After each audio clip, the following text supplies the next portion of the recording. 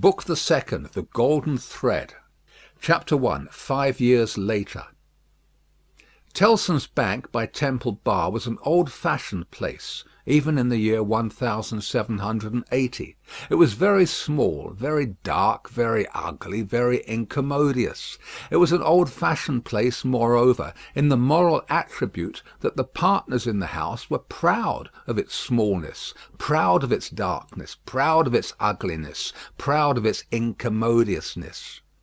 They were even boastful of its eminence in those particulars, and were fired by an express conviction that, if it were less objectionable, it would be less respectable. This was no passive belief, but an active weapon which they flashed at more convenient places of business. Tellson's, they said, wanted no elbow room. Tellson's wanted no light. Tellson's wanted no embellishment. Noakes and Company's might, or Snooks Brothers might, but Tellson's, thank heaven! Any one of these partners would have disinherited his son on the question of rebuilding Tellson's. In this respect the house was much on a par with the country, which did very often disinherit its sons for suggesting improvements in laws and customs that had long been highly objectionable, but were only the more respectable. Thus it had come to pass that Tellson's was the triumphant perfection of inconvenience. After bursting open a door of idiotic obstinacy, with a weak rattle in its throat, you fell into Tellson's down 2 steps, and came to your senses in a miserable little shop, with 2 little counters, where the oldest of men made your cheque shake as if the wind rustled it, while they examined the signature by the dingiest of windows, which were always under a shower bath of mud from Fleet Street, and which were made the dingier by their own iron bars proper, and the heavy shadow of Temple Bar. If your business necessitated your seeing the house, you were put into a species of condemned hold at the back, where you meditated on a misspent life, until the house came with its hands in its pockets, and you could hardly blink at it in the dismal twilight. Your money came out of, or went into, wormy old wooden drawers, particles of which flew up your nose and down your throat when they were opened and shut. Your bank notes had a musty odour, as if they were fast decomposing into rags again. Your plate was stowed away among the neighbouring cesspools, and evil communications corrupted its good polish in a day or two. Your deeds got into extemporised strong rooms, made of kitchens and sculleries, and fretted all the fat out of their parchments into the banking house air. Your lighter boxes of family papers went upstairs into a Barmecide room that always had a great dining table in it and never had a dinner, and where, even in the year 1780, the first letters written to you by your old love or by your little children were but newly released from the horror of being ogled through the windows by the heads exposed on Temple Bar with an insensate brutality and ferocity worthy of Abyssinia or Ashanti. But indeed, at that time, putting to death was a recipe much in vogue with all trades and professions, and not least of all with Tellson's. Death is nature's remedy for all things, and why not legislation's? Accordingly, the forger was put to death. The utterer of a bad note was put to death. The unlawful opener of a letter was put to death. The purloiner of 40 shillings and sixpence was put to death. The holder of a horse at Tellson's door, who made off with it, was put to death. The coiner of a bad shilling was put to death. The sounders of 3/4 of the note in the whole gamut of crime were put to death. Not that it did the least good in the way of prevention. It might almost have been worth remarking that the fact was exactly the reverse. But it cleared off, as to this world, the trouble of each particular case, and left nothing else connected with it to be looked after.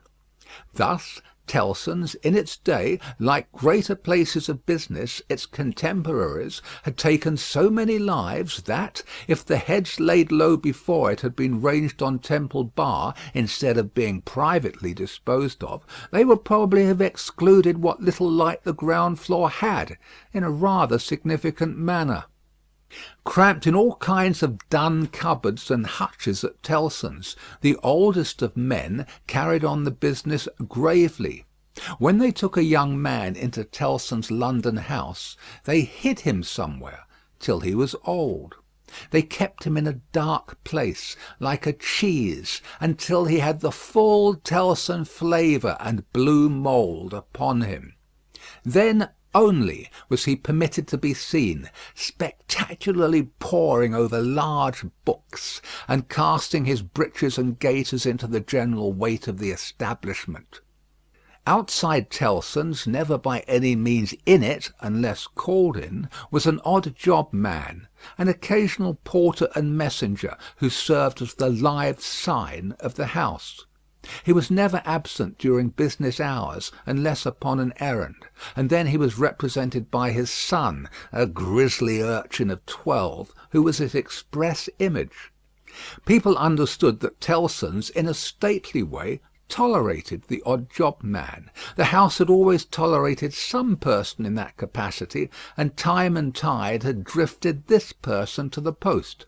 His surname was Cruncher, and on the youthful occasion of his renouncing by proxy the works of darkness in the easterly parish church of Houndsditch, he had received the added appellation of Jerry.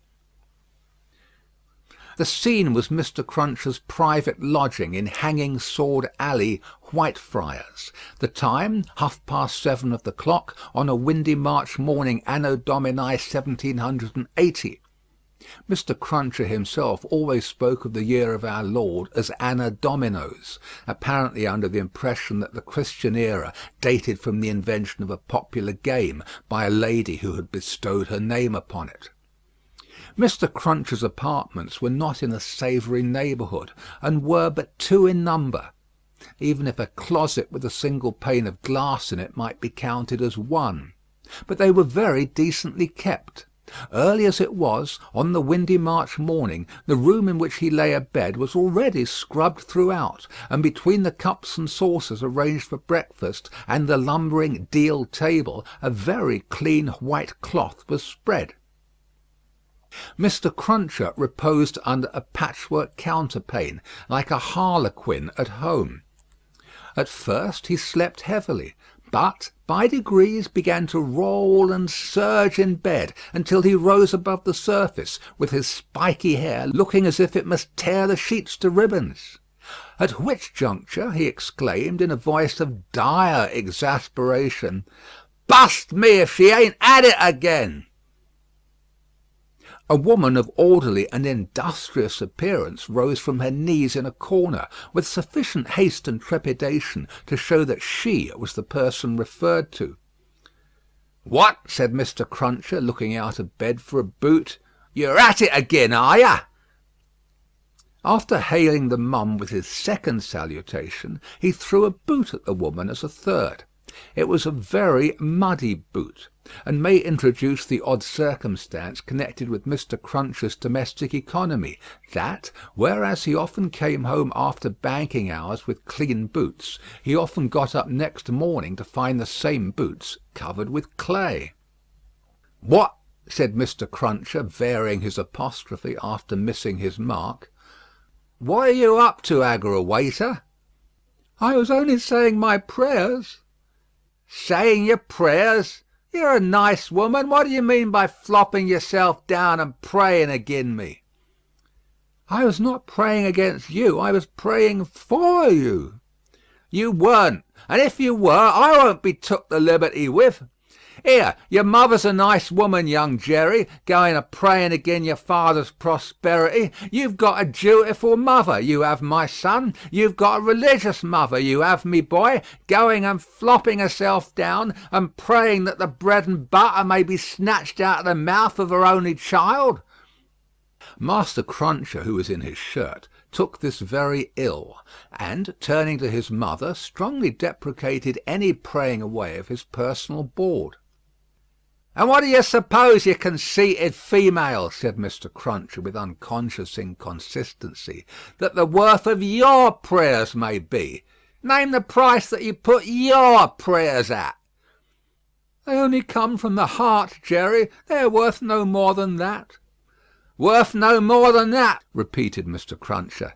"They ain't worth much, then. Whether or no, I won't be prayed again, I tell you. I can't afford it. I'm not a-going to be made unlucky by your sneaking. If you must go flopping yourself down, flop in favour of your husband and child, and not in opposition to 'em. If I had any but an unnatural wife, and this poor boy had had any but an unnatural mother, I might have made some money last week, instead of being counter-prayed and countermined and religiously circumvented into the worst of luck. Bast me," said Mr. Cruncher, who all this time had been putting on his clothes.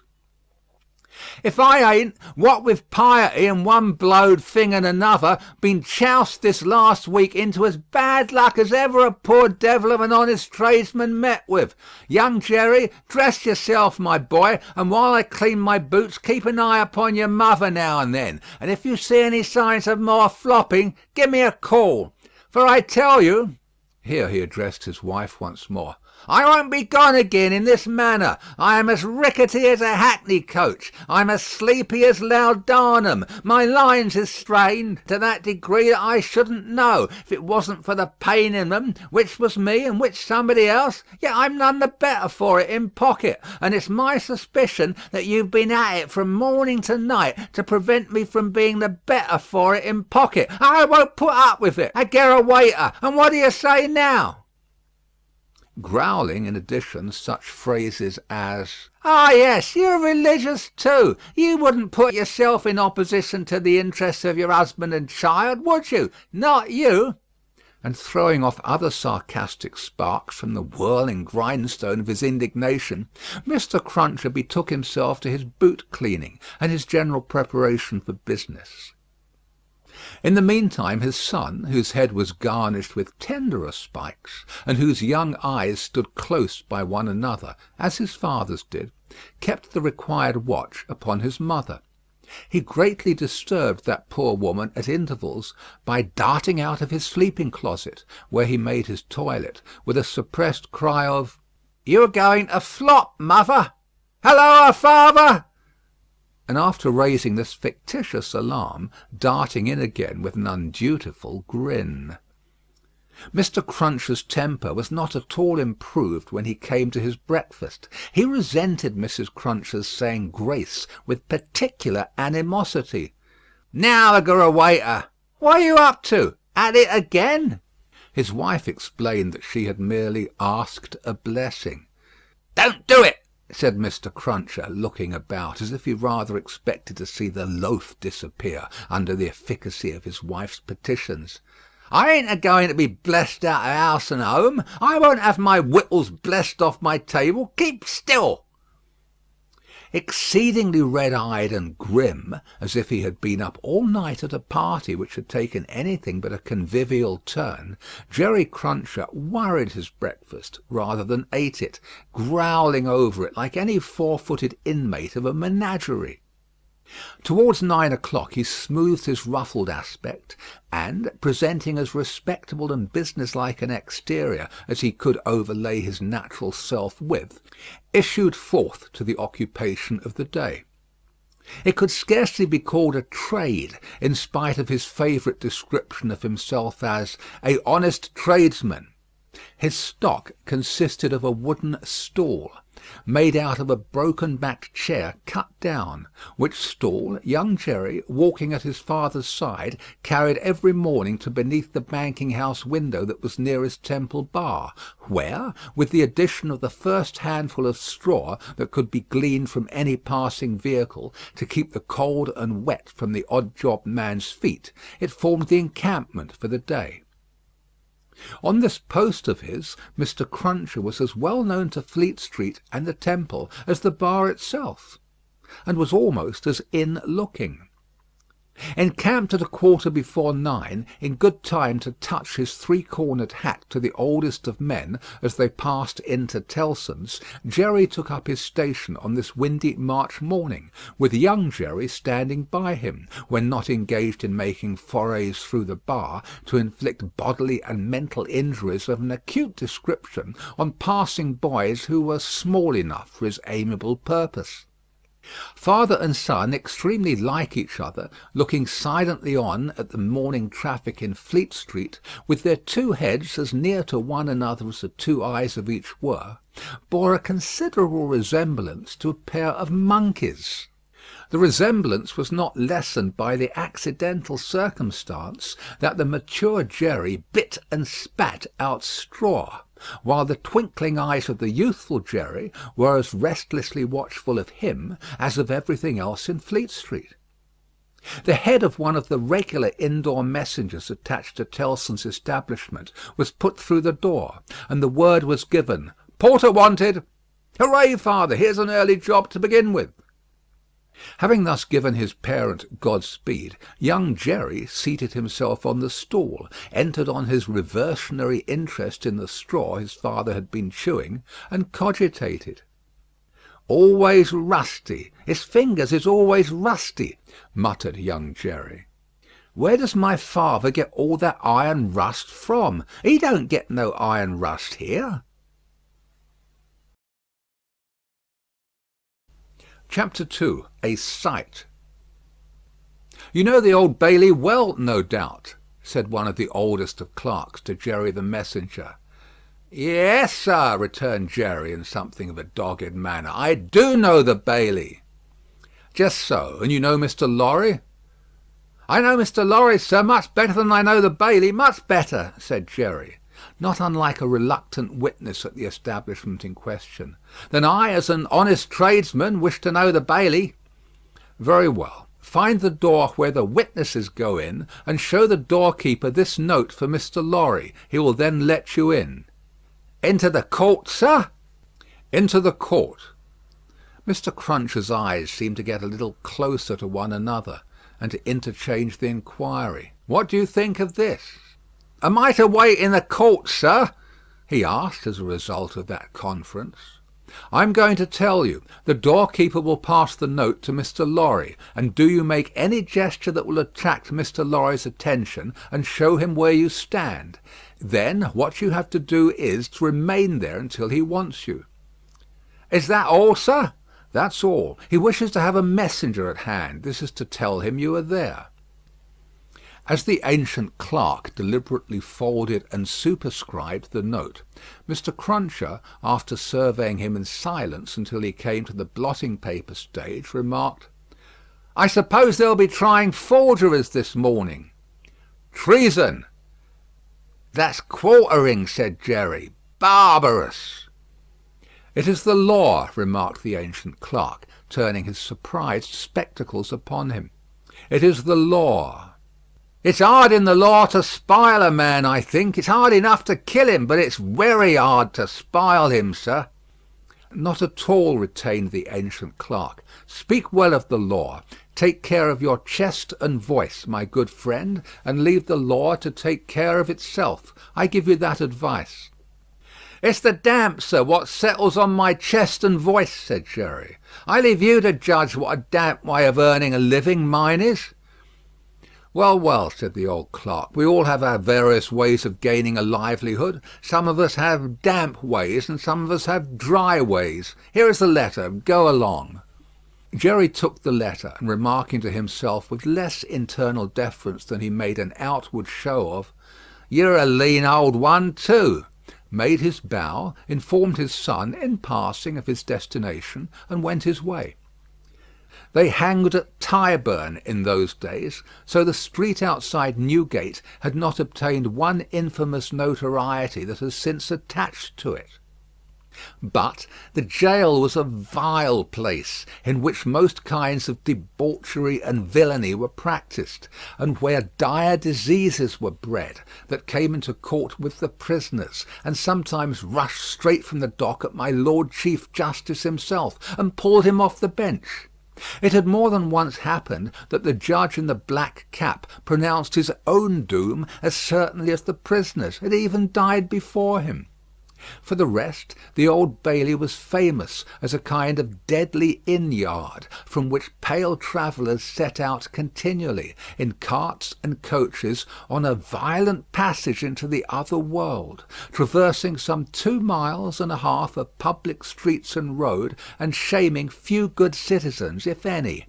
So powerful is use, and so desirable to be good use in the beginning. It was famous too for the pillory, a wise old institution that inflicted a punishment of which no one could foresee the extent. Also for the whipping post, another dear old institution, very humanizing and softening to behold in action. Also for extensive transactions in blood money, another fragment of ancestral wisdom, systematically leading to the most frightful mercenary crimes that could be committed under heaven. Altogether, the Old Bailey, at that date, was a choice illustration of the precept that whatever is right, an aphorism that would be as final as it is lazy, did it not include the troublesome consequence that nothing that ever was wrong. Making his way through the tainted crowd, dispersed up and down this hideous scene of action, with the skill of a man accustomed to make his way quietly, the messenger found out the door he sought, and handed in his letter through a trap in it. For people then paid to see the play at the Old Bailey, just as they paid to see the play in Bedlam, only the former entertainment was much the dearer. Therefore all the Old Bailey doors were well guarded, except indeed the social doors by which the criminals got there, and those were always left wide open. After some delay and demur, the door grudgingly turned on its hinges a very little way, and allowed Mr. Jerry Cruncher to squeeze himself into court. "What's on?" he asked in a whisper of the man he found himself next to. "Nothing yet. What's coming on? The treason case, the quartering one, eh?" "Ah," returned the man with a relish, "he'll be drawn on a hurdle to be half hanged, and then he'll be taken down and sliced before his own face, and then his inside will be taken out and burnt while he looks on, and then his head will be chopped off, and he'll be cut into quarters. That's the sentence." "If he's found guilty, you mean to say?" Jerry added by way of proviso. "Oh, they'll find him guilty," said the other. "Don't you be afraid of that." Mr. Cruncher's attention was here diverted to the doorkeeper, whom he saw making his way to Mr. Lorry, with the note in his hand. Mr. Lorry sat at a table among the gentlemen in wigs, not far from a wigged gentleman, the prisoner's counsel, who had a great bundle of papers before him, and nearly opposite another wigged gentleman with his hands in his pockets, whose whole attention, when Mr. Cruncher looked at him then or afterwards, seemed to be concentrated on the ceiling of the court. After some gruff coughing and rubbing of his chin, and signing with his hand, Jerry attracted the notice of Mr. Lorry, who had stood up to look for him, and who quietly nodded and sat down again. "What's he got to do with the case?" asked the man he had spoken with. "Blest if I know," said Jerry. "What have you got to do with it then, if a person may inquire?" "Blest if I know that either," said Jerry. The entrance of the judge, and a consequent great stir and settling down in the court, stopped the dialogue. Presently the dock became the central point of interest. 2 jailers who had been standing there went out, and the prisoner was brought in and put to the bar. Everybody present, except the one wigged gentleman who looked at the ceiling, stared at him. All the human breath in the place rolled at him, like a sea or a wind or a fire. Eager faces strained round pillars and corners to get a sight of him. Spectators in back rows stood up, not to miss a hair of him. People on the floor of the court laid their hands on the shoulders of the people before them, to help themselves at anybody's cost to a view of him, stood a tiptoe, got upon ledges, stood upon next to nothing to see every inch of him. Conspicuous among these latter, like an animated bit of the spiked wall of Newgate, Jerry stood, aiming at the prisoner the beery breath of what he had taken as he came along, and discharging it to mingle with the waves of other beer and gin and tea and coffee and what not, that flowed at him, and already broke upon the great windows behind him in an impure mist and rain. The object of all this staring and blaring was a young man of about 25, well grown and well looking, with a sunburnt cheek and a dark eye. His condition was that of a young gentleman. He was plainly dressed in black, or very dark grey, and his hair, which was long and dark, was gathered in a ribbon at the back of his neck, more to be out of his way than for ornament. As an emotion of the mind will express itself through any covering of the body, so the paleness which his situation engendered came through the brown upon his cheek, showing the soul to be stronger than the sun. He was otherwise quite self-possessed, bowed to the judge, and stood quiet. The sort of interest with which this man was stared and breathed at was not a sort that elevated humanity. Had he stood in peril of a less horrible sentence, had there been a chance of any one of its savage details being spared, by just so much would he have lost in his fascination. The form that was to be doomed to be so shamefully mangled was the sight. The immortal creature that was to be so butchered and torn asunder yielded the sensation. Whatever gloss the various spectators put upon the interest, according to their several arts and powers of self-deceit, the interest was, at the root of it, ogreish. "Silence in the court!" Charles Darnay had yesterday pleaded not guilty to an indictment denouncing him, with infinite jingle and jangle, for that he was a false traitor to our serene, illustrious, excellent, and so forth, Prince, our Lord the King, by reason of his having, on divers occasions and by divers means and ways, assisted Louis, the French King, in his wars against our said serene, illustrious, excellent, and so forth. That was to say, by coming and going between the dominions of our said serene, illustrious, excellent, and so forth, and those of the said French Louis, and wickedly, falsely, traitorously, and otherwise evil adverbiously revealing to the said French Louis what forces our said serene, illustrious, excellent, and so forth, had in preparation to send to Canada and North America.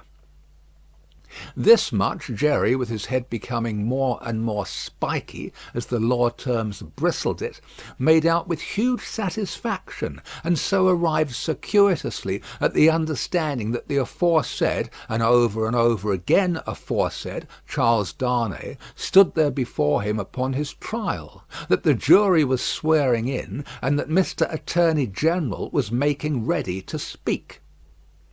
The accused, who was, and who knew he was, being mentally hanged, beheaded, and quartered by everybody there, neither flinched from the situation nor assumed any theatrical air in it. He was quiet and attentive, watched the opening proceedings with a grave interest, and stood with his hands resting on a slab of wood before him, so composedly that they had not displaced a leaf of the herbs with which it was strewn. The court was all bestrewn with herbs and sprinkled with vinegar, as a precaution against jail air and jail fever. Over the prisoner's head there was a mirror to throw the light down upon him. Crowds of the wicked and the wretched had been reflected in it, and had passed from its surface and this earth's together. Haunted in a most ghastly manner that abominable place would have been, if the glass could ever have rendered back its reflections, as the ocean is one day to give up its dead. Some passing thought of the infamy and disgrace for which it had been reserved may have struck the prisoner's mind. Be that as it may, a change in his position making him conscious of a bar of light across his face, he looked up, and when he saw the glass his face flushed, and his right hand pushed the herbs away. It happened that the action turned his face to that side of the court which was on his left. About on a level with his eyes, there sat, in that corner of the judge's bench, two persons upon whom his look immediately rested, so immediately and so much to the changing of his aspect, that all the eyes that were turned upon him turned to them. The spectators saw in the two figures a young lady of little more than 20, and a gentleman who was evidently her father, a man of a very remarkable appearance in respect of the absolute whiteness of his hair, and a certain indescribable intensity of face, not of an active kind, but pondering and self-communing.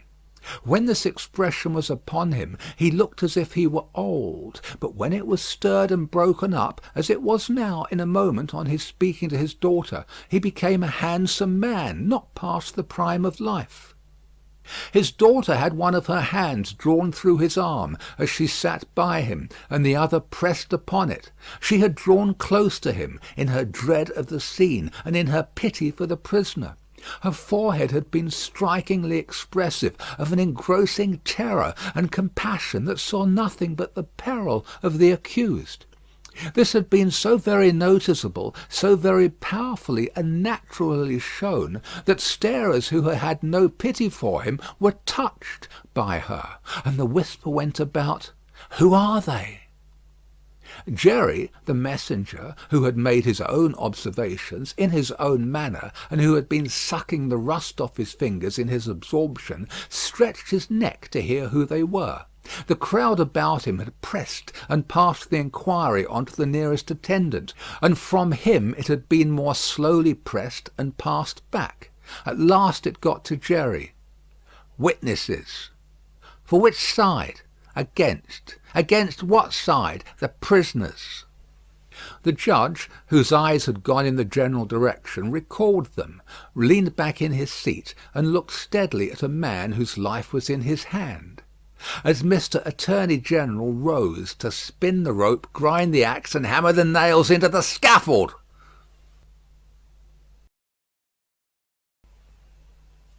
Chapter 3. A disappointment. Mr. Attorney General had to inform the jury that the prisoner before them, though young in years, was old in the treasonable practices which claimed the forfeit of his life. That this correspondence with the public enemy was not a correspondence of today, or of yesterday, or even of last year, or of the year before. That, it was certain, the prisoner had, for longer than that, been in the habit of passing and repassing between France and England on secret business of which he could give no honest account. That, if it were in the nature of traitorous ways to thrive, which happily it never was, the real wickedness and guilt of his business might have remained undiscovered. That Providence, however, had put it into the heart of a person who was beyond fear and beyond reproach to ferret out the nature of the prisoner's schemes, and, struck with horror, to disclose them to his Majesty's Chief Secretary of State and most honourable Privy Council. That this patriot would be produced before them. That his position and attitude were, on the whole, sublime. That he had been the prisoner's friend, but at once in an auspicious and an evil hour, detecting his infamy, had resolved to immolate the traitor he could no longer cherish in his bosom on the sacred altar of his country. That if statues were decreed in Britain, as in ancient Greece and Rome, to public benefactors, this shining citizen would assuredly have had one. That, as they were not so decreed, he probably would not have one. That virtue, as has been observed by the poets, in many passages which he well knew the jury would have, word for word, at the tips of their tongues, whereat the jury's countenances displayed a guilty consciousness that they knew nothing about the passages, was in a manner contagious, more especially the bright virtue known as patriotism, or love of country. That the lofty example of this immaculate and unimpeachable witness for the crown, to refer to whom, however unworthily, was an honour, had communicated itself to the prisoner's servant, and had engendered in him a holy determination to examine his master's table drawers and pockets, and secrete his papers. That he, Mr. Attorney General, was prepared to hear some disparagement attempted of this admirable servant, but that in a general way he preferred him to his, Mr. Attorney General's, brothers and sisters, and honoured him more than his, Mr. Attorney General's, father and mother. That he called with confidence on the jury to come and do likewise. That the evidence of these two witnesses, coupled with the documents of their discovering that would be produced, would show the prisoner to have been furnished with lists of his Majesty's forces, and of their disposition and preparation, both by sea and land, and would leave no doubt that he had habitually conveyed such information to a hostile power. That these lists could not be proved to be in the prisoner's handwriting, but that it was all the same. That, indeed, it was rather the better for the prosecution, as showing the prisoner to be artful in his precautions. That the proof would go back 5 years, and would show the prisoner already engaged in these pernicious missions within a few weeks before the date of the very first action fought between the British troops and the Americans. That for these reasons the jury, being a loyal jury, as he knew they were, and being a responsible jury, as they knew they were, must positively find the prisoner guilty, and make an end of him, whether they liked it or not. That they never could lay their heads upon their pillows. That they never could tolerate the idea of their wives laying their heads upon their pillows. That they never could endure the notion of their children laying their heads upon their pillows. In short, that there never more could be, for them or theirs, any laying of heads upon pillows at all, unless the prisoner's head was taken off. That head Mr. Attorney General concluded by demanding of them, in the name of everything he could think of with a round turn in it, and on the faith of his solemn asseveration that he already considered the prisoner as good as dead and gone. When the Attorney General ceased, a buzz arose in the court, as if a cloud of great blue flies were swarming about the prisoner, in anticipation of what he was soon to become. When toned down again, the unimpeachable patriot appeared in the witness box. Mr. Solicitor General then, following his leader's lead, examined the patriot. John Barsad, gentleman by name.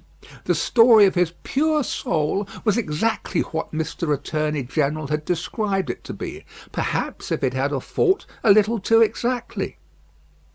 Having released his noble bosom of its burden, he would have modestly withdrawn himself, but that the wigged gentleman with the papers before him, sitting not far from Mr. Lorry, begged to ask him a few questions. The wigged gentleman sitting opposite, still looking at the ceiling of the court. Had he ever been a spy himself? No, he scorned the base insinuation. What did he live upon? His property. Where was his property? He didn't precisely remember where it was. What was it? No business of anybody's. Had he inherited it? Yes, he had. From whom? Distant relation. Very distant? Rather. Ever been in prison? Certainly not. Never in a debtor's prison? Didn't see what that had to do with it. Never in a debtor's prison? Come, once again. Never? Yes. How many times? 2 or 3 times. Not 5 or 6? Perhaps. Of what profession? Gentleman. Ever been kicked? Might have been. Frequently? No. Ever kicked downstairs? Decidedly not. Once received a kick on the top of the staircase and fell downstairs of his own accord. Kicked on that occasion for cheating at dice? Something to that effect was said by the intoxicated liar who committed the assault, but it was not true. Swear it was not true? Positively.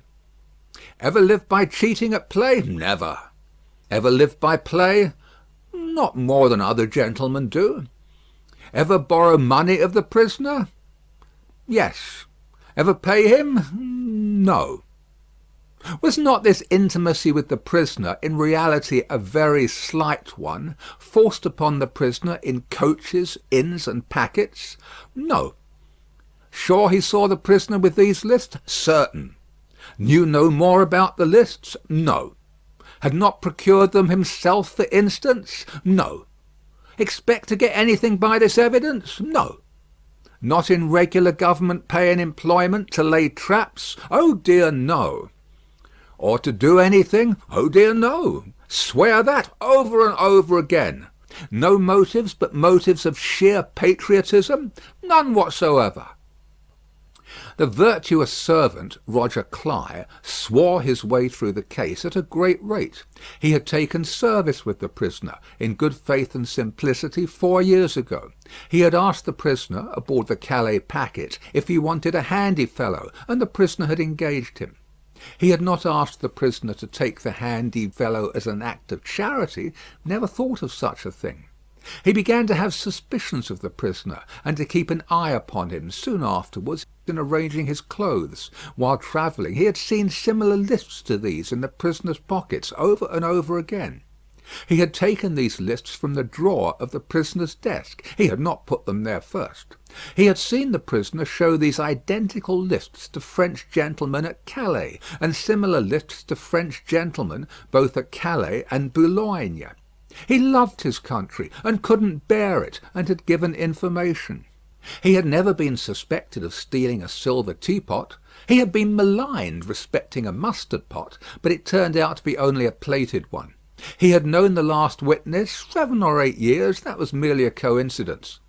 He didn't call it a particularly curious coincidence. Most coincidences were curious. Neither did he call it a curious coincidence that true patriotism was his only motive too. He was a true Briton, and hoped there were many like him. The blue flies buzzed again, and Mr. Attorney General called Mr. Jarvis Lorry. "Mr. Jarvis Lorry, are you a clerk in Tellson's Bank?" "I am." "On a certain Friday night in November 1775, did business occasion you to travel between London and Dover by the mail?" "It did."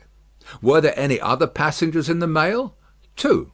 Did they alight on the road in the course of the night?" "They did." "Mr. Lorry, look upon the prisoner. Was he one of those 2 passengers?" "I cannot undertake to say that he was." "Does he resemble either of these 2 passengers?" "Both were so wrapped up, and the night was so dark, and we were all so reserved, that I cannot undertake to say even that." "Mr. Lorry, look again upon the prisoner. Supposing him wrapped up as those 2 passengers were, is there anything in his bulk and stature to render it unlikely that he was one of them?" "No."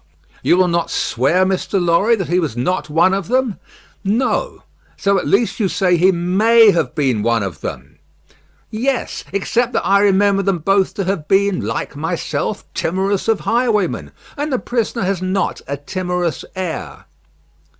"Did you ever see a counterfeit of timidity, Mr. Lorry?" "I certainly have seen that." "Mr. Lorry, look once more upon the prisoner. Have you seen him, to your certain knowledge, before?" "I have." "When?" "I was returning from France a few days afterwards, and at Calais the prisoner came on board the packet ship in which I returned, and made the voyage with me." "At what hour did he come on board?" "At a little after midnight." "In the dead of the night. Was he the only passenger who came on board at that untimely hour?" "He happened to be the only one." "Never mind about happening, Mr. Lorry. He was the only passenger who came on board in the dead of the night?" "He was." "Were you travelling alone, Mr. Lorry, or with any companion?" "With 2 companions, a gentleman and a lady. They are here." "They are here. Have you had any conversation with the prisoner?" "Hardly any. The weather was stormy, and the passage long and rough, and I lay on a sofa almost from shore to shore." "Miss Manette." The young lady, to whom all eyes had been turned before, and were now turned again, stood up where she had sat. Her father rose with her, and kept her hand drawn through his arm. "Miss Manette, look upon the prisoner."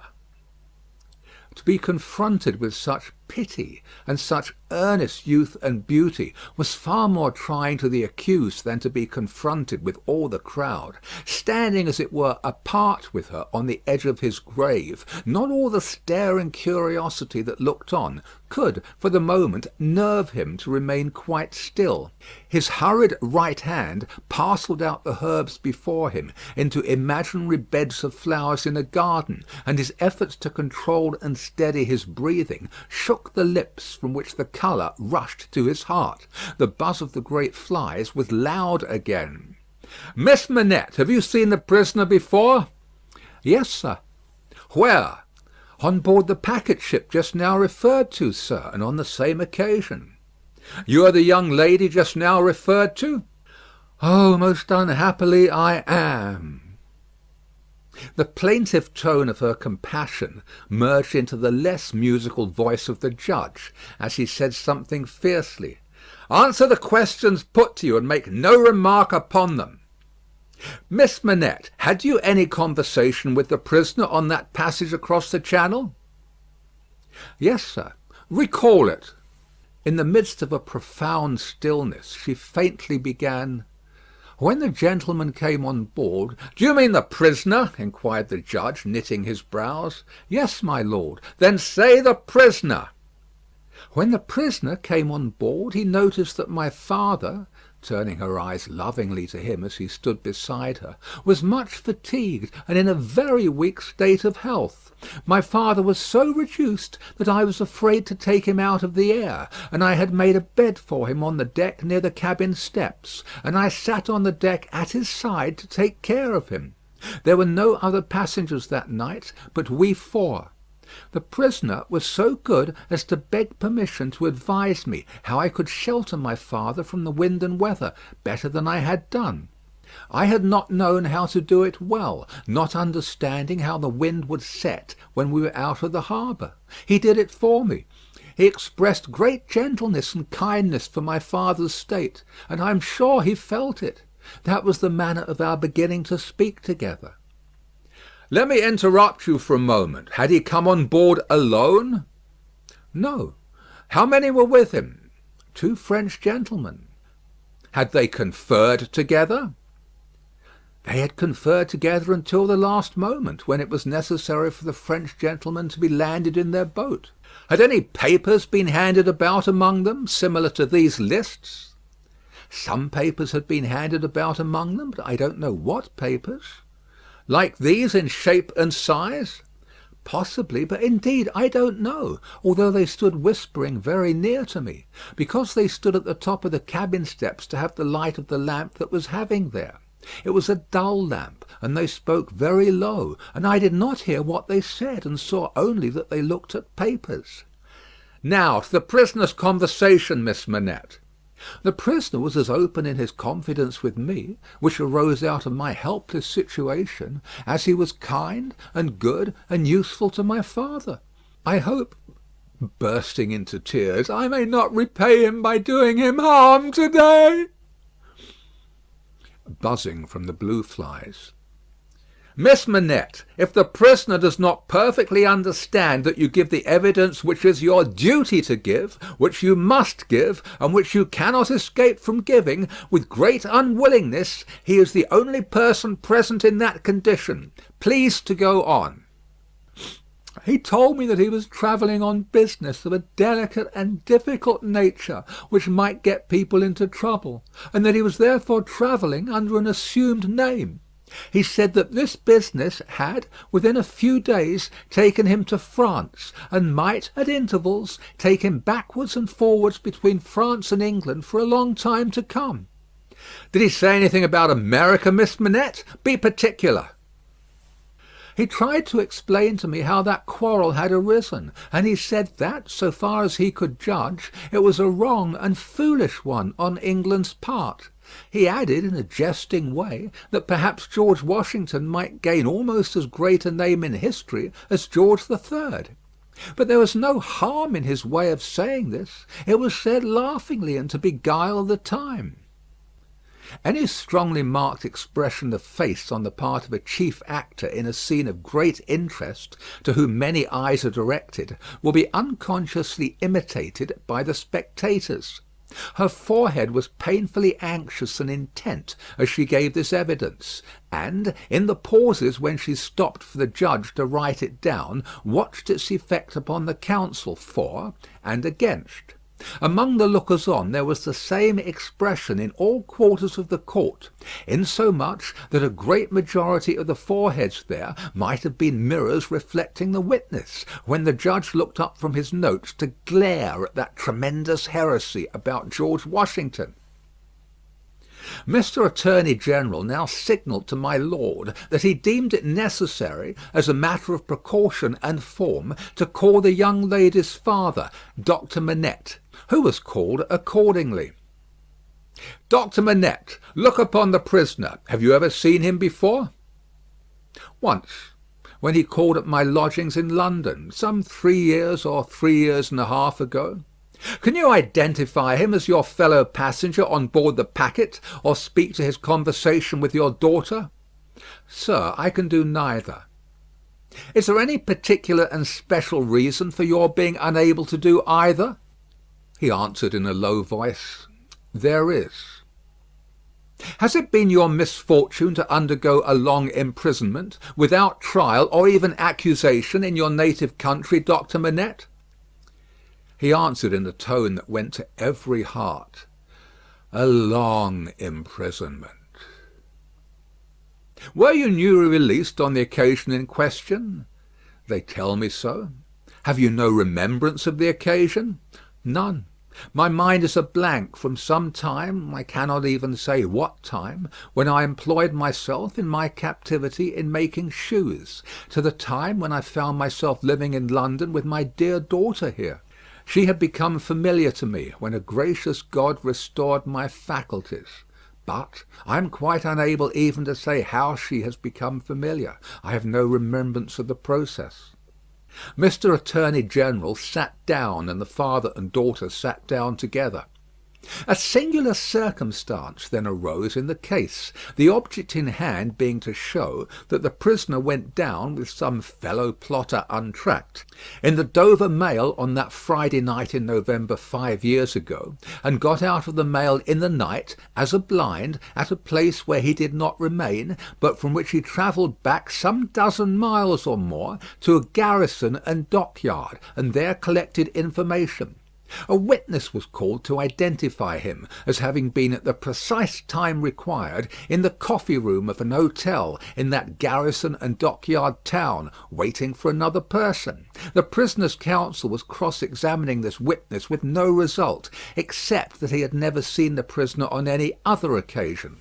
When the wigged gentleman, who had all this time been looking at the ceiling of the court, wrote a word or two on a little piece of paper, screwed it up, and tossed it to him.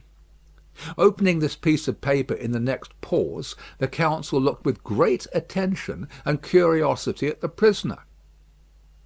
"You say again you are quite sure that it was the prisoner?" The witness was quite sure. "Did you ever see anybody very like the prisoner?" "Not so like," the witness said, "as that he could be mistaken." "Look well upon that gentleman, my learned friend, there," pointing to him who had tossed the paper over, "and then look well upon the prisoner. How say you? Are they very like each other?"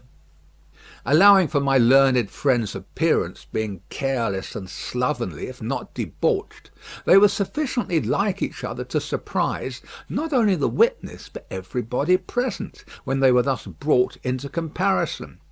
My lord being prayed to bid my learned friend lay aside his wig, and giving no very gracious consent, the likeness became much more remarkable. My lord inquired of Mr. Stryver, the prisoner's counsel, whether they were next to try Mr. Carton, name of my learned friend, for treason.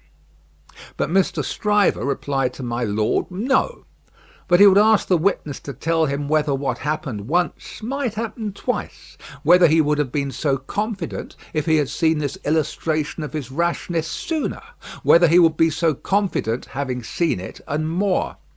The upshot of which was to smash this witness like a crockery vessel, and shiver his part of the case to useless lumber. Mr. Cruncher had by this time taken quite a lunch of rust off his fingers in his following of the evidence. He had now to attend, while Mr. Stryver fitted the prisoner's case on the jury, like a compact suit of clothes, showing them how the patriot, Barsad, was a hired spy and traitor, an unblushing trafficker in blood, and one of the greatest scoundrels upon earth since accursed Judas, which he certainly did look rather like. How the virtuous servant Cly was his friend and partner, and was worthy to be. How the watchful eyes of those forgers and false swearers had rested on the prisoner as a victim, because some family affairs in France, he being of French extraction, did require his making those passages across the Channel. Though what those affairs were, a consideration for others who were near and dear to him, forbade him, even for his life, to disclose. How the evidence that had been warped and wrested from the young lady, whose anguish in giving it they had witnessed, came to nothing, involving the mere little innocent gallantries and politenesses likely to pass between any young gentleman and young lady so thrown together. With the exception of that reference to George Washington, which was altogether too extravagant and impossible to be regarded in any other light than as a monstrous joke. How it would be a weakness in the government to break down in this attempt to practise for popularity on the lowest national antipathies and fears, and therefore Mr. Attorney General had made the most of it. How, nevertheless, it rested upon nothing save that vile and infamous character of evidence too often disfiguring such cases, and of which the state trials of this country were full.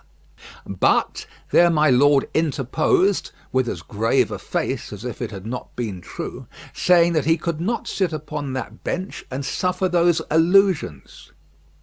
Mr. Stryver then called his few witnesses, and Mr. Cruncher had next to attend, while Mr. Attorney General turned the whole suit of clothes Mr. Stryver had fitted on the jury inside out, showing how Barsad and Cly were even 100 times better than he had thought them, and the prisoner 100 times worse.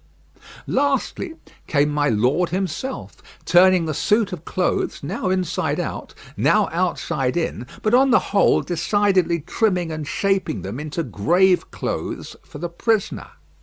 And now the jury turned to consider, and the great flies swarmed again. Mr. Carton, who had so long sat looking at the ceiling of the court, changed neither his place nor his attitude, even in this excitement.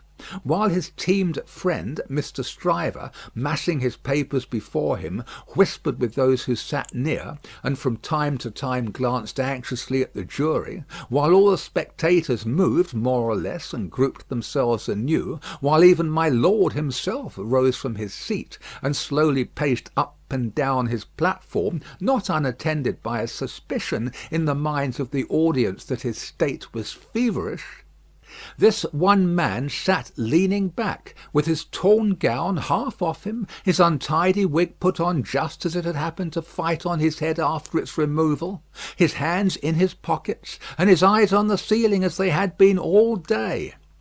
Something especially reckless in his demeanour not only gave him a disreputable look, but so diminished the strong resemblance he undoubtedly bore to the prisoner, which his momentary earnestness, when they were compared together, had strengthened.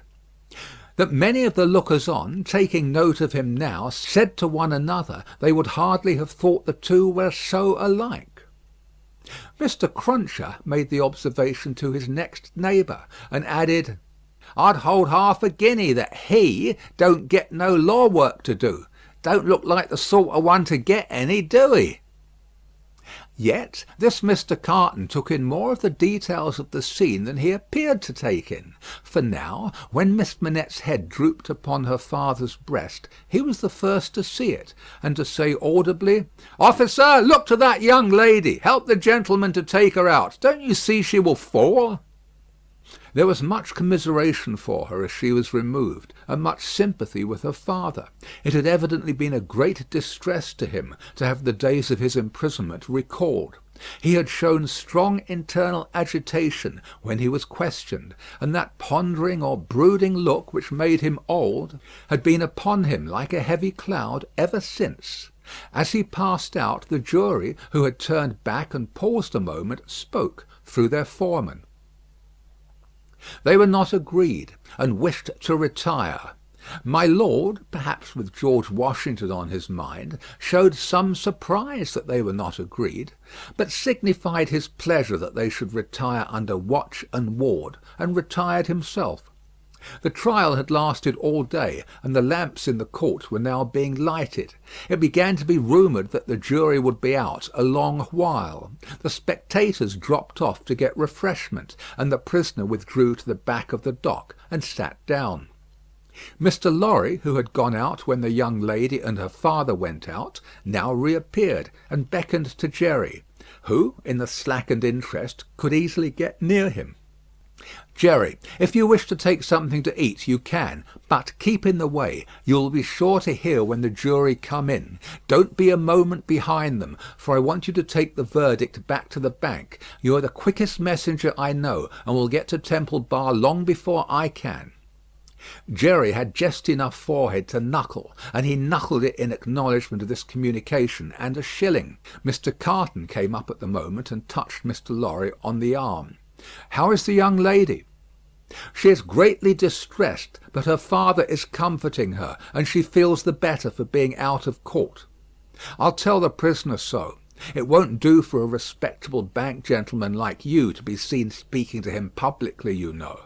Mr. Lorry reddened as if he were conscious of having debated the point in his mind, and Mr. Carton made his way to the outside of the bar. The way out of court lay in that direction, and Jerry followed him, all eyes, ears, and spikes.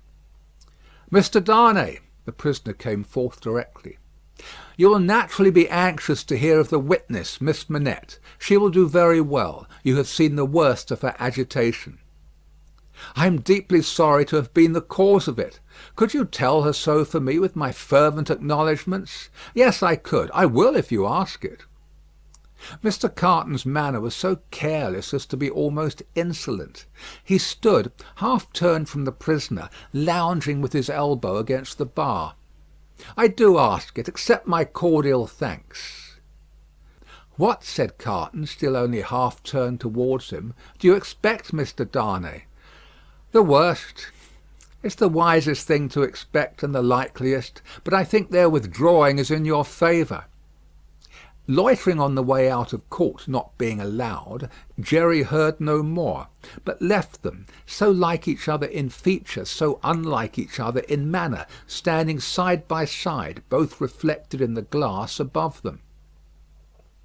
An hour and a half limped heavily away in the thief and rascal crowded passages below, even though assisted off with mutton pies and ale.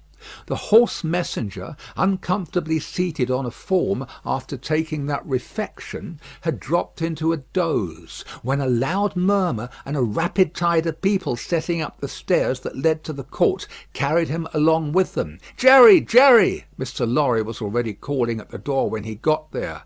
"Yes, sir. It's a fight to get back again. Here I am, sir." Mr. Lorry handed him a paper through the throng.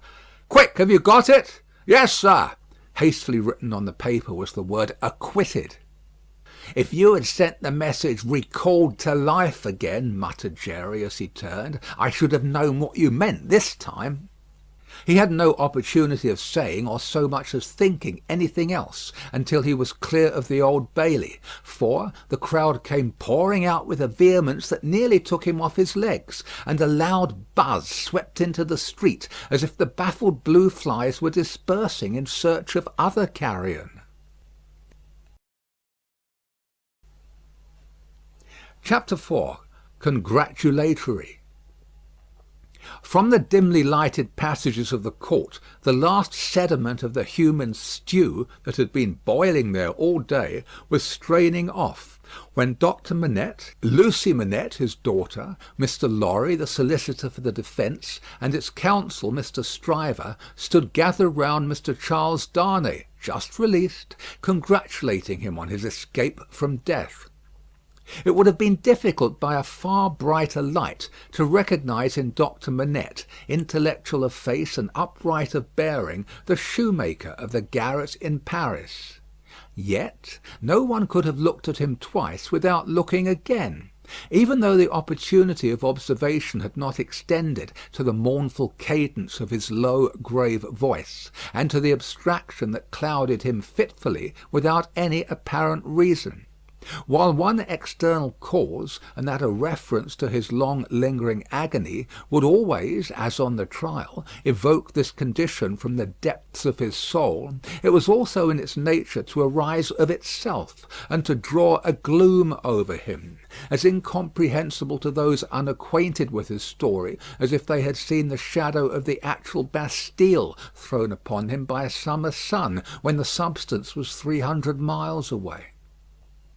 Only his daughter had the power of charming this black brooding from his mind.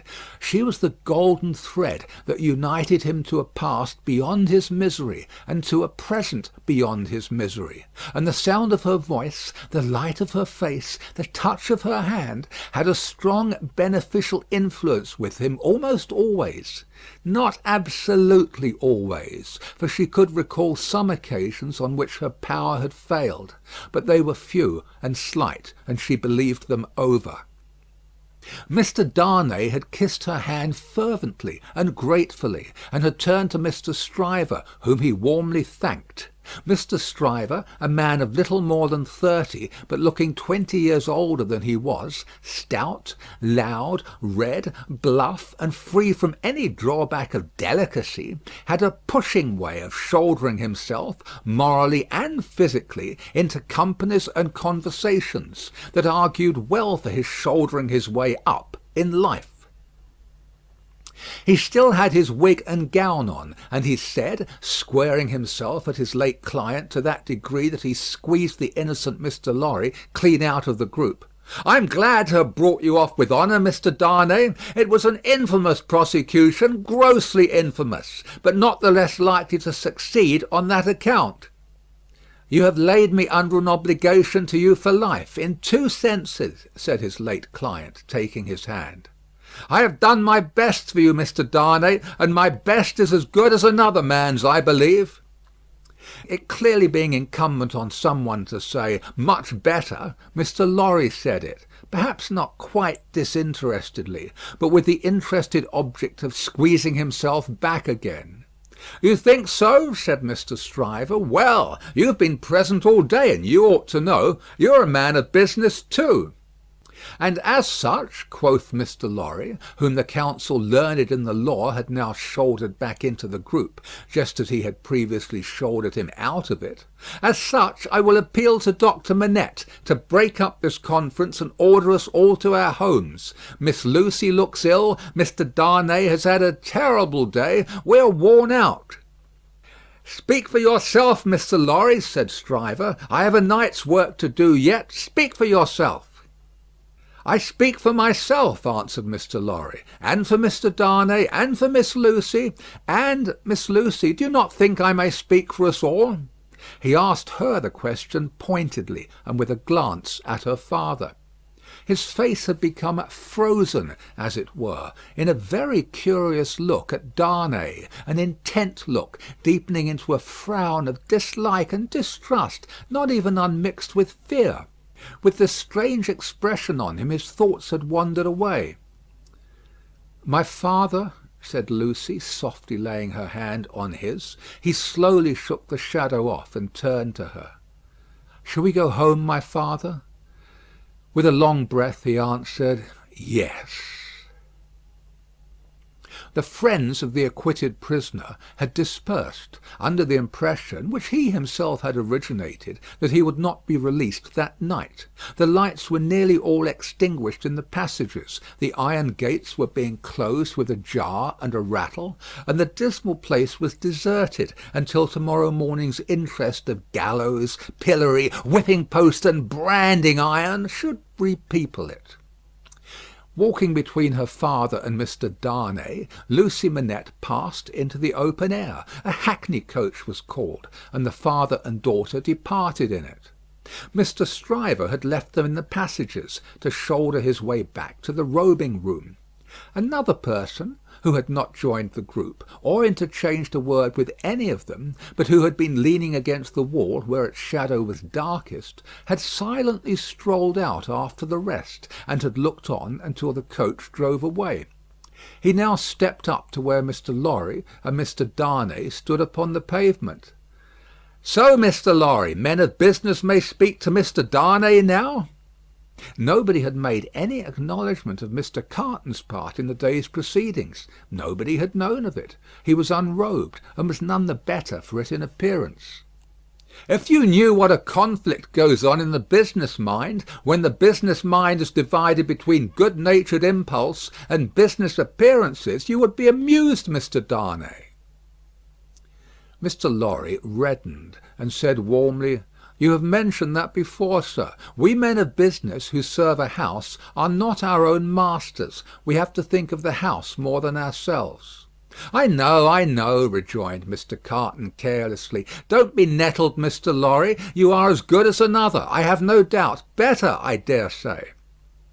"And indeed, sir," pursued Mr. Lorry, not minding him, "I really don't know what you have to do with the matter. If you'll excuse me, as very much your elder, for saying so, I really don't know that it is your business." "Business! Bless you, I have no business," said Mr. Carton. "It is a pity you have not, sir. I think so too. If you had," pursued Mr. Lorry, "perhaps you would attend to it." "Lord love you, no, I shouldn't," said Mr. Carton. "Well, sir," cried Mr. Lorry, thoroughly heated by his indifference, "business is a very good thing, and a very respectable thing; and, sir, if business imposes its restraints and its silences and impediments, Mr. Darnay, as a young gentleman of generosity, knows how to make allowance for that circumstance. Mr. Darnay, good night. God bless you, sir. I hope you have been this day preserved for a prosperous and happy life. Chair there!" Perhaps a little angry with himself as well as with the barrister, Mr. Lorry bustled into the chair, and was carried off to Tellson's. Carton, who smelt of port wine, and did not appear to be quite sober, laughed then, and turned to Darnay.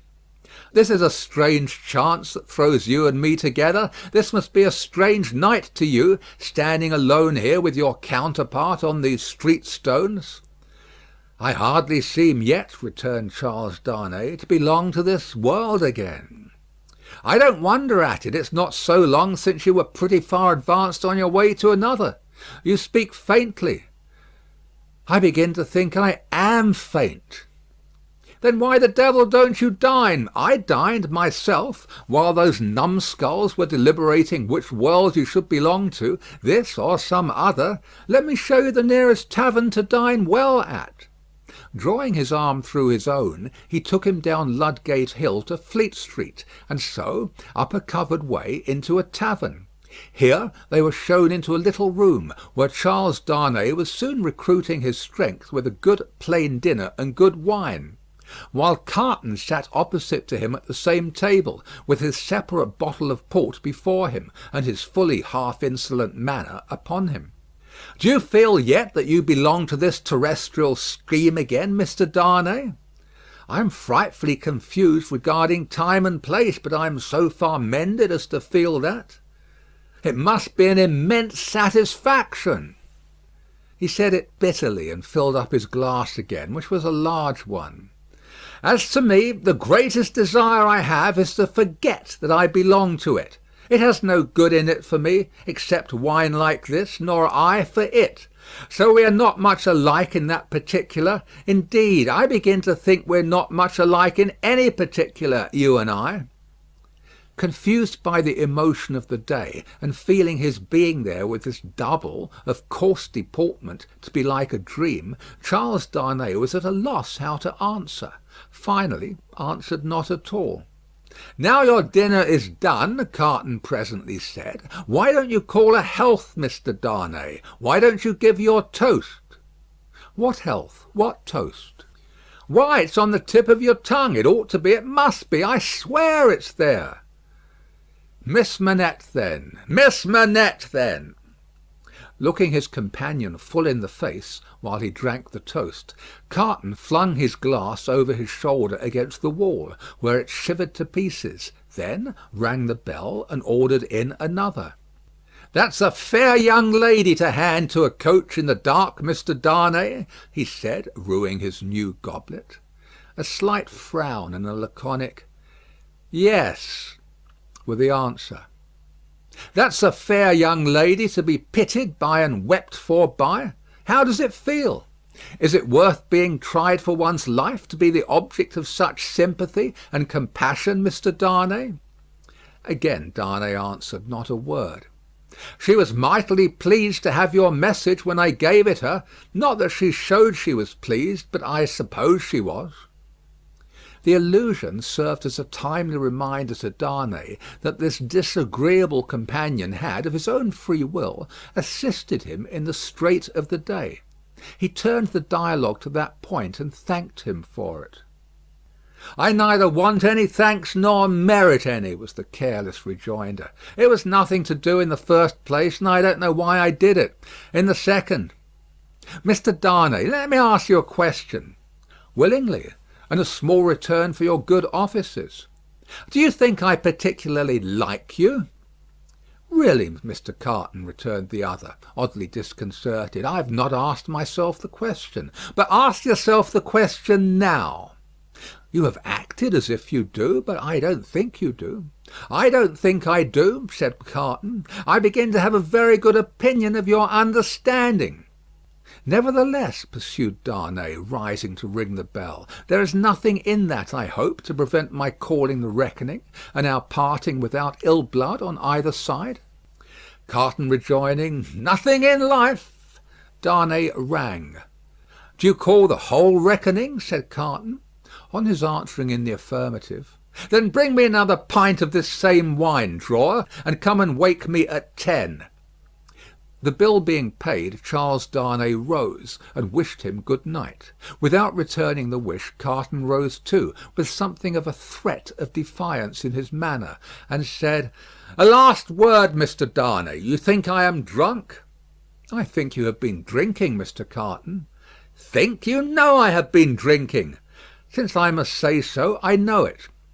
"Then you shall likewise know why.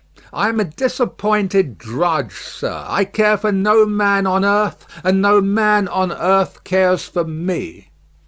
"Much to be regretted. You might have used your talents better." "Maybe so, Mr. Darnay, maybe not. Don't let your sober face elate you, however. You don't know what it may come to. Good night." When he was left alone, the strange being took up a candle, went to a glass that hung against the wall, and surveyed himself minutely in it. "Do you particularly like the man?" he muttered at his own image. "Why should you particularly like a man who resembles you? There is nothing in you to like, you know that.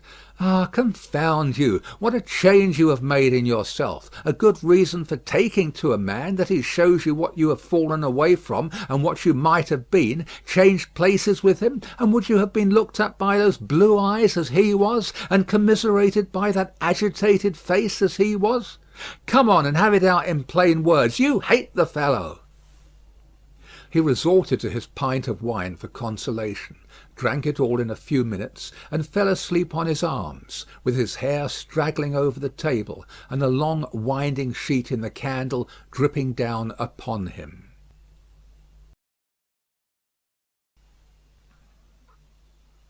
Chapter 5. The Jackal. Those were drinking days, and most men drank hard.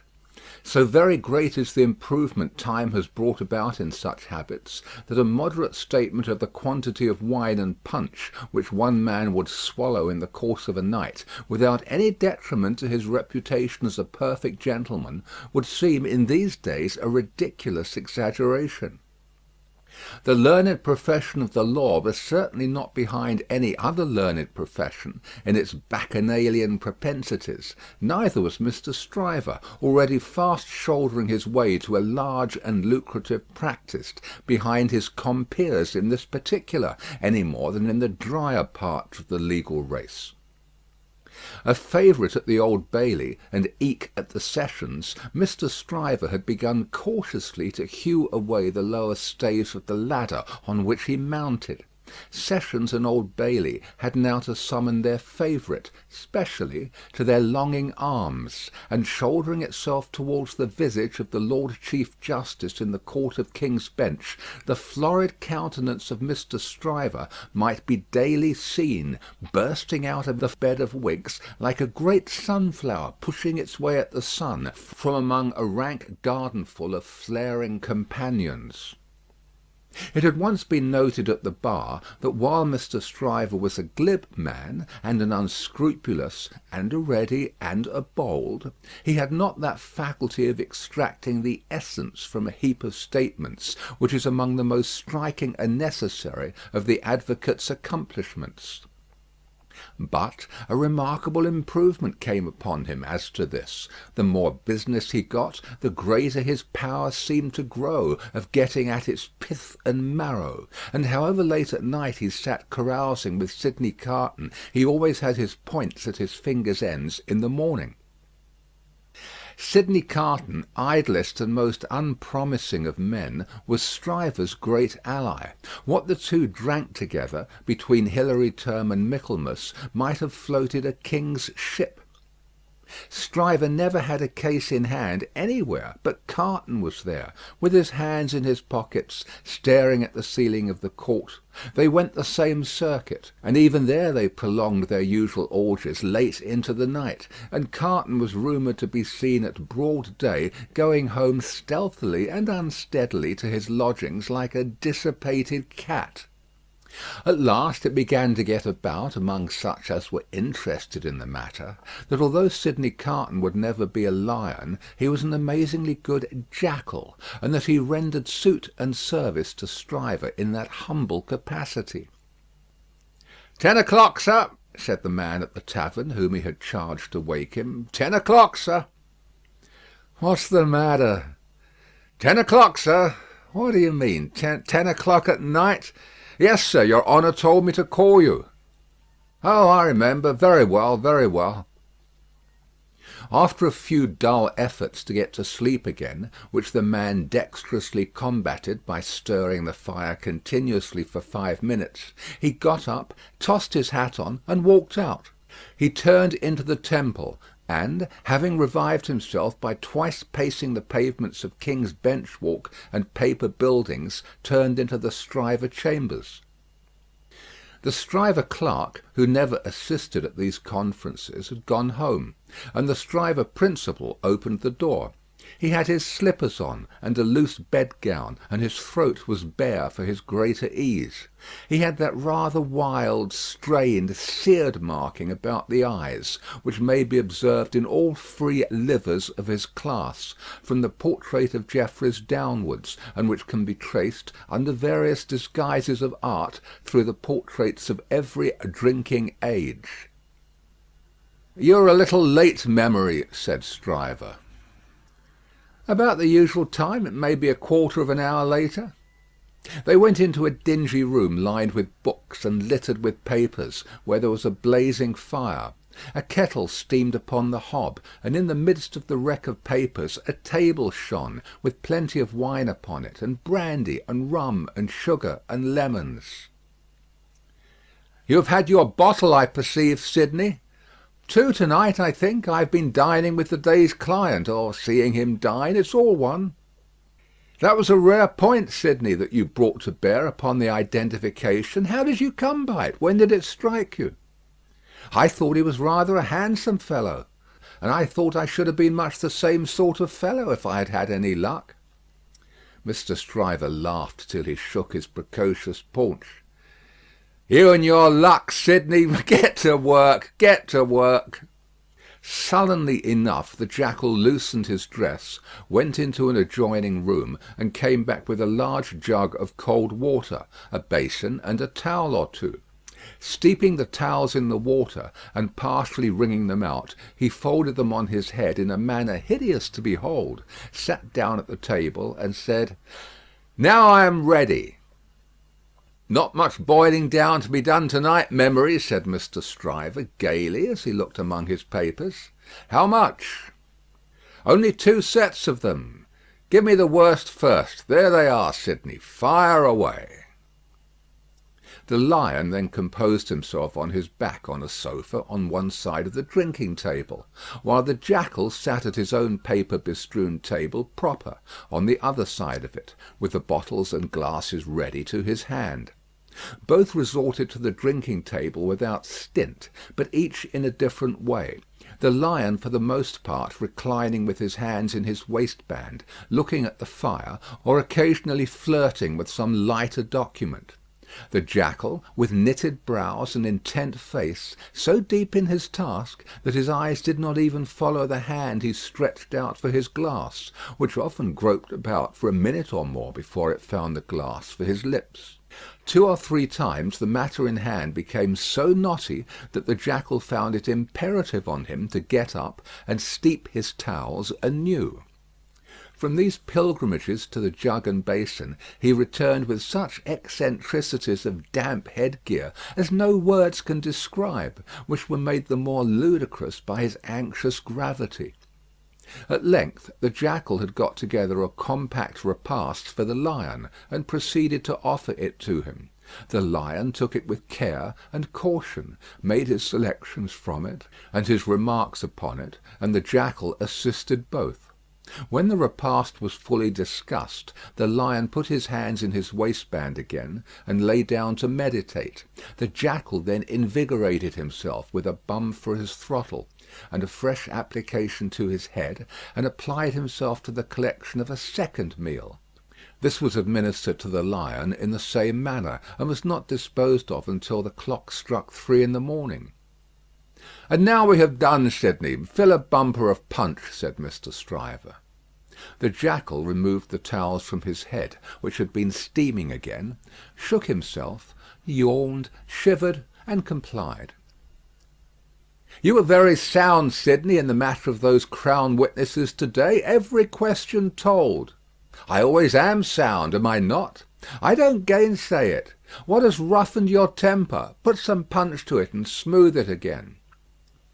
With a deprecatory grunt, the jackal again complied. "The old Sidney Carton of old Shrewsbury School," said Stryver, nodding his head over him as he reviewed him in the present and the past. "The old seesaw Sidney, up one minute and down the next, now in spirits and now in despondency." "Ah," returned the other, sighing, "yes. The same Sidney with the same luck. Even then I did exercises for other boys, and seldom did my own. And why not? God knows. It was my way, I suppose." He sat with his hands in his pockets and his legs stretched out before him, looking at the fire. "Carton," said his friend, squaring himself at him with a bullying air, as if the fire-grate had been the furnace in which sustained endeavour was forged, and the one delicate thing to be done for the old Sidney Carton of old Shrewsbury School was to shoulder him into it. "Your way is, and always was, a lame way. You summon no energy and purpose. Look at me." "Oh, botheration," returned Sidney with a lighter and more good-humoured laugh. "Don't you be moral." "How have I done what I have done?" said Stryver. "How do I do what I do?" "Partly through paying me to help you, I suppose. But it's not worth your while to apostrophise me, or the air about it. What you want to do, you do. You were always in the front rank, and I was always behind. I had to get into the front rank. I was not born there, was I? "I was not present at the ceremony, but my opinion is you were," said Carton. At this he laughed again, and they both laughed. "Before Shrewsbury, and at Shrewsbury, and ever since Shrewsbury," pursued Carton, "you have fallen into your rank, and I have fallen into mine. Even when we were fellow students in the student quarter of Paris, picking up French, and French law, and other French crumbs that we didn't get much good of, you were always somewhere, and I was always nowhere." "And whose fault was that?" "Upon my soul, I'm not sure that it was not yours. You were always driving and riving and shouldering and passing, to that restless degree that I had no chance for my life but in rust and repose. It's a gloomy thing, however, to talk about one's own past with the day breaking. Turn me in some other direction before I go."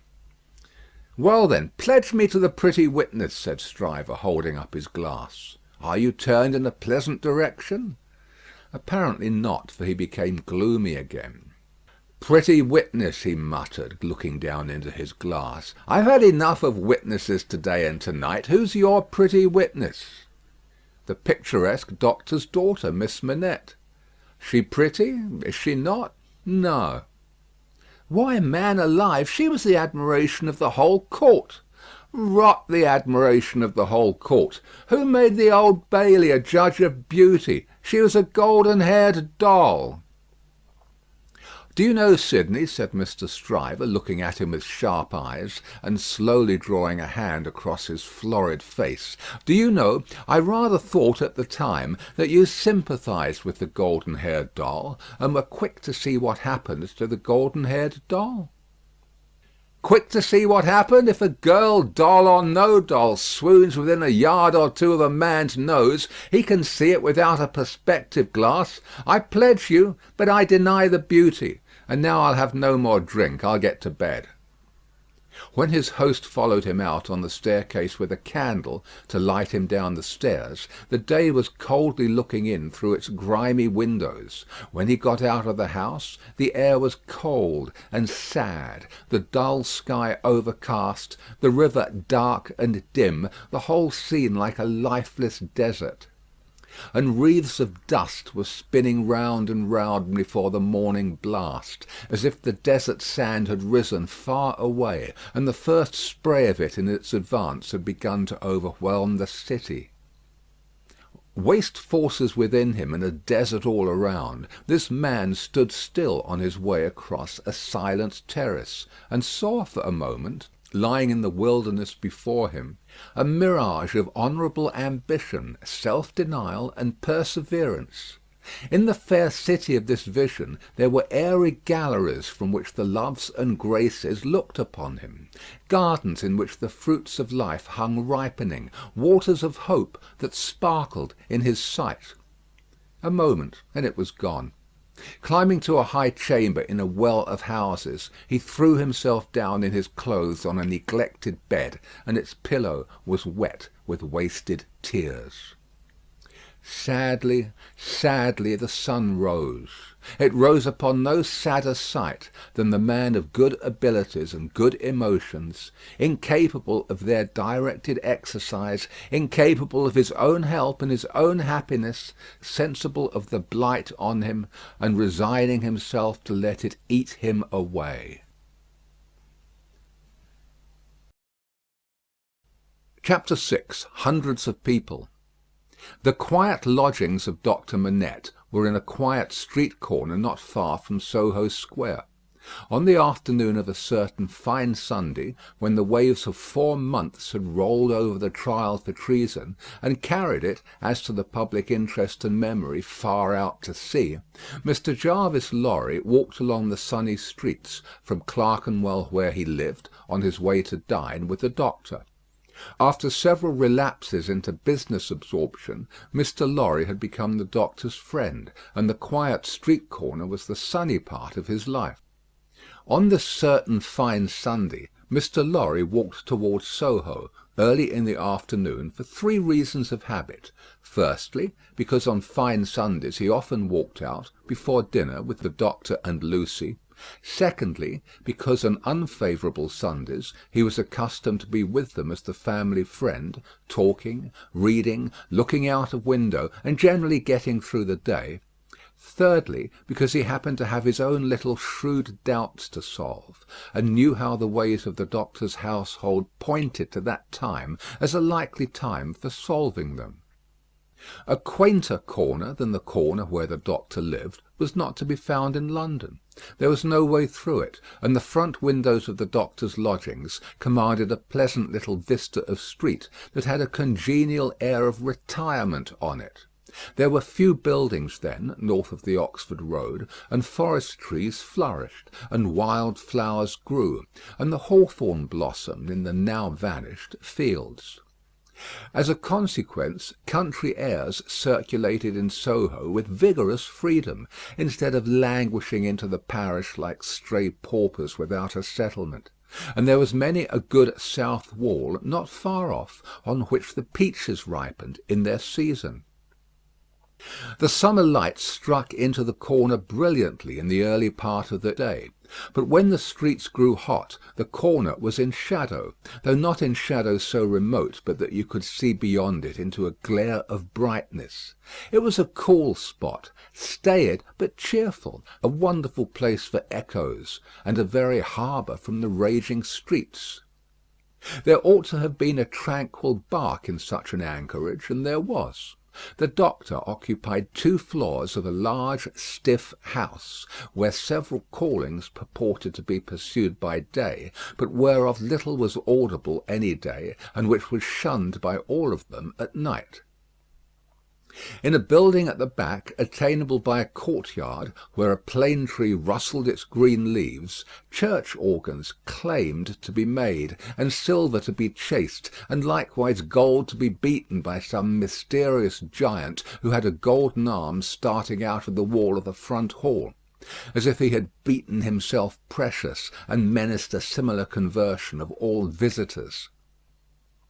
Very little of these trades, or of a lonely lodger rumoured to live upstairs, or of a dim coach-trimming maker asserted to have a counting-house below, was ever heard or seen. Occasionally a stray workman putting his coat on traversed the hall, or a stranger peered about there, or a distant clink was heard across the courtyard, or a thump from the golden giant. These, however, were only the exceptions required to prove the rule, that the sparrows in the plane tree behind the house, and the echoes in the corner before it, had their own way from Sunday morning unto Saturday night. Doctor Manette received such patience here as his old reputation, and its revival in the floating whispers of his story, brought him. His scientific knowledge, and his vigilance and skill in conducting ingenious experiments, brought him otherwise into moderate request, and he earned as much as he wanted. These things were within Mr. Jarvis Lorry's knowledge, thoughts, and notice, when he rang the door-bell of the tranquil house in the corner on the fine Sunday afternoon. Dr. Manette at home? Expected home. Miss Lucie at home? Expected home. Miss Pross at home? Possibly at home, but of a certainty impossible for handmaid to anticipate intentions of Miss Pross as to admission or denial of the fact. "As I am at home myself," said Miss Lorry, "I'll go upstairs." Although the doctor's daughter had known nothing of the country of her birth, she appeared to have innately derived from it that ability to make much of little means, which is one of its most useful and most agreeable characteristics. Simple as the furniture was, it was set off by so many little adornments, of no value but for their taste and fancy, that its effect was delightful. The disposition of everything in the rooms, from the largest object to the least, the arrangement of colours, the elegant variety and contrast obtained by thrift in trifles, by delicate hands, clear eyes, and good sense, were at once so pleasant in themselves and so expressive of their originator, that, as Mr. Lorry stood looking about him, the very chairs and tables seemed to ask him, with something of that peculiar expression which he knew so well by this time, whether he approved. There were 3 rooms on a floor, and the doors by which they communicated being put open, that the air might pass freely through them all, Mr. Lorry, smilingly observant of that fanciful resemblance which he detected all around him, walked from one to another. The first was the best room, and in it were Lucie's birds, and flowers, and books, and desk, and work-table, and box of water-colours. The second was the doctor's consulting room, used also as the dining room. The third, changingly speckled by the rustle of the plane tree in the yard, was the doctor's bedroom, and there, in a corner, stood the disused shoemaker's bench and tray of tools, much as it had stood on the 5th floor of the dismal house by the wine-shop in the suburb of Saint Antoine in Paris. "I wonder," said Mr. Lorry, pausing in his looking about, "that he keeps that reminder of his sufferings about him." "And why wonder at that?" was the abrupt inquiry that made him start. It proceeded from Miss Pross, the wild red woman, strong of hand, whose acquaintance he had first made at the Royal George Hotel at Dover, and had since improved. "I should have thought," Mr. Lorry began. "Pooh! You'd have thought," said Miss Pross. Mr. Lorry left off. "How do you do?" inquired that lady then, sharply, and yet as if to express that she bore him no malice. "I am pretty well, I thank you," answered Mr. Lorry, with meekness. "How are you?" "Nothing to boast of," said Miss Pross. "Indeed?" "Ah, indeed," said Miss Pross. "I am very much put out about my ladybird." "Indeed?" "For gracious sake, say something else besides 'indeed,' or you'll fidget me to death," said Miss Pross, whose character, dissociated from stature, was shortness. "Really, then," said Mr. Lorry, as an amendment.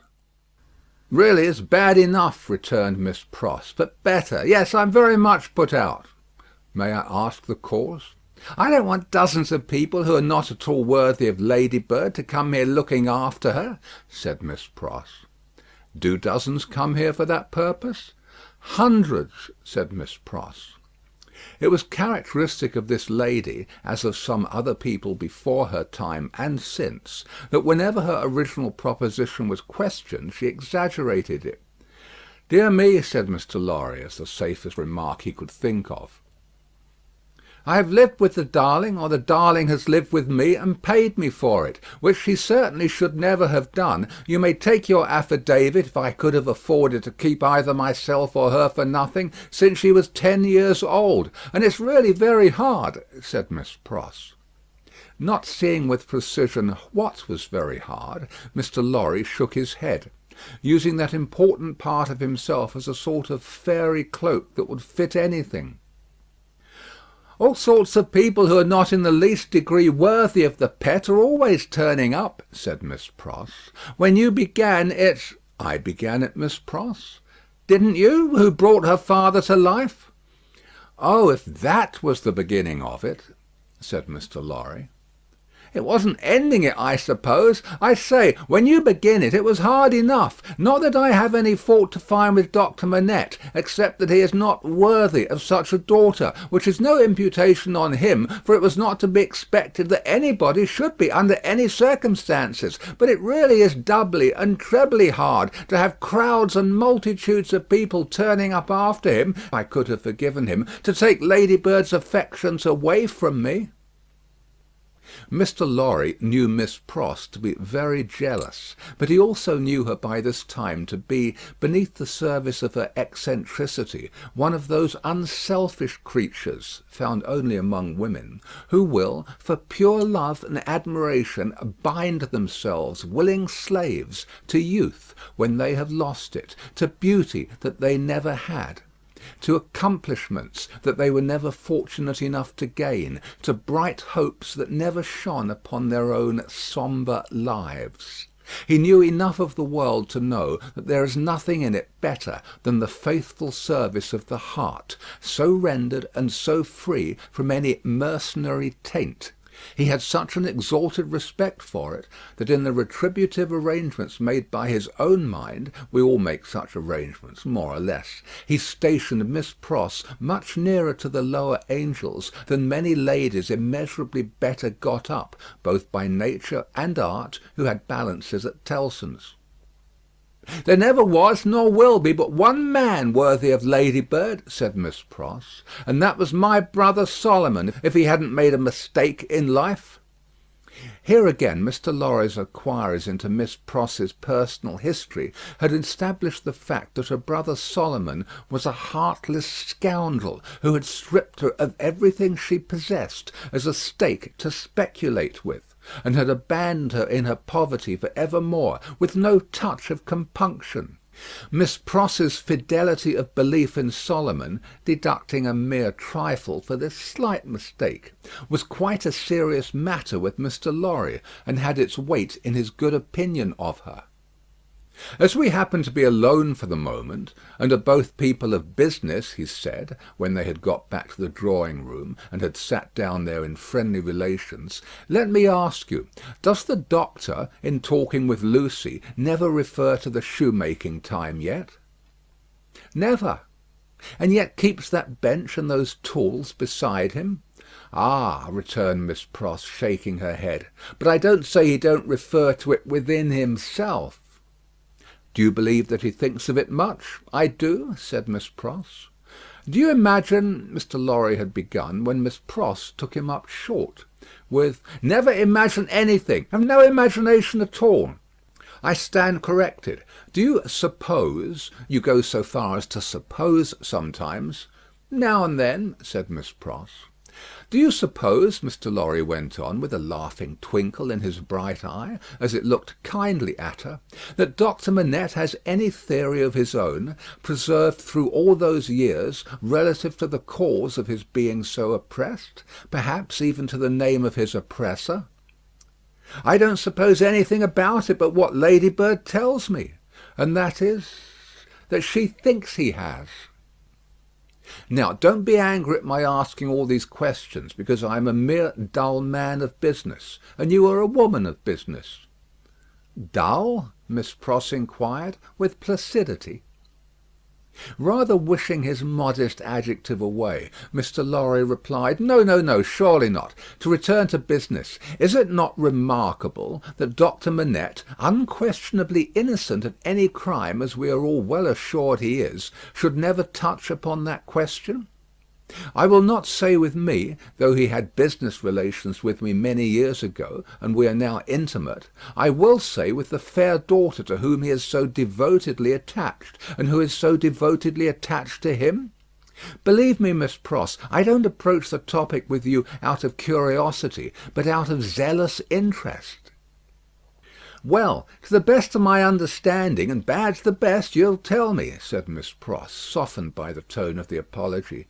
"He is afraid of the whole subject." "Afraid?" "It's plain enough, I should think, why he may be. It's a dreadful remembrance. Besides that, his loss of himself grew out of it. Not knowing how he lost himself, or how he recovered himself, he may never feel certain of not losing himself again. That alone wouldn't make the subject pleasant, I should think." It was a profounder remark than Mr. Lorry had looked for. "True," said he, "and fearful to reflect upon. Yet a doubt lurks in my mind, Miss Pross, whether it is good for Doctor Manette to have that suppression always shut up within him. Indeed, it is this doubt, and the uneasiness it sometimes causes me, that has led me to our present confidence." "Can't be helped," said Miss Pross, shaking her head.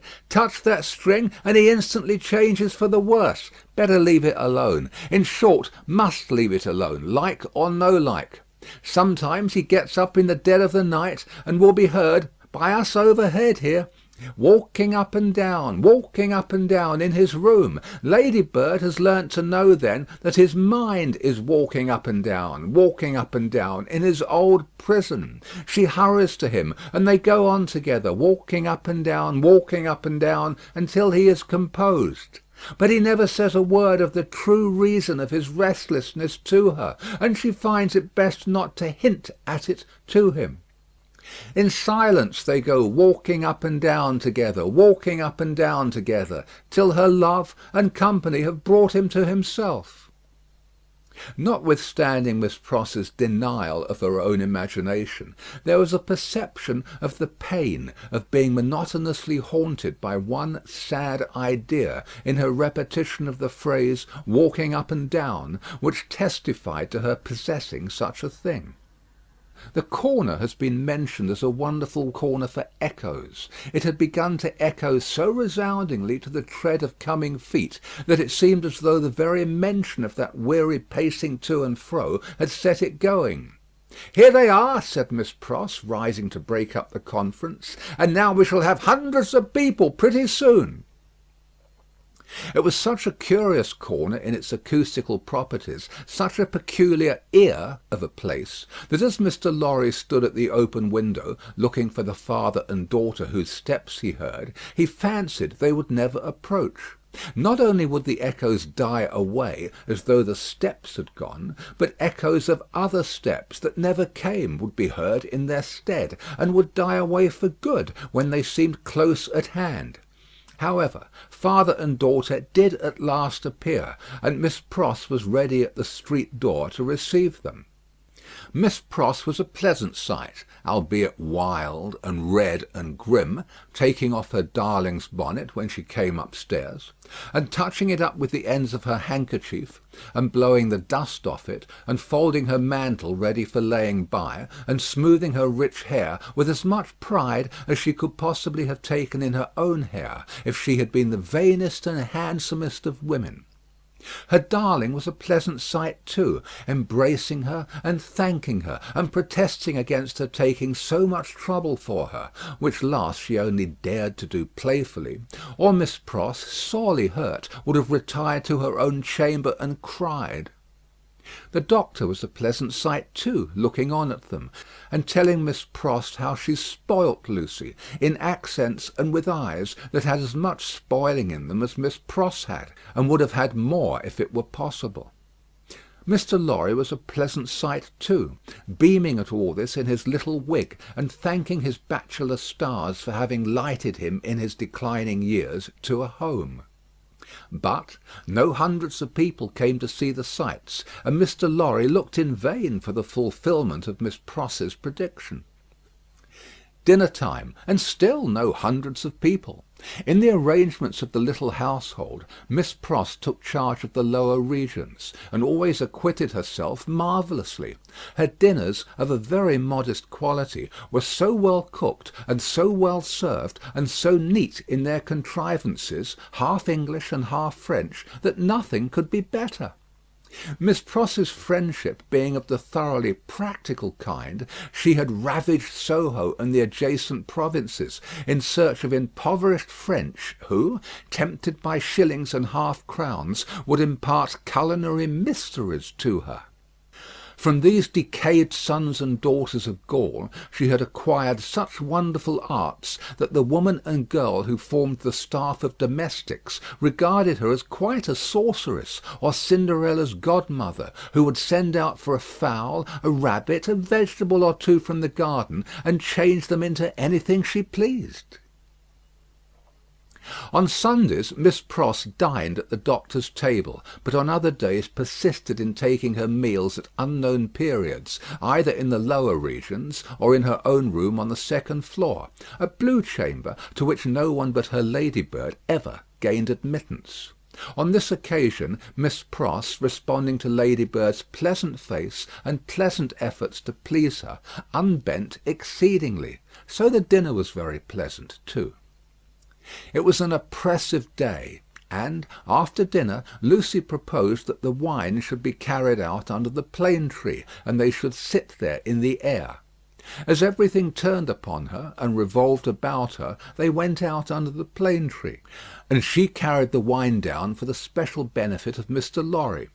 She had installed herself some time before as Mr. Lorry's cup-bearer, and while they sat under the plane tree talking, she kept his glass replenished. Mysterious backs and ends of houses peeped at them as they talked, and the plane tree whispered to them in its own way above their heads. Still, the hundreds of people did not present themselves. Mr. Darnay presented himself while they were sitting under the plane tree, but he was only one. Doctor Manette received him kindly, and so did Lucie. But Miss Pross suddenly became affected with a twitching in the head and body, and retired into the house. She was not unfrequently the victim of this disorder, and she called it, in familiar conversation, a fit of the jerks. The doctor was in his best condition, and looked specially young. The resemblance between him and Lucie was very strong at such times, and as they sat side by side, she leaning on his shoulder, and he resting his arm on the back of her chair, it was very agreeable to trace the likeness. He had been talking all day on many subjects, and with unusual vivacity. "Pray, Doctor Manette," said Mr. Darnay, as they sat under the plane tree, and he said it in the natural pursuit of the topic in hand, which happened to be the old buildings of London, "have you seen much of the Tower?" "Lucie and I have been there, but only casually. We have seen enough of it to know that it teems with interest, little more." "I have been there, as you remember," said Darnay with a smile, though reddening a little angrily, "in another character, and not in a character that gives facilities for seeing much of it. They told me a curious thing when I was there." "What was that?" Lucie asked. "In making some alterations, the workmen came upon an old dungeon, which had been for many years built up and forgotten. Every stone of its inner wall was covered by inscriptions, which had been carved by prisoners, dates, names, complaints, and prayers. Upon a cornerstone in an angle of the wall, one prisoner, who seemed to have gone to execution, had cut as his last work 3 letters. They were done with some very poor instrument and hurriedly with an unsteady hand. At first they were read as D-I-C, but on being more carefully examined, the last letter was found to be G. There was no record or legend of any prisoner with those initials, and many fruitless guesses were made what the name could have been. At length it was suggested that the letters were not initials, but the complete word dig. The floor was examined very carefully under the inscription, and in the earth beneath a stone, or tile, or some fragment of paving, were found the ashes of a paper, mingled with the ashes of a small leathern case or bag. What the unknown prisoner had written will never be read, but he had written something, and hidden it away to keep it from the gaoler. "My father!" exclaimed Lucie, "you are ill." He had suddenly started up with his hand to his head. His manner and his look quite terrified them all. "No, my dear, not ill. There are large drops of rain falling, and they made me start. We had better go in." He recovered himself almost instantly. Rain was really falling in large drops, and he showed the back of his hand with raindrops on it. But he said not a single word in reference to the discovery that had been told of, and, as they went into the house, the business eye of Mr. Lorry either detected, or fancied it detected, on his face, as it turned toward Charles Darnay, the same singular look that had been upon it when it turned towards him in the passages of the court-house. He recovered himself so quickly, however, that Mr. Lorry had doubts of his business eye. The arm of the golden giant in the hall was not more steady than he was, when he stopped under it to remark to them that he was not yet proof against slight surprises, if he ever would be, and that the rain had startled him. Tea time, and Miss Pross making tea, with another fit of the jerks upon her, and yet no hundreds of people. Mr. Carton had lounged in, but he made only 2. The night was so very sultry that although they sat with doors and windows open, they were overpowered by heat. When the tea table was done with, they all moved to one of the windows and looked out into the heavy twilight. Lucie sat by her father. Darnay sat beside her. Carton leaned against a window. The curtains were long and white, and some of the thunder gusts that whirled into the corner caught them up to the ceiling and waved them like spectral wings. "The raindrops are still falling, large, heavy, and few," said Doctor Manette. "It comes slowly." "It comes surely," said Carton.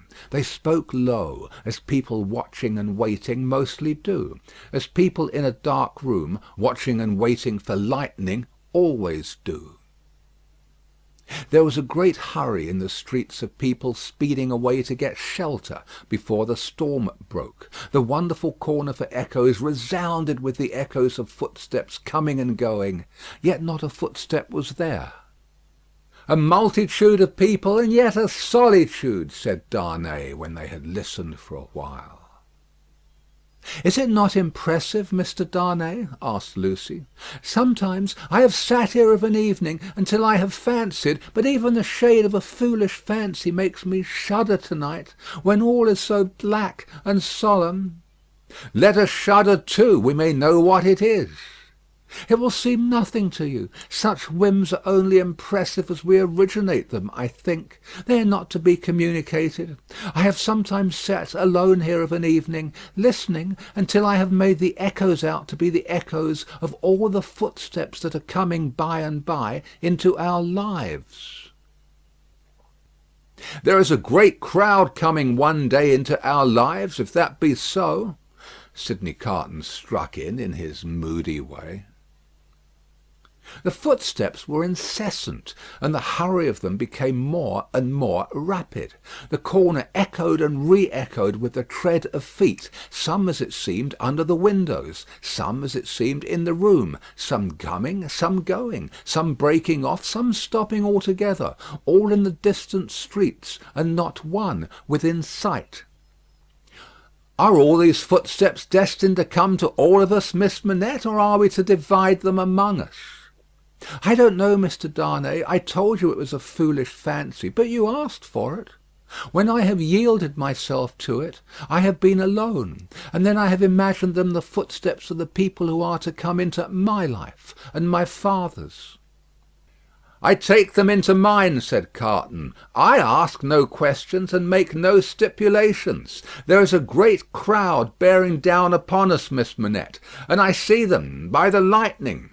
He added the last words after there had been a vivid flash which had shown him lounging in the window. "And I hear them," he added again, after a peal of thunder. "Here they come, fast, fierce, and furious." It was the rush and roar of rain that he typified, and it stopped him, for no voice could be heard in it. A memorable storm of thunder and lightning broke with that sweep of water, and there was not a moment's interval in crash and fire and rain until the moon rose at midnight. The great bell of St. Paul's was striking one in the cleared air, when Mr. Lorry, escorted by Jerry, high-booted and bearing a lantern, set forth on his return passage to Clerkenwell. There were solitary patches of road on the way between Soho and Clerkenwell, and Mr. Lorry, mindful of footpads, always retained Jerry for this service, though it was usually performed a good 2 hours earlier. "What a night it has been! Almost a night, Jerry," said Mr. Lorry, "to bring the dead out of their graves." "I never see the night myself, master, nor yet I don't expect to. What would do that?" answered Jerry. "Good night, Mr. Carton," said the man of business. "Good night, Mr. Darnay. Shall we ever see such a night again together?" Perhaps, see the great crowd of people with its rush and roar bearing down upon them too.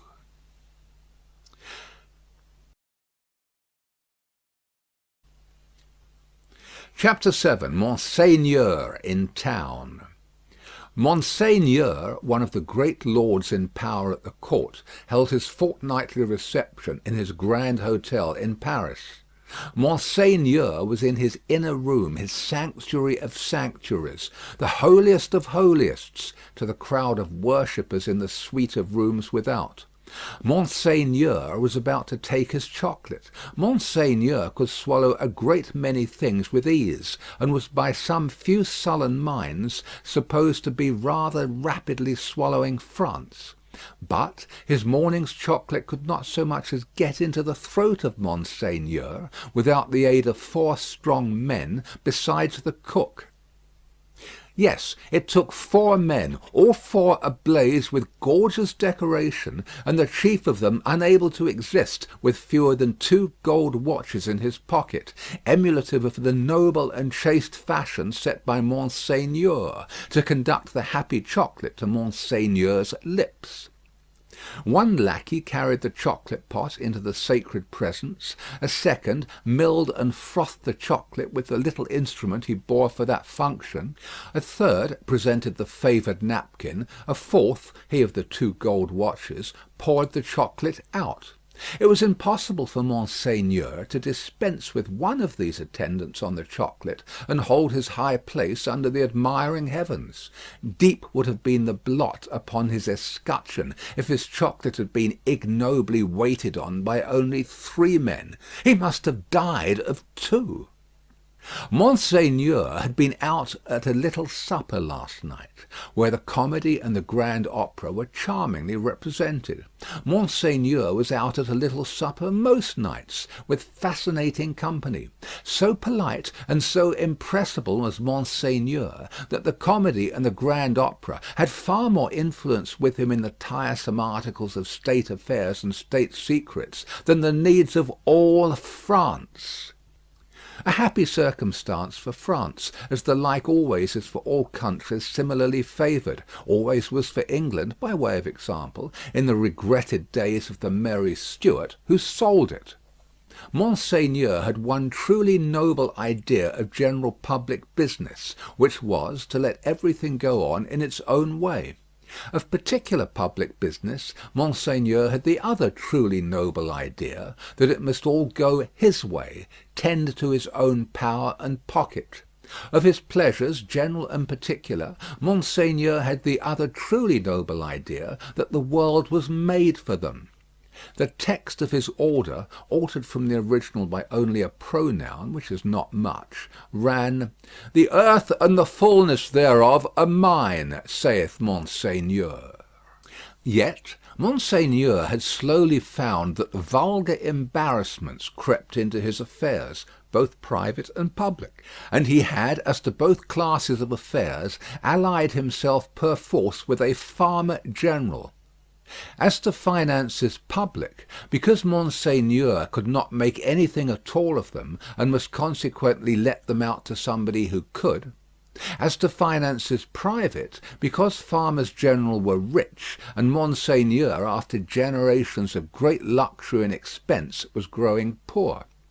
Hence Monseigneur had taken his sister from a convent, while there was yet time to ward off the impending veil, the cheapest garment she could wear, and had bestowed her as a prize upon a very rich farmer general, poor in family. Which farmer general, carrying an appropriate cane with a golden apple on the top of it, was now among the company in the outer rooms, much prostrated before by mankind, always excepting superior mankind of the blood of Monseigneur, who, his own wife included, looked down upon him with the loftiest contempt. A sumptuous man was the farmer general. 30 horses stood in his stables, 24 male domestics sat in his halls, 6 body women waited on his wife. As one who pretended to do nothing but plunder and forage where he could, the farmer general, howsoever his matrimonial relations conduced to social morality, was at least the greatest reality among the personages who attended at the hotel of Monseigneur that day. For the rooms, though a beautiful scene to look at, and adorned with every device of decoration that the taste and skill of the time could achieve, were, in truth, not a sound business. Considered with any reference to the scarecrows in the rags and nightcaps elsewhere, and not so far off either, but that the watching towers of Notre Dame, almost equidistant from the two extremes, could see them both, they would have been an exceedingly uncomfortable business, if that could have been anybody's business at the house of Monseigneur. Military officers destitute of military knowledge, naval officers with no idea of a ship, civil officers without a notion of affairs, brazen ecclesiastics of the worst world worldly, with sensual eyes, loose tongues, and looser lives, all totally unfit for their several callings, all lying horribly in pretending to belong to them, but all nearly or remotely of the order of Monseigneur, and therefore foisted on all public employments from which anything was to be got. These were to be told off by the score and the score. People not immediately connected with Monseigneur or the state, yet equally unconnected with anything that was real, or with lives passed in travelling by any straight road to any true earthly end, were no less abundant. Doctors who made great fortunes out of dainty remedies for imaginary disorders that never existed, smiled upon their courtly patients in the antechambers of Monseigneur. Projectors who had discovered every kind of remedy for the little evils with which the state was touched, except the remedy of setting to work in earnest to root out a single sin, poured their distracting babble into any ears they could lay hold of at the reception of Monseigneur. Unbelieving philosophers who were remodelling the world with words, and making card towers of Babel to scale the skies with, talked with unbelieving chemists who had an eye on the transmutation of metals at this wonderful gathering accumulated by Monseigneur. Exquisite gentlemen of the finest breeding, which was at that remarkable time, and has been since, to be known by its fruits of indifference to every natural subject of human interest, were in the most exemplary state of exhaustion at the hotel of Monseigneur. Such homes had these various notabilities left behind them in the fine world of Paris, that the spies among the assembled devotees of Monseigneur, forming a goodly half of the polite company, would have found it hard to discover among the angels of that sphere one solitary wife, who, in her manners and appearance, owned to being a mother. Indeed, except for the mere act of bringing a troublesome creature into the world, which does not go far towards the realization of the name of mother, there was no such thing known to the fashion. Peasant women kept the unfashionable babies close, and brought them up, and charming grandmammas of 60 dressed and supped as at 20. The leprosy of unreality disfigured every human creature in attendance upon Monseigneur. In the outermost room were half a dozen exceptional people who had had for a few years some vague misgivings in them that things in general were going rather wrong. As a promising way of setting them right, half of the half-dozen had become members of a fantastic sect of convulsionists, and were even then considering within themselves whether they should foam, rage, roar, and turn cataleptic on the spot, thereby setting up a highly intelligible finger-post to the future for Monseigneur's guidance. Besides these dervishes were other three, who had rushed into another sect, which mended matters with a jargon about the centre of truth, holding that man had got out of the centre of truth, which did not need much demonstration, but had not got out of the circumference, and that he was to be kept from flying out of the circumference, and was even to be shoved back into the centre by fasting and seeing of spirits. Amongst these, accordingly, much discoursing with spirits went on, and it did a world of good which never became manifest. But the comfort was that all the company at the Grand Hotel of Monseigneur were perfectly dressed. If the day of judgment had only been ascertained to be a dress day, everybody there would have been eternally correct.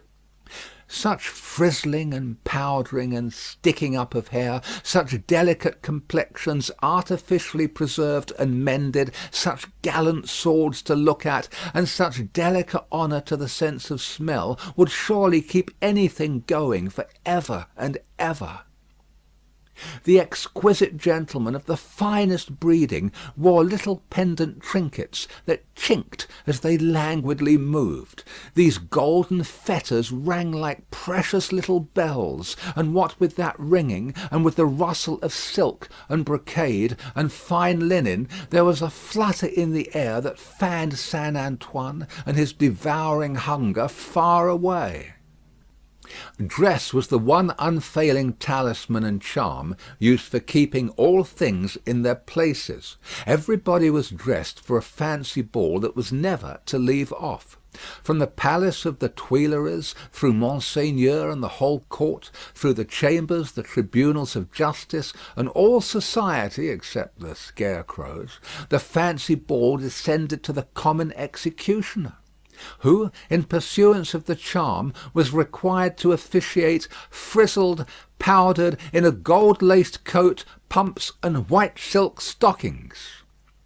At the gallows and the wheel, the axe was a rarity. Monsieur Paris, as it was the episcopal mode among his brothers professors of the provinces, Monsieur Orleans and the rest, to call him, presided in this dainty dress. And who among the company at Monseigneur's reception in that 1780th year of our Lord could possibly doubt that a system rooted in a frizzled hangman, powdered, gold-laced, pumped, and white silk stockinged, would see the very stars out? Monseigneur, having eased his 4 men of their burdens and taken his chocolate, caused the doors of the holiest of holists to be thrown open and issued forth. Then what submission, what cringing and fawning, what servility, what abject humiliation! As to bowing down in body and spirit, nothing in that way was left for heaven, which may have been among other reasons why the worshippers of Monseigneur never troubled it. Bestowing a word of promise here, and a smile there, a whisper on one happy slave, and a wave of the hand on another, Monseigneur affably passed through his rooms to the remote region of the circumference of truth. There Monseigneur turned and came back again, and so in due course of time got himself shut up in his sanctuary by the chocolate sprites, and was seen no more. The show being over, the flutter in the air became quite a little storm, and the precious little bells went ringing downstairs. There was soon but one person left of all the crowd, and he, with his hat under his arm and his snuff-box in his hand, slowly passed among the mirrors on his way out. "I devote you," said this person, stopping at the last door on his way, and turning in the direction of the sanctuary, "to the devil." With that he shook the snuff from his fingers as if he had shaken the dust from his feet, and quietly walked downstairs. He was a man of about 60, handsomely dressed, haughty in manner, and with a face like a fine mask, a face of a transparent paleness, every feature in it clearly defined, one set expression on it. The nose, beautifully formed otherwise, was very slightly pinched at the top of each nostril. In those 2 compressions, or dints, the only little change that the face ever showed resided. They persisted in changing colour sometimes, and they would be occasionally dilated and contracted by something like a faint pulsation. Then they gave a look of treachery and cruelty to the whole countenance. Examined with attention, its capacity of helping such a look was to be found in the line of the mouth, and the lines of the orbits of the eyes being much too horizontal and thin. Still, in the effect of the face made, it was a handsome face, and a remarkable one. Its owner went downstairs into the courtyard, got into his carriage, and drove away. Not many people had talked with him at the reception. He had stood in a little space apart, and Monseigneur might have been warmer in his manner. It appeared under the circumstances rather agreeable to him to see the common people dispersed before his horses, and often barely escaping from being run down. His man drove as if he were charging an enemy, and the furious recklessness of the man brought no check into the face or to the lips of the master. The complaint had sometimes made itself audible, even in that deaf city and dumb age, that, in the narrow streets without footways, the fierce patrician custom of hard driving endangered and maimed the mere vulgar in a barbarous manner. But few cared enough for that to think of it a second time, and in this matter, as in all others, the common wretches were left to get out of their difficulties as they could. With a wild rattle and clatter, and an inhuman abandonment of consideration not easy to be understood in these days, the carriage dashed through streets and swept round corners, with women screaming before it, and men clutching each other and clutching children out of its way.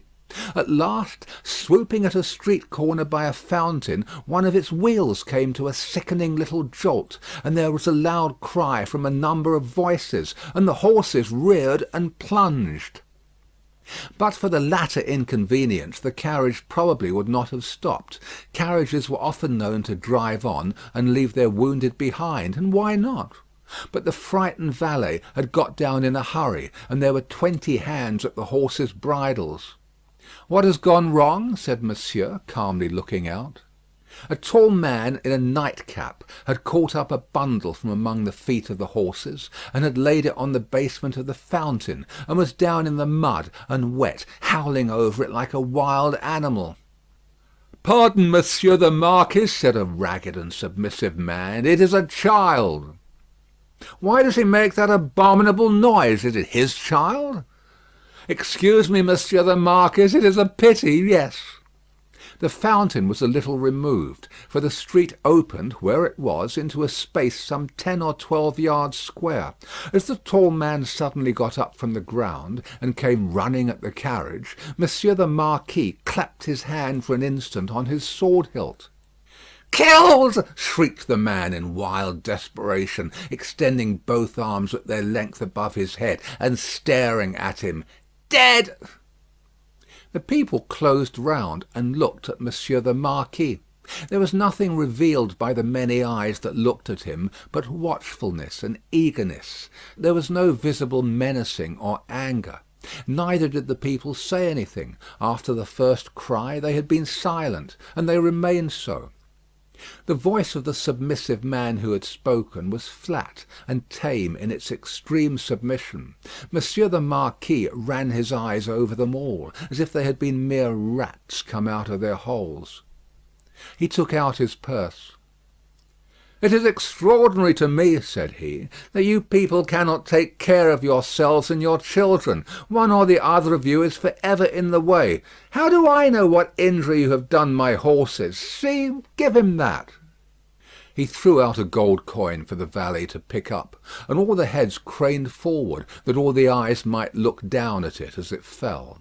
The tall man called out again with a most unearthly cry, "Dead!" He was arrested by the quick arrival of another man, for whom the rest made way. On seeing him, the miserable creature fell upon his shoulder, sobbing and crying, and pointing to the fountain, where some women were stooping over the motionless bundle, and moving gently about it. They were as silent, however, as the men. "I know all," said the last comer. "Be a brave man, my Gaspard. It is better for the poor little plaything to die so than to live. It has died in a moment without pain. Could it have lived an hour as happily?" "You're a philosopher, you there," said the Marquis, smiling. "How do they call you?" "They call me Defarge." "Of what trade?" "Monsieur the Marquis, vendor of wine." "Pick up that, philosopher and vendor of wine," said the Marquis, throwing him another gold coin, "and spend it as you will. The horses there, were they right?" Without deigning to look at the assemblage a second time, Monsieur the Marquis leaned back in his seat, and was just being driven away with the air of a gentleman who had accidentally broke some common thing and had paid for it, and could afford to pay for it, when his ease was suddenly disturbed by a coin flying into his carriage and ringing on its floor. "Hold!" said Monsieur the Marquis. "Hold the horses! Who threw that?"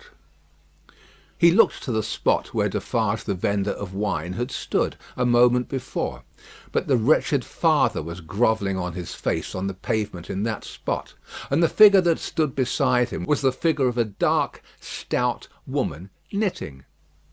"You dogs," said the Marquis, but smoothly and with an unchanged front, except as to the spots on his nose, "I would ride over any of you very willingly and exterminate you from the earth. If I knew which rascal threw at the carriage, and if that brigand were sufficiently near it, he should be crushed under the wheels."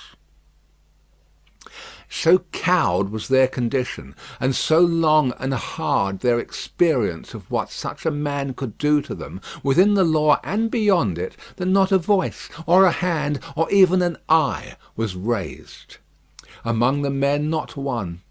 But the woman who stood knitting looked up steadily, and looked the Marquis in the face. It was not for his dignity to notice it. His contemptuous eyes passed over her, and over all the other rats, and he leaned back in his seat again and gave the word, "Go on."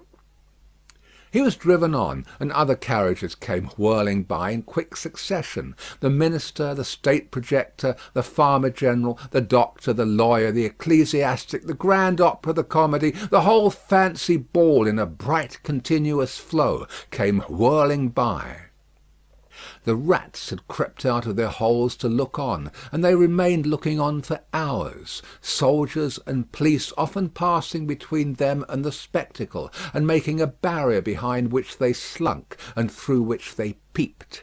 The father had long ago taken up his bundle and bidden himself away with it, when the women who had tended the bundle while it lay on the base of the fountain sat there watching the running of the water and the rolling of the fancy ball, when the one woman who had stood conspicuous, knitting, still knitted on with the steadfastness of fate. The water of the fountain ran, the swift river ran, the day ran into evening. So much life in the city ran into death according to rule. Time and tide waited for no man. The rats were sleeping close together in their dark holes again. The fancy ball was lighted up at supper. All things ran their course. Chapter 8. Monseigneur in the country. A beautiful landscape, with the corn bright in it, but not abundant. Patches of poor rye where corn should have been. Patches of poor peas and beans. Patches of most coarse vegetable substitutes for wheat. On inanimate nature, as on the men and women who cultivated it, a prevalent tendency towards an appearance of vegetating unwillingly, a dejected disposition to give up and wither away. Monsieur the Marquis in his travelling carriage, which might have been lighter, conducted by 4 post horses and 2 postilions, fagged up a steep hill. A blush on the countenance of Monsieur the Marquis was no impeachment of his high breeding. It was not from within. It was occasioned by an external circumstance beyond his control, the setting sun. The sunset struck so brilliantly into the travelling carriage when it gained the hilltop, that its occupant was steeped in crimson. "It will die out," said Monsieur the Marquis, glancing at his hands, "directly." In effect, the sun was so low that it dipped at the moment. When the heavy drag had been adjusted to the wheel, and the carriage slid downhill with a cinderous smell in a cloud of dust, the red glow departed quickly. The sun and the Marquis going down together, there was no glow left when the drag was taken off. But there remained a broken country, bold and open, a little village at the bottom of the hill, a broad sweep and rise beyond it, a church tower, a windmill, a forest for the chase, and a crag with a fortress on it used as a prison. Round upon all these darkening objects as the night drew on, the Marquis looked with the air of one who was coming near home. The village had its one poor street, with its poor brewery, poor tannery, poor tavern, poor stable yard for relays of post horses, poor fountains, all usual poor appointments. It had its poor people too. All its people were poor, and many of them were sitting at their doors, shredding spare onions and the like for supper, while many were at the fountain washing leaves and grasses and any such small yieldings of the earth that could be eaten. Expressive sips of what made them poor were not wanting.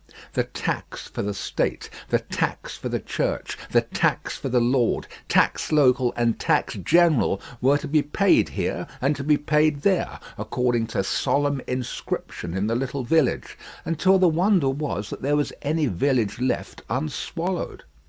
Few children were to be seen, and no dogs.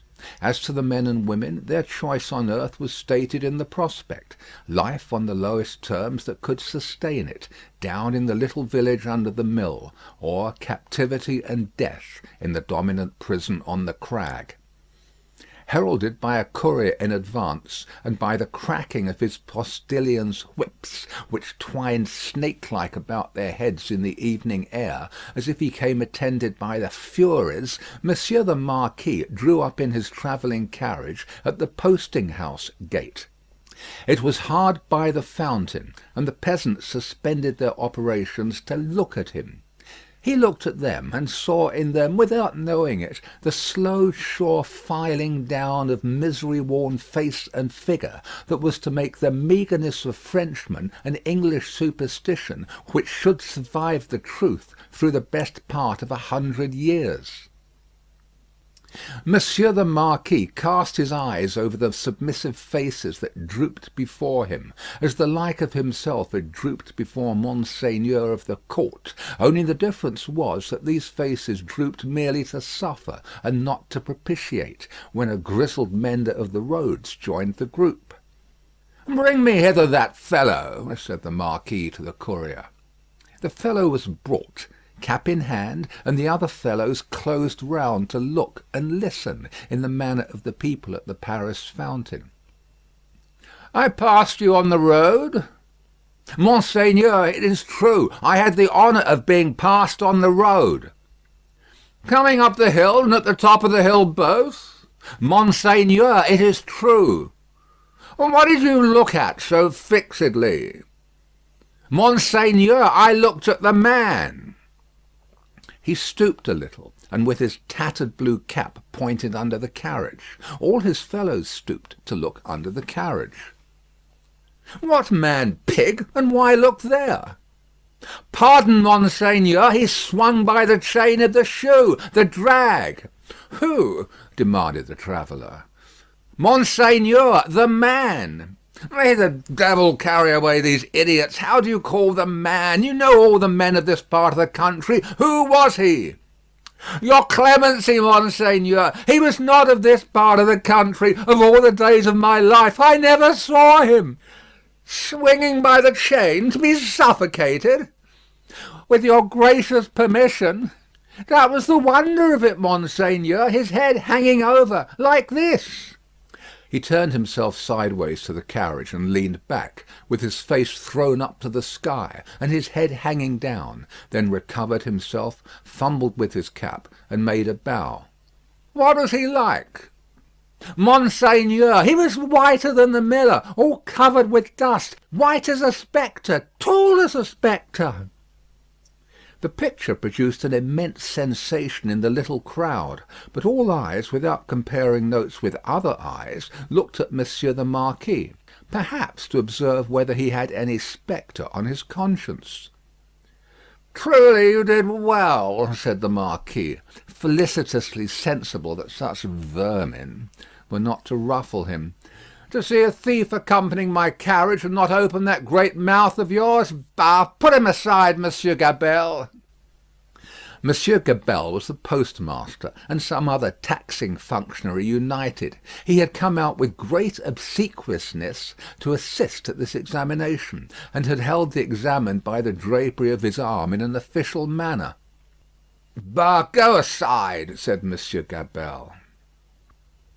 "Lay hands on the stranger if he seeks to lodge in your village tonight, and be sure that his business is honest, Gabelle." "Monseigneur, I am flattered to devote myself to your orders." "Did he run away, fellow? Where is that accursed?" The accursed was already under the carriage with some half-dozen particular friends, pointing out the chain with his blue cap. Some half-dozen other particular friends promptly hauled him out, and presented him breathless to Monsieur the Marquis. "Did the man run away, dolt, when we stopped for the drag?" "Monseigneur, he precipitated himself over the hillside, head first, as a person plunges into the river." "See to it, Gabelle. Go on." The half-dozen who were peering at the chain were still among the wheels, like sheep. The wheels turned so suddenly that they were lucky to save their skins and bones. They had very little else to save, or they might not have been so fortunate. The burst with which the carriage started out of the village and up the rise beyond was soon checked by the steepness of the hill. Gradually it subsided to a foot-pace, swinging and lumbering upward among the many sweet scents of a summer night. The postilions, with 1,000 gossamer gnats circling about them in lieu of the furies, quietly mended the points to the lashes of their whips. The valet walked beside the horses. The courier was audible, trotting on ahead into the dun distance. At the steepest point of the hill there was a little burial ground, with a cross and a new large figure of our Saviour on it. It was a poor figure in wood, done by some inexperienced rustic carver, but he had studied the figure from the life, his own maybe, for it was dreadfully spare and thin. To this distressful emblem of a great distress that had long been growing worse, and was not at its worst, a woman was kneeling. She turned her head as the carriage came up to her, rose quickly, and presented herself at the carriage door. "It is you, Monseigneur! Monseigneur, a petition!" With an exclamation of impatience, but with his unchangeable face, Monseigneur looked out. "How then? What is it? Always petitions!" "Monseigneur, for the love of the great God, my husband, the forester!" "What of your husband, the forester? Always the same with you people. He cannot pay something." "He has paid all, Monseigneur. He is dead." "Well, he is quiet. Can I restore him to you?" "Alas, no, Monseigneur, but he lies yonder under a little heap of poor grass." "Well?" "Monseigneur, there are so many little heaps of poor grass." "Again, well?" She looked an old woman, but was young. Her manner was one of passionate grief. By turns she clasped her veinous and knotted hands together with wild energy, and laid one of them on the carriage door, tenderly, caressingly, as if it had been a human breast and could be expected to feel the appealing touch. "Monseigneur, hear me, Monseigneur, hear my petition. My husband died of want. So many die of want. So many more will die of want." "Again, well, can I feed them?" "Monseigneur, the good God knows, but I don't ask it. My petition is that a morsel of stone or wood with my husband's name may be placed over him to show where he lies. Otherwise the place will be quickly forgotten. It will never be found when I am dead of the same malady. I shall be laid under some other heap of poor grass. Monseigneur, there are so many. They increase so fast. There is so much want. Monseigneur, Monseigneur." The valet had put her away from the door. The carriage had broken into a brisk trot. The postillions had quickened the pace. She was left far behind, and Monseigneur, again escorted by the Furies, was rapidly diminishing the league or two of distance that remained between him and his château. The sweet scents of the summer night rose all around them, and rose, as the rain falls, impartially, on the dusty, ragged, and toil-worn group at the fountain not far away, to whom the mender of roads, with the aid of the blue cap without which he was nothing, still enlarged upon his man like a spectre, as long as they could bear it. By degrees, as they could bear no more, they dropped off one by one, and lights twinkled in little casements, which lights, as the casements darkened, and more stars came out, seemed to have shot up into the sky, instead of having been extinguished.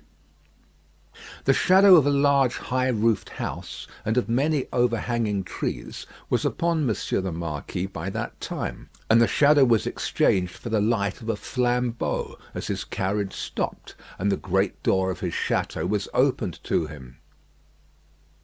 "Monsieur Charles, whom I expect, has he arrived from England?"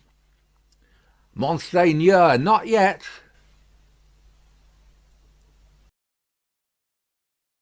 Chapter 9. The Gorgon's Head.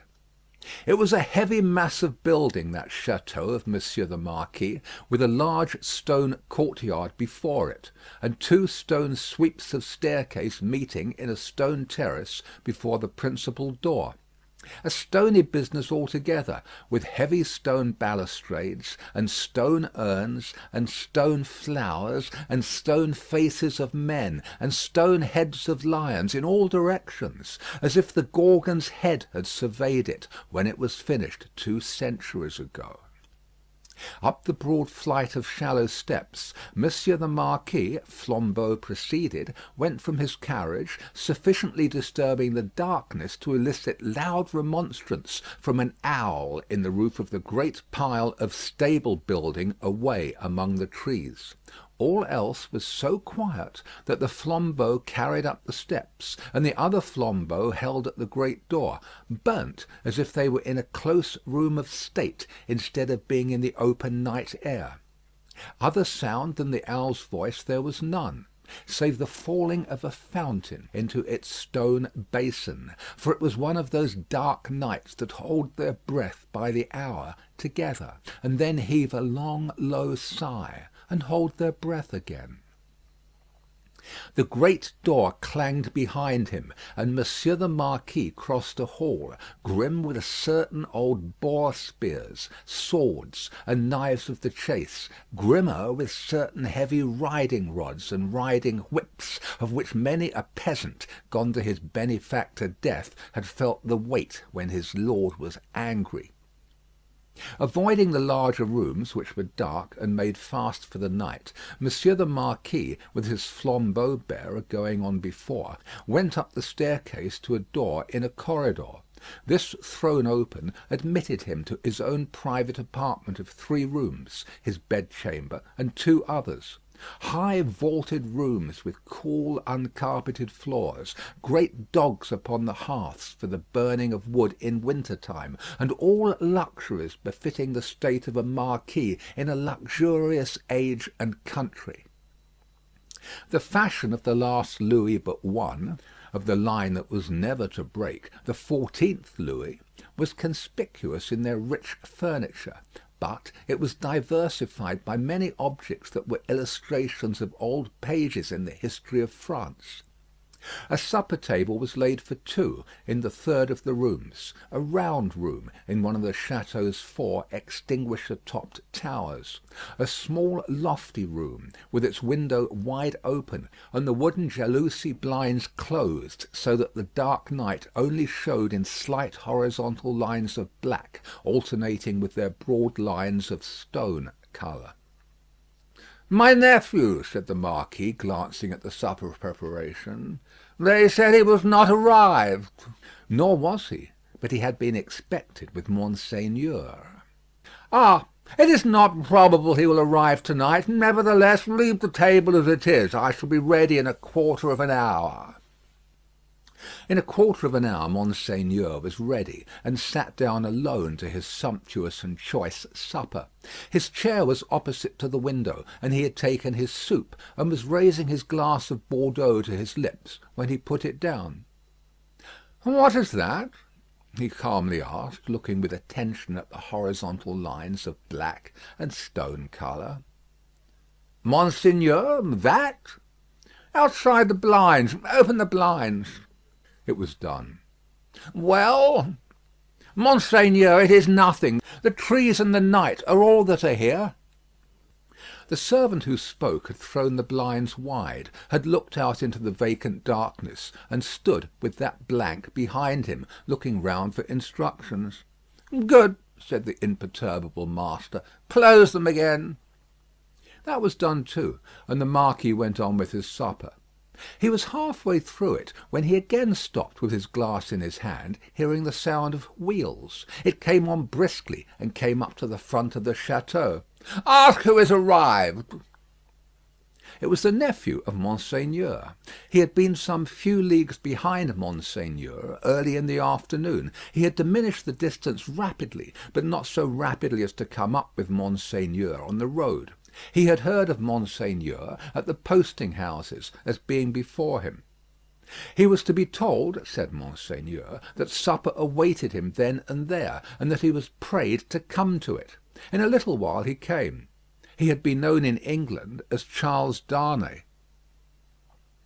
Monseigneur received him in a courtly manner, but they did not shake hands. "You left Paris yesterday, sir?" he said to Monseigneur as he took his seat at table. "Yesterday. And you?" "I come direct." "From London?" "Yes." "You have been a long time coming," said the Marquis with a smile. "On the contrary, I come direct." "Pardon me, I mean not a long time on the journey, a long time intending the journey." "I have been detained by—" The nephew stopped a moment in his answer. "Various business." "Without doubt," said the polished uncle. So long as the servant was present, no other words passed between them. When coffee had been served and they were alone together, the nephew, looking at the uncle and meeting the eyes with the face that was like a fine mask, opened a conversation. "I have come back, sir, as you anticipate, pursuing the object that took me away. It carried me into great and unexpected peril, but it is a sacred object, and if it had carried me to death, I hope it would have sustained me." "Not to death," said the uncle. "It is not necessary to say to death." "I doubt, sir," returned the nephew, "whether, if it had carried me to the utmost brink of death, you would have cared to stop me there." The deepened marks in the nose, and the lengthening of the fine straight lines in the cruel face, looked ominous as to that. The uncle made a graceful gesture of protest, which was so clearly a slight form of good breeding that it was not reassuring. "Indeed, sir," pursued the nephew, "for anything I know, you may have expressly worked to give a more suspicious appearance to the suspicious circumstances that surrounded me." "No, no, no," said the uncle pleasantly. "But, however that may be," resumed the nephew, glancing at him with deep distrust, "I know that your diplomacy would stop me by any means, and would know no scruple as to means." "My friend, I told you so," said the uncle, with a fine pulsation in the two marks. "Do me the favour to recall that I told you so long ago." "I recall it." "Thank you," said the Marquis, very sweetly indeed. His tone lingered in the air, almost like the tone of a musical instrument.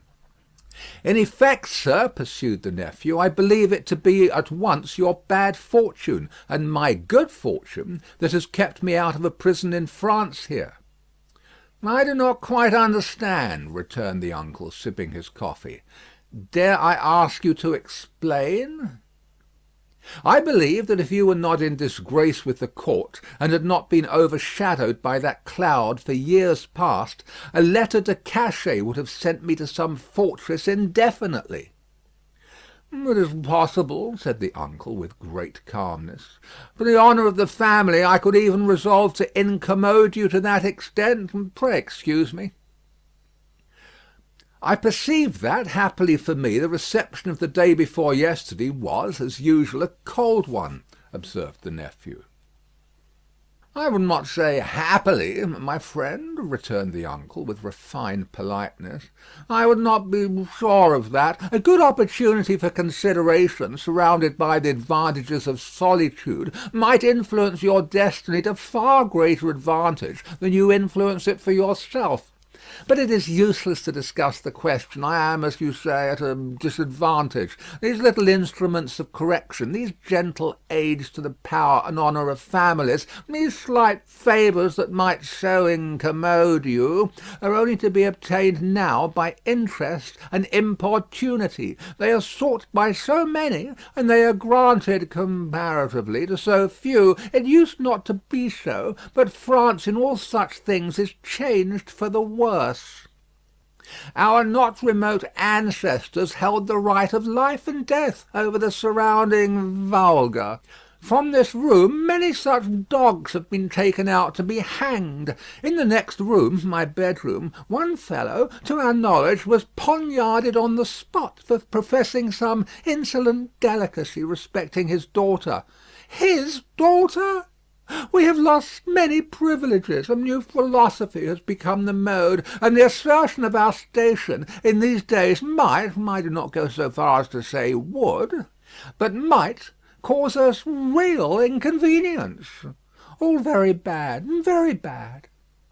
The Marquis took a gentle little pinch of snuff, and shook his head, as elegantly despondent as he could becomingly be of a country still containing himself, that great means of regeneration.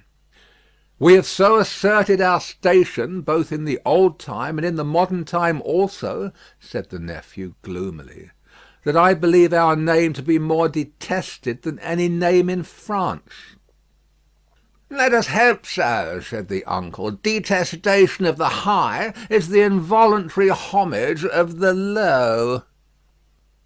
"There is not," pursued the nephew in his former tone, "a face I can look at in all this country round about us, which looks at me with any deference on it but the dark deference of fear and slavery."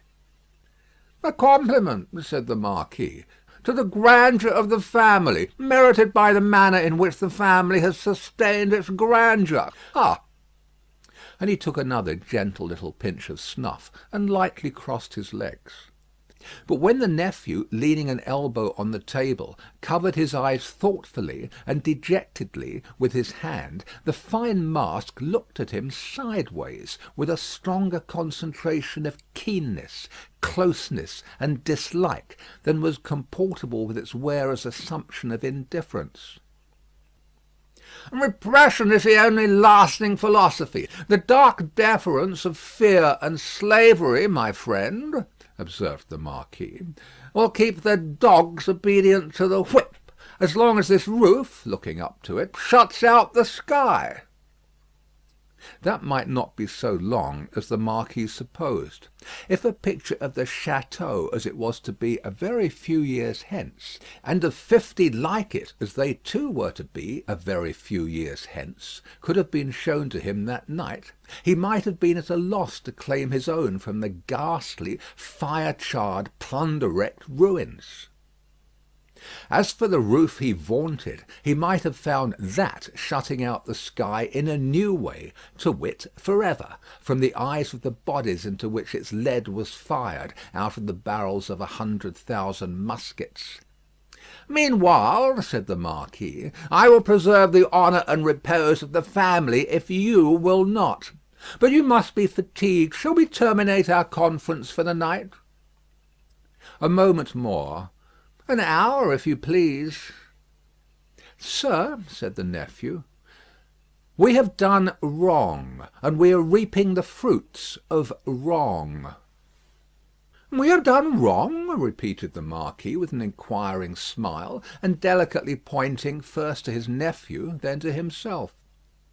Our family, our honourable family, whose honour is of so much account to both of us, in such different ways. Even in my father's time we did a world of wrong, injuring every human creature who came between us and our pleasure, whatever it was. Why need I speak of my father's time, when it is equally yours? Can I separate my father's twin brother, joint inheritor, and next successor, from himself?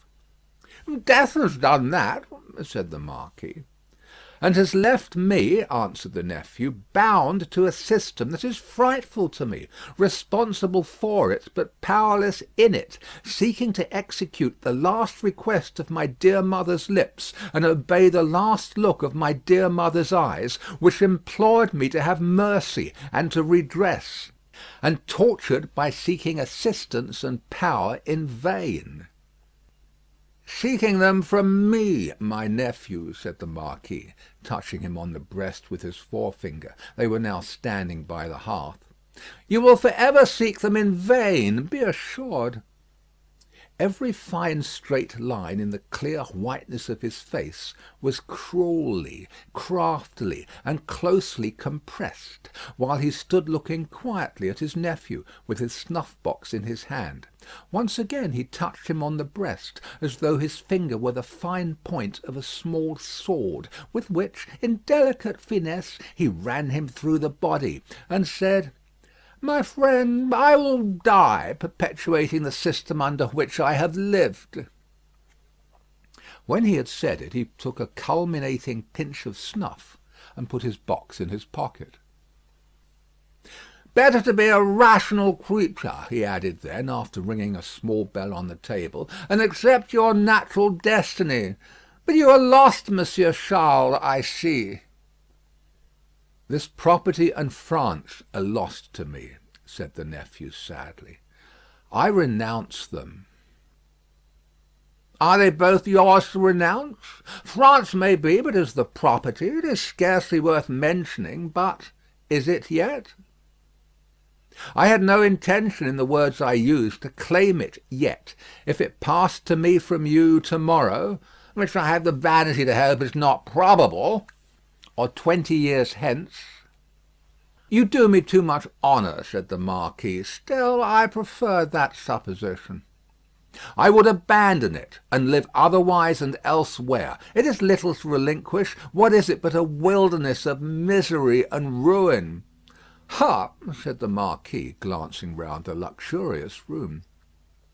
To the eye it is fair enough here, but seen in its integrity, under the sky and by the daylight, it is a crumbling tower of waste, mismanagement, extortion, debt, mortgage, oppression, hunger, nakedness, and suffering. Ha! said the Marquis again, in a well-satisfied manner. If it ever becomes mine, it shall be put into some hands better qualified to free it slowly, if such a thing is possible, from the weight that drags it down, so that the miserable people who cannot leave it, and who have been long wrung to the last point of endurance, may, in another generation, suffer less. But it is not for me. There is a curse on it, and on all this land. And you, said the uncle, forgive my curiosity, do you, under your new philosophy, graciously intend to live? I must do to live what others of my countrymen, even with nobility at their backs, may have to do some day. Work. In England, for example? Yes, the family honour, sir, is safe from me in this country. The family name can suffer from me in no other, for I bear it in no other. The ringing of the bell had called to the adjoining bedchamber to be lighted. It now shone brightly through the door of communication. The Marquis looked that way and listened for the retreating step of the valet. England is very attractive to you, seeing how indifferently you have prospered there, he observed then, turning his calm face to his nephew with a smile. I have already said that for my prospering there, I am sensible I may be indebted to you, sir. For the rest, it is my refuge. They say, those boastful English, that it is the refuge of many. You know a compatriot who has found a refuge there, a doctor?" "Yes." "With a daughter?" "Yes." "Yes," said the Marquis. "You are fatigued. Good night." As he bent his head in his most courtly manner, there was a secrecy in his smiling face, and he conveyed an air of mystery to those words, which struck the eyes and ears of his nephew forcibly. At the same time, the thin straight lines of the setting of the eyes, and the thin straight lips, and the markings in the nose, curved with a sarcasm that looked handsomely diabolic. "Yes," repeated the Marquis.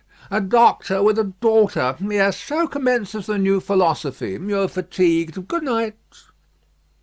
It would have been of as much avail to interrogate any stone face outside the château as to interrogate that face of his. The nephew looked at him in vain in passing on to the door. "Good night," said the uncle. "I look to the pleasure of seeing you again in the morning. Good repose. Light monsieur my nephew to his chamber there, and burn monsieur my nephew in his bed if you will," he added to himself before he rang his little bell again, and summoned his valet to his own bedroom. The valet come and gone, Monsieur the Marquis walked to and fro in his loose chamber robe to prepare himself gently for sleep that hot still night.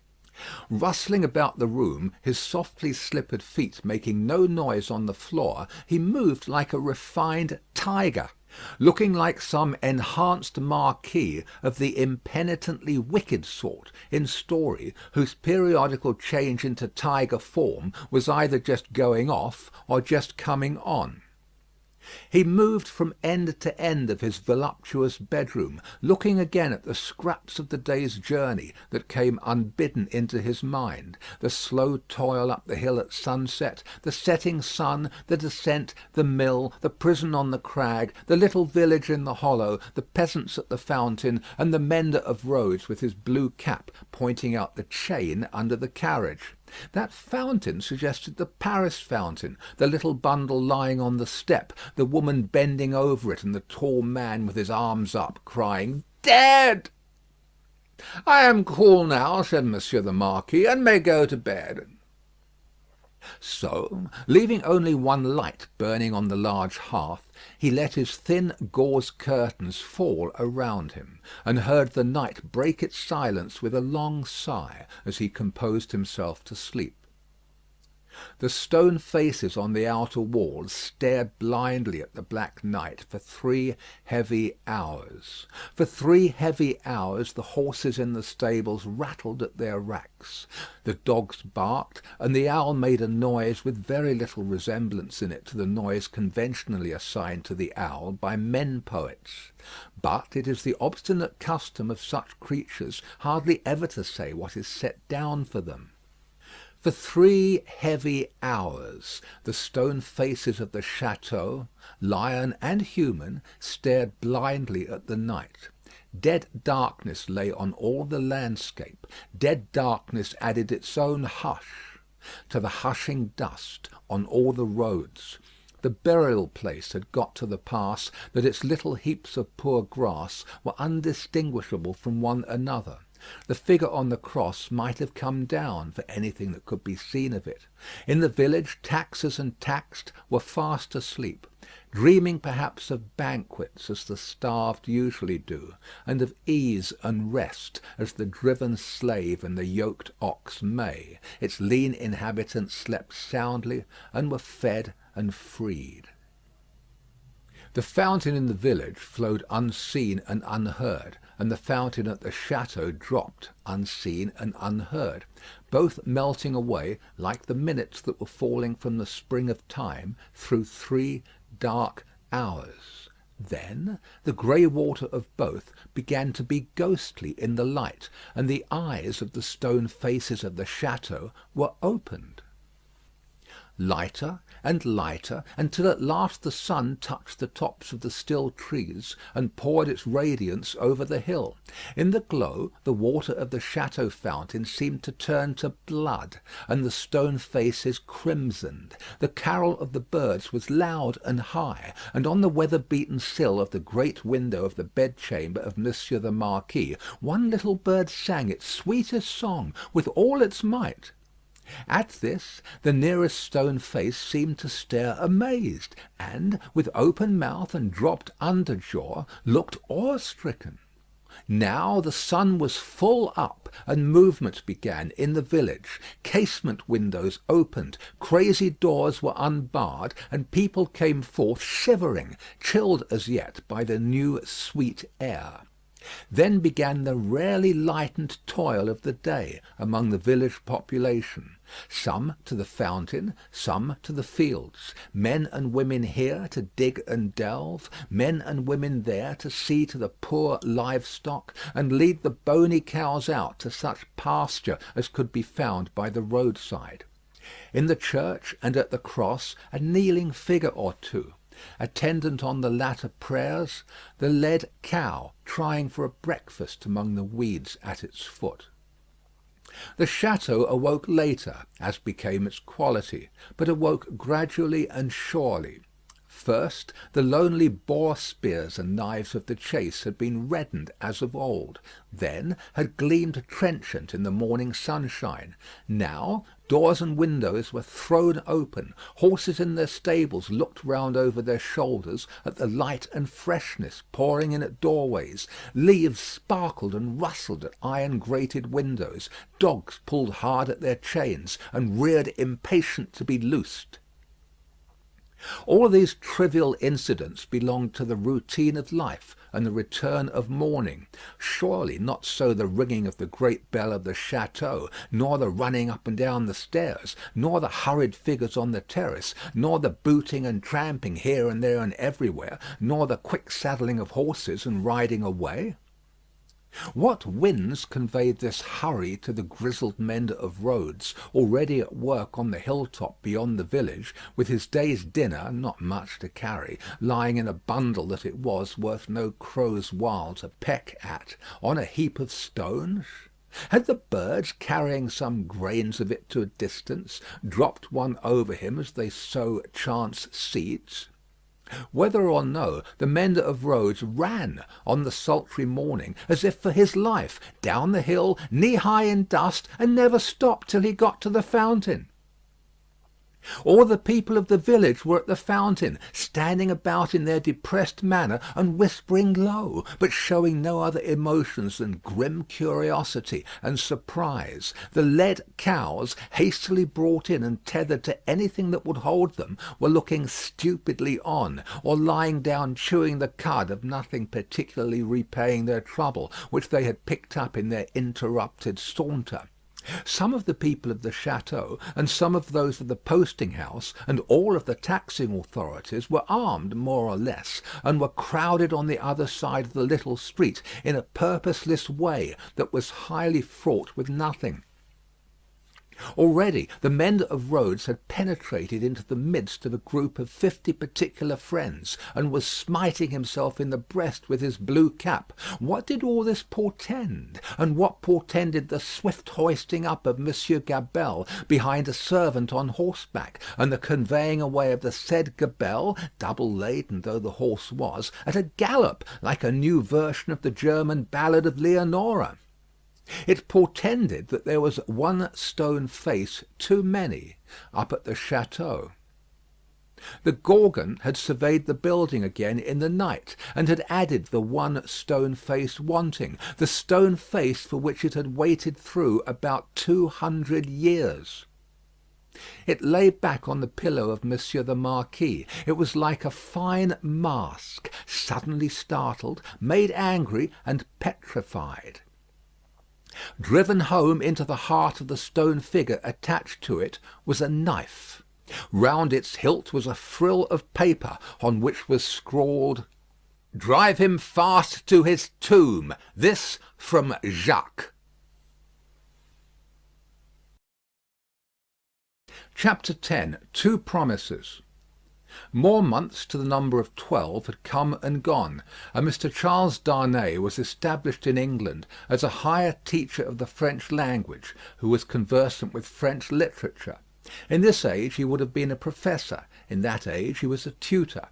He read with young men who could find any leisure and interest for the study of a living tongue spoken all over the world, and he cultivated a taste for its stores of knowledge and fancy. He could write of them, besides, in sound English, and render them into sound English. Such masters were not at that time easily found. Princes that had been, and kings that were to be, were not yet of the teacher class, and no ruined nobility had dropped out of Tellson's ledgers to turn cooks and carpenters. As a tutor, whose attainments made the student's way unusually pleasant and profitable, and as an elegant translator who brought something to his work besides mere dictionary knowledge, young Mr. Darnay soon became known and encouraged. He was well acquainted, moreover, with the circumstances of his country, and those were of ever-growing interest. So, with great perseverance and untiring industry, he prospered. In London he had expected neither to walk on pavements of gold, nor to lie on beds of roses. If he had had any such exalted expectation, he would not have prospered.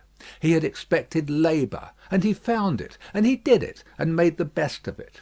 In this his prosperity consisted.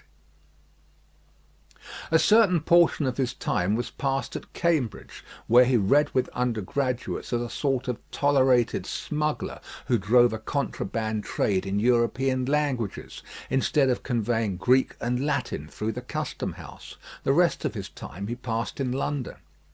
Now, from the days when it was always summer in Eden to these days when it is mostly winter in foreign latitudes, the world of a man has invariably gone one way, Charles Darnay's way, the way of the love of a woman. He had loved Lucie Manette from the hour of his danger. He had never heard a sound so sweet and dear as the sound of her compassionate voice. He had never seen a face so tenderly beautiful as hers when it was confronted with his own on the edge of the grave that had been dug for him. But he had not yet spoken to her on the subject. The assassination at the deserted château far away, beyond the heaving water and the long, long dusty roads, the solid stone château, which had itself become the mere mist of a dream, had been done a year, and he had never yet, by so much as a single spoken word, disclosed to her the state of his heart. That he had his reasons for this he knew full well. It was again a summer day when, lately arrived in London from his college occupation, he turned into the quiet corner in Soho, bent on seeking an opportunity of opening his mind to Doctor Manette. It was the close of the summer day, and he knew Lucie to be out with Miss Pross. He found the doctor reading in his armchair at a window. The energy which had at once supported him under his old sufferings and aggravated their sharpness had been gradually restored to him. He was now a very energetic man indeed, with great firmness of purpose, strength of resolution, and vigour of action. In his recovered energy he was sometimes a little fitful and sudden, as he had at first been in the exercise of his other recovered faculties, but this had never been frequently observable, and had grown more and more rare. He studied much, slept little, sustained a great deal of fatigue with ease, and was equably cheerful. To him now entered Charles Darnay, at sight of whom he laid aside his book and held out his hand. "Charles Darnay, I rejoice to see you. We have been counting on your return these 3 or 4 days past. Mr. Stryver and Sidney Carton were both here yesterday, and both made you out to be more than due." "I am obliged to them for their interest in the matter," he answered, a little coldly as to them, though very warmly as to the doctor. "Miss Manette is well," said the doctor as he stopped short, "and your return will delight us all. She has gone out on some household matters, but will soon be home." Doctor Manette, I knew she was from home. I took the opportunity of her being from home to beg to speak to you." There was a blank silence. "Yes," said the doctor, with evident constraint. "Bring your chair here, and speak on." He complied as to the chair, but appeared to find the speaking on less easy. "I have had the happiness, Doctor Manette, of being so intimate here," he at length began, "for some year and a half, that I hope the topic on which I am about to touch may not—" He was stayed by the doctor's putting out his hand to stop him. When he had kept it so a little while, he said, drawing it back, "Is Lucie the topic? She is. It is hard for me to speak of her at any time. It is very hard for me to hear her spoken of in that tone of yours, Charles Darnay. It is a tone of fervent admiration, true homage, and deep love, Doctor Manette," he said deferentially. There was another blank silence before her father rejoined, "I believe it. I do you justice. I believe it." His constraint was so manifest, and it was so manifest too that it originated in an unwillingness to approach the subject, that Charles Darnay hesitated. "Shall I go on, sir?" Another blank. "Yes, go on." "You anticipate what I would say, though you cannot know how earnestly I say it, how earnestly I feel it, without knowing my secret heart, and the hopes and fears and anxieties with which it has long been laden. Dear Doctor Manette, I love your daughter fondly, dearly, disinterestedly, devotedly. If ever there were love in the world, I love her. You have loved yourself. Let your old love speak for me." The doctor sat with his face turned away and his eyes bent on the ground. At the last words he stretched out his hand again, hurriedly, and cried, "Not that, sir! Let that be. I adjure you, do not recall that." His cry was so like a cry of actual pain that it rang in Charles Darnay's ears long after he had ceased. He motioned with the hand he had extended, and it seemed to be an appeal to Darnay to pause. The latter so received it, and remained silent. "I ask your pardon," said the doctor in a subdued tone after some moments. "I do not doubt your loving Lucie. You may be satisfied of it." He turned towards him in the chair, but did not look at him or raise his eyes. His chin dropped upon his hand, and his white hair overshadowed his face. "Have you spoken to Lucie?" "No." "Nor written?" "Never." "It would be ungenerous to affect not to know that your self-denial is referred to your consideration for her father. Her father thanks you." He offered his hand, but his eyes did not go with it. "I know," said Darnay respectfully. "How can I fail to know, Doctor Manette, I who have seen you together from day to day, that between you and Miss Manette there is an affection so unusual, so touching, so belonging to the circumstances in which it has been nurtured, that it can have few parallels, even in the tenderness between a father and child?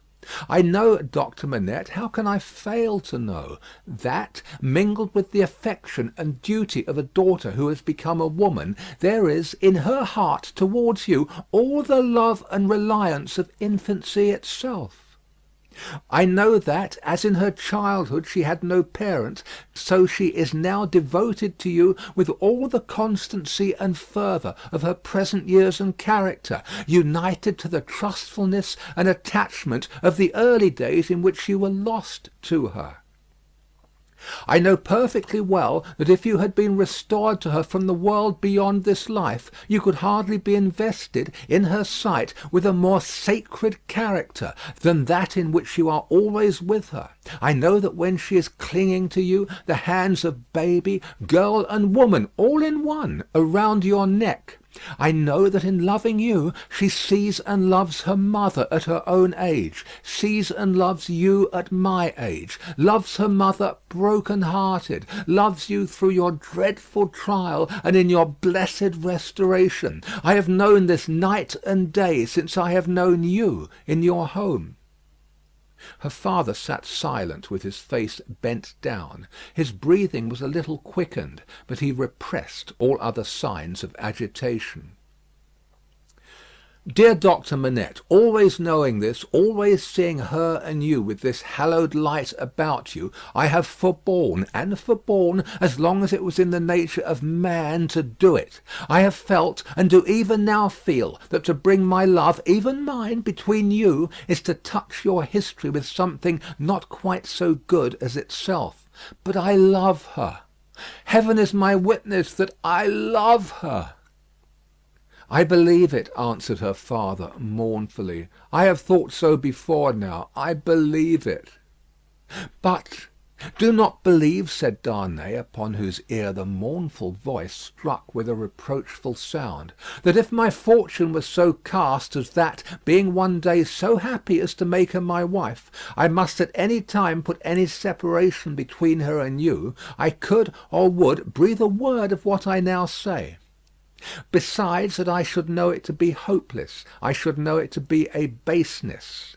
If I had any such possibility, even at a remote distance of years, harboured in my thoughts, and hidden in my heart, if it ever had been there, if it ever could be there, I could not now touch this honoured hand. He laid his own upon it as he spoke. No, dear Doctor Manette. Like you, a voluntary exile from France. Like you, driven from it by its distractions, oppressions, and miseries. Like you, striving to live away from it by my own exertions, and trusting in a happier future. I look only to sharing your fortunes, sharing your life and home, and being faithful to you to the death. Not to divide with Lucie her privilege as your child, companion, and friend, but to come in aid of it, and bind her closer to you, if such a thing can be. His touch still lingered on her father's hand. Answering the touch for a moment, but not coldly, her father rested his hands upon the arms of his chair, and looked up for the first time since the beginning of the conference. A struggle was evidently in his face, a struggle with that occasional look which had a tendency in it to dark doubt and a dread. You speak so feelingly and so manfully, Charles Darnay, that I thank you with all my heart, and will open all my heart, or nearly so. Have you any reason to believe that Lucie loves you?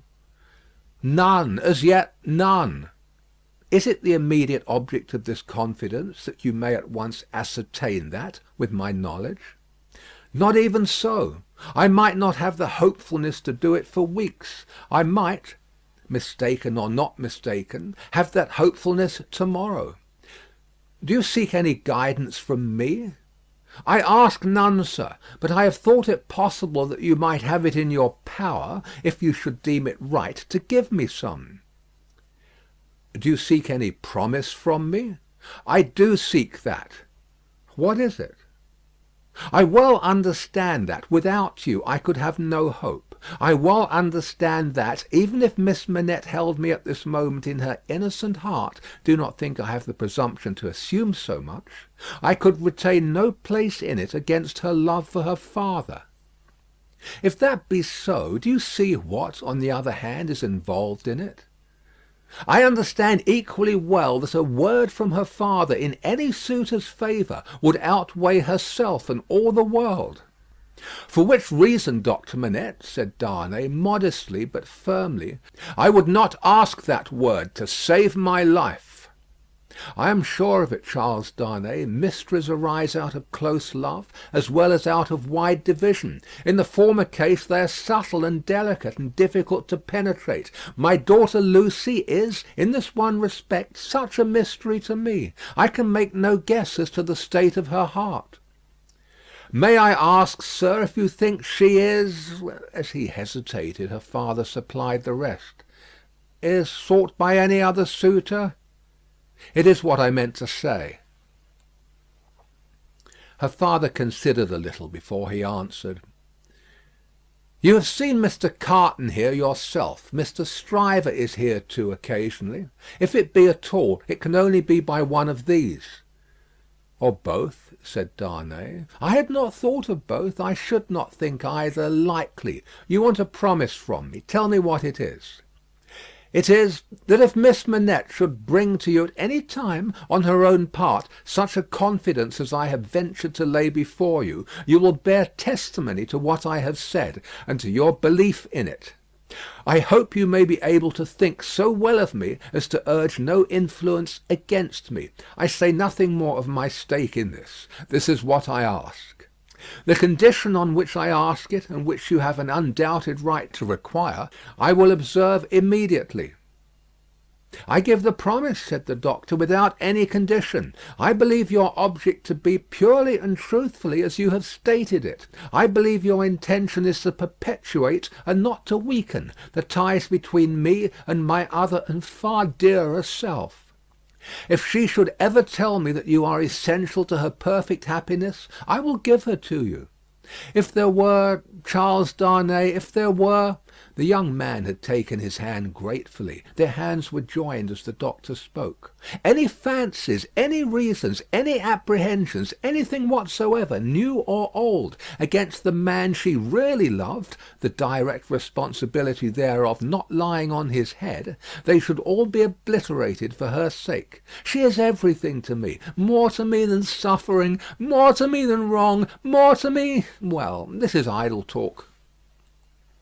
So strange was the way in which he faded into silence, and so strange his fixed look when he had ceased to speak, that Darnay felt his own hand turn cold in the hand that slowly released and dropped it. "You said something to me," said Doctor Manette, breaking into a smile. "What was it you said to me?" He was at a loss how to answer, until he remembered having spoken of a condition. Relieved as his mind reverted to that, he answered, "Your confidence in me ought to be returned with full confidence on my part. My present name, though but slightly changed from my mother's, is not, as you will remember, my own. I wish to tell you what that is, and why I am in England." "Stop!" said the doctor of Beauvais. "I wish it that I may better deserve your confidence, and have no secret from you." "Stop!" For an instant the doctor even had his two hands at his ears. For another instant even had his two hands laid on Darnay's lips. "Tell me when I ask you, not now. If your suit should prosper, if Lucie should love you, you shall tell me on your marriage morning. Do you promise?" "Willingly." "Give me your hand. She will be home directly, and it is better she should not see us together to-night. Go. God bless you."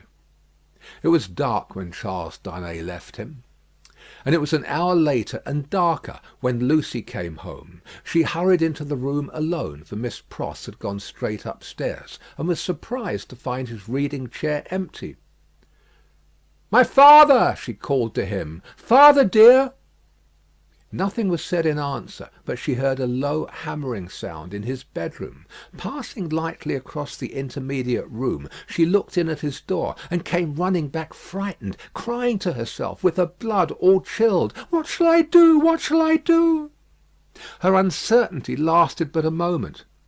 She hurried back and tapped at his door, and softly called to him. The noise ceased at the sound of her voice, and he presently came out to her, and they walked up and down together for a long time. She came down from her bed to look at him in his sleep that night. He slept heavily, and his tray of shoemaking tools and his old unfinished work were all as usual.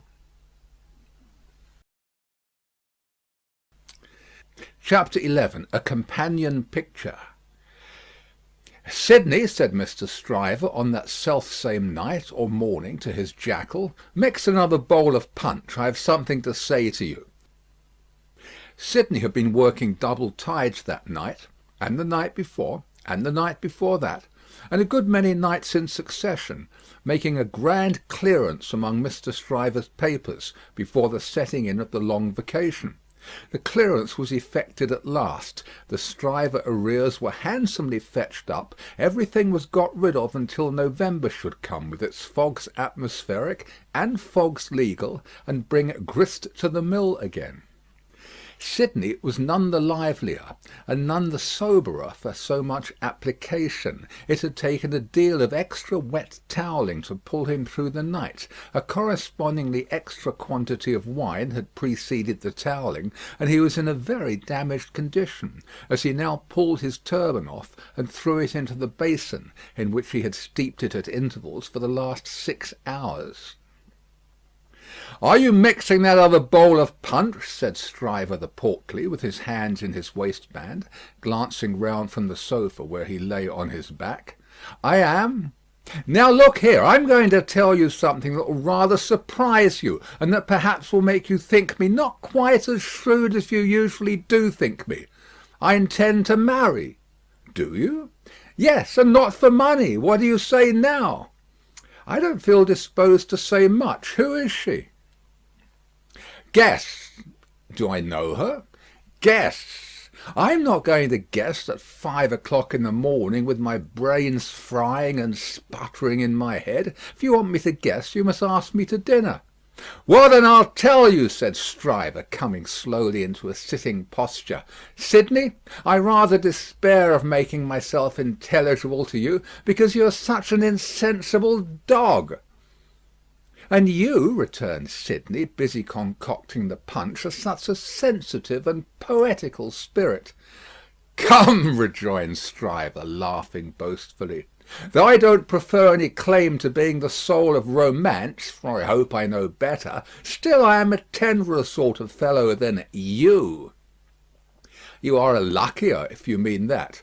"I don't mean that. I mean I am a man of more—" "Say gallantry while you are about it," suggested Carton.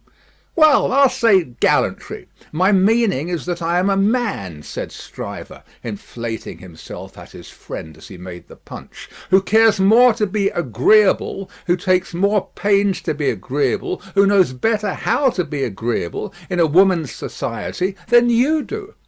"Go on," said Sidney Carton. "No, but before I go on," said Stryver, shaking his head in his bullying way, "I'll have this out with you. You've been at Doctor Manette's house as much as I have, or more than I have. Why, I have been ashamed of your moroseness there. Your manners have been of that silent and sullen and hangdog kind. That, upon my life and soul, I've been ashamed of you, Sidney."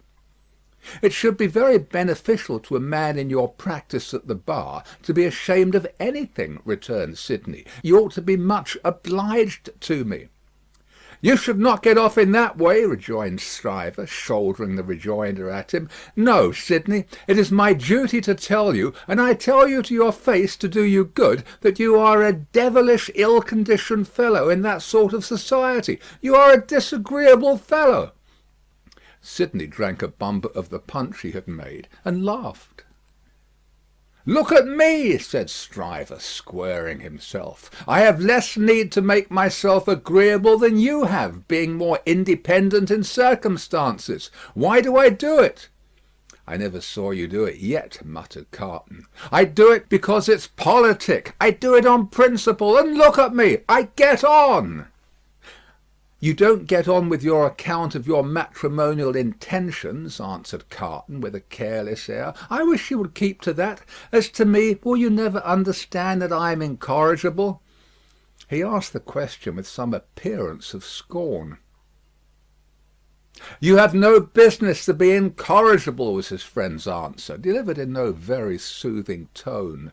"I have no business to be at all, that I know of," said Sidney Carton. "Who is the lady?" "Now, don't let my announcement of the name make you uncomfortable, Sidney," said Mr. Stryver, preparing him with ostentatious friendliness for the disclosure he was about to make, "because I know you don't mean half you say, and if you meant it all, it would be of no importance. I make this little preface because you once mentioned the young lady to me in slighting terms." "I did?" "Certainly, and in these chambers." Sidney Carton looked at his punch, and looked at his complacent friend, drank his punch, and looked at his complacent friend. You made mention of the young lady as a golden-haired doll. The young lady is Miss Manette. If you had been a fellow of any sensitiveness or delicacy of feeling in that kind of way, Sidney, I might have been a little resentful of your employing such a designation. But you are not. You want that sense altogether. Therefore I am no more annoyed when I think of the expression than I should be annoyed by a man's opinion of a picture of mine, who had no eye for pictures, or of a piece of music of mine, who had no ear for music. Sidney Carton drank the punch at a great rate, drank it by bumpers, looking at his friend. "Now you know all about it, Sid," said Mr. Stryver. "I don't care about Fortune. She is a charming creature, and I have made up my mind to please myself. On the whole, I think I can afford to please myself. She will have in me a man already pretty well off, and a rapidly rising man, and a man of some distinction. It is a piece of good fortune for her, but she is worthy of good fortune. Are you astonished?" Carton, still drinking the punch, rejoined, "Why should I be astonished? You approve?" Carton, still drinking the punch, rejoined, "Why should I not approve?" "Well," said his friend Stryver, "you take it more easily than I fancied you would, and you are less mercenary on my behalf than I thought you would be. Though, to be sure, you know well enough by this time that your ancient chum is a man of a pretty strong will. Yes, Sidney, I have had enough of this style of life, with no other as a change from it. I feel that it is a pleasant thing for a man to have a home when he feels inclined to go to it. When he doesn't, he can stay away, and I feel that Miss Manette will tell well in any station, and will always do me credit. So I have made up my mind. And now, Sidney, old boy, I want to say a word to you about your prospects. You are in a bad way, you know. You really are in a bad way. You don't know the value of money. You live hard. You'll knock up one of these days and be ill and poor. You really ought to think about a nurse." The prosperous patronage with which he said it made him look twice as big as he was, and 4 times as offensive. "Now, let me recommend you," pursued Stryver, "to look it in the face. I have looked it in the face in my different way. Look it in the face, you, in your different way. Marry. Provide somebody to take care of you. Never mind your having no enjoyment of women's society, nor understanding of it, nor tact for it. Find out somebody. Find out some respectable woman with a little property, somebody in the landlady way or lodging-letting way, and marry her against a rainy day. That's the kind of thing for you. Now think of it, Sidney." "I'll think of it," said Sidney. Chapter 12. The Fellow of Delicacy. Mr. Stryver, having made up his mind to that magnanimous bestowal of good fortune on the doctor's daughter, resolved to make her happiness known to her before he left town for the long vacation. After some mental debating of the point, he came to the conclusion that it would be as well to get all the preliminaries done with, and they could then arrange at their leisure whether he should give her his hand a week or 2 before Michaelmas term, or in the little Christmas vacation between it and Hilary. As to the strength of his case, he had not a doubt about it, but clearly saw his way to the verdict. Argued with the jury on substantial worldly grounds, the only grounds ever worth taking into account, it was a plain case, and had not a weak spot in it. He called himself for the plaintiff. There was no getting over his evidence. The counsel for the defendant threw up his brief, and the jury did not even turn to consider. After trying it, Stryver, C.J., was satisfied that no plainer case could be. Accordingly, Mr. Stryver inaugurated the long vacation with a formal proposal to take Miss Manette to Vauxhall Gardens, that failing, to Ranelagh, that unaccountably failing too, it behoved him to present himself in Soho, and there declare his noble mind. Towards Soho, therefore, Mr. Stryver shouldered his way from the Temple, while the bloom of the long vacation's infancy was still upon it. Anybody who had seen him projecting himself into Soho while he was yet on St. Dunstan's side of Temple Bar, bursting in his full-blown way along the pavement to the jostlement of all weaker people, might have seen how safe and strong he was. His way taking him past Tellson's, and he both banking at Tellson's and knowing Mr. Lorry as the intimate friend of the Manettes, it entered Mr. Stryver's mind to enter the bank and reveal to Mr. Lorry the brightness of the Soho horizon. So he pushed open the door with the weak rattle in its throat, stumbled down the 2 steps, got past the 2 ancient cashiers, and shouldered himself into the musty back closet where Mr. Lorry sat at great books ruled for figures, with perpendicular iron bars to his window, as if that were ruled for figures too, and everything under the clouds were a sum.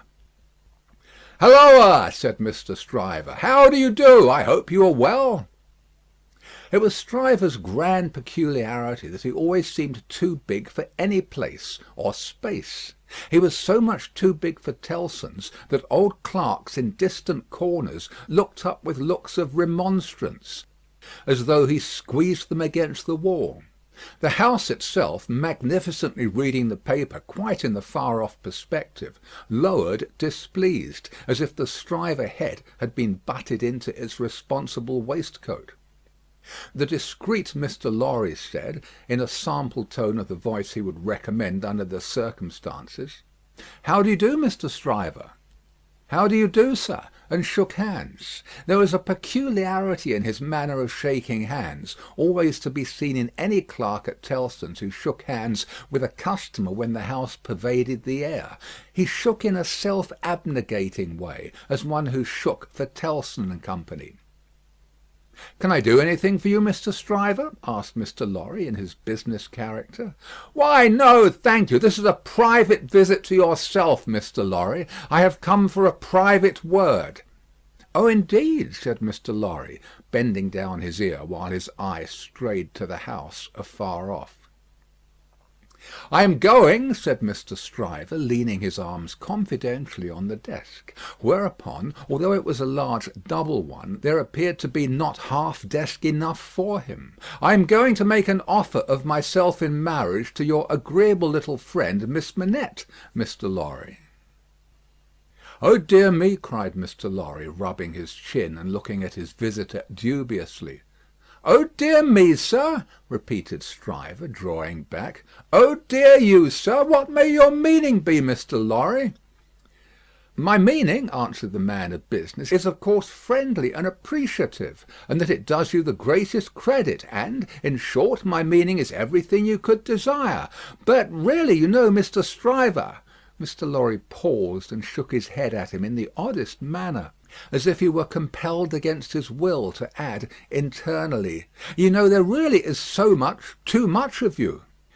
"Well," said Stryver, slapping the desk with his contentious hand, opening his eyes wider and taking a long breath, "if I understand you, Mr. Lorry, I'll be hanged." Mr. Lorry adjusted his little wig at both ears as a means towards that end, and bit the feather of a pen. "Damn it all, sir," said Stryver, staring at him, "am I not eligible?" "Oh dear, yes, yes. Oh yes, you're eligible," said Mr. Lorry. "If you say eligible, you are eligible." "Am I not prosperous?" asked Stryver. "Oh, if you come to prosperous, you are prosperous," said Mr. Lorry. "And advancing?" "If you come to advancing, you know," said Mr. Lorry, delighted to be able to make another admission, "nobody can doubt that." "Then what on earth is your meaning, Mr. Lorry?" demanded Stryver, perceptibly crestfallen. "Well, were you going there now?" asked Mr. Lorry. "Straight," said Stryver, with a plump of his fist on the desk. "Then I think I wouldn't if I was you."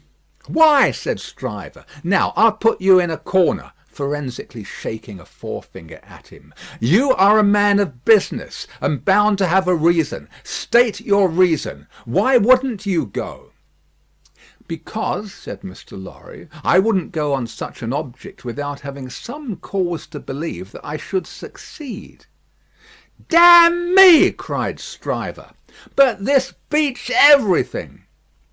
Mr. Lorry glanced at the distant house and glanced at the angry Stryver. "Here's a man of business, a man of years, a man of experience, in a bank," said Stryver, "and having summed up 3 leading reasons for complete success, he says there's no reason at all. Says it with his head on." Mr. Stryver remarked upon the peculiarity, as if it would have been infinitely less remarkable if he had said it with his head off.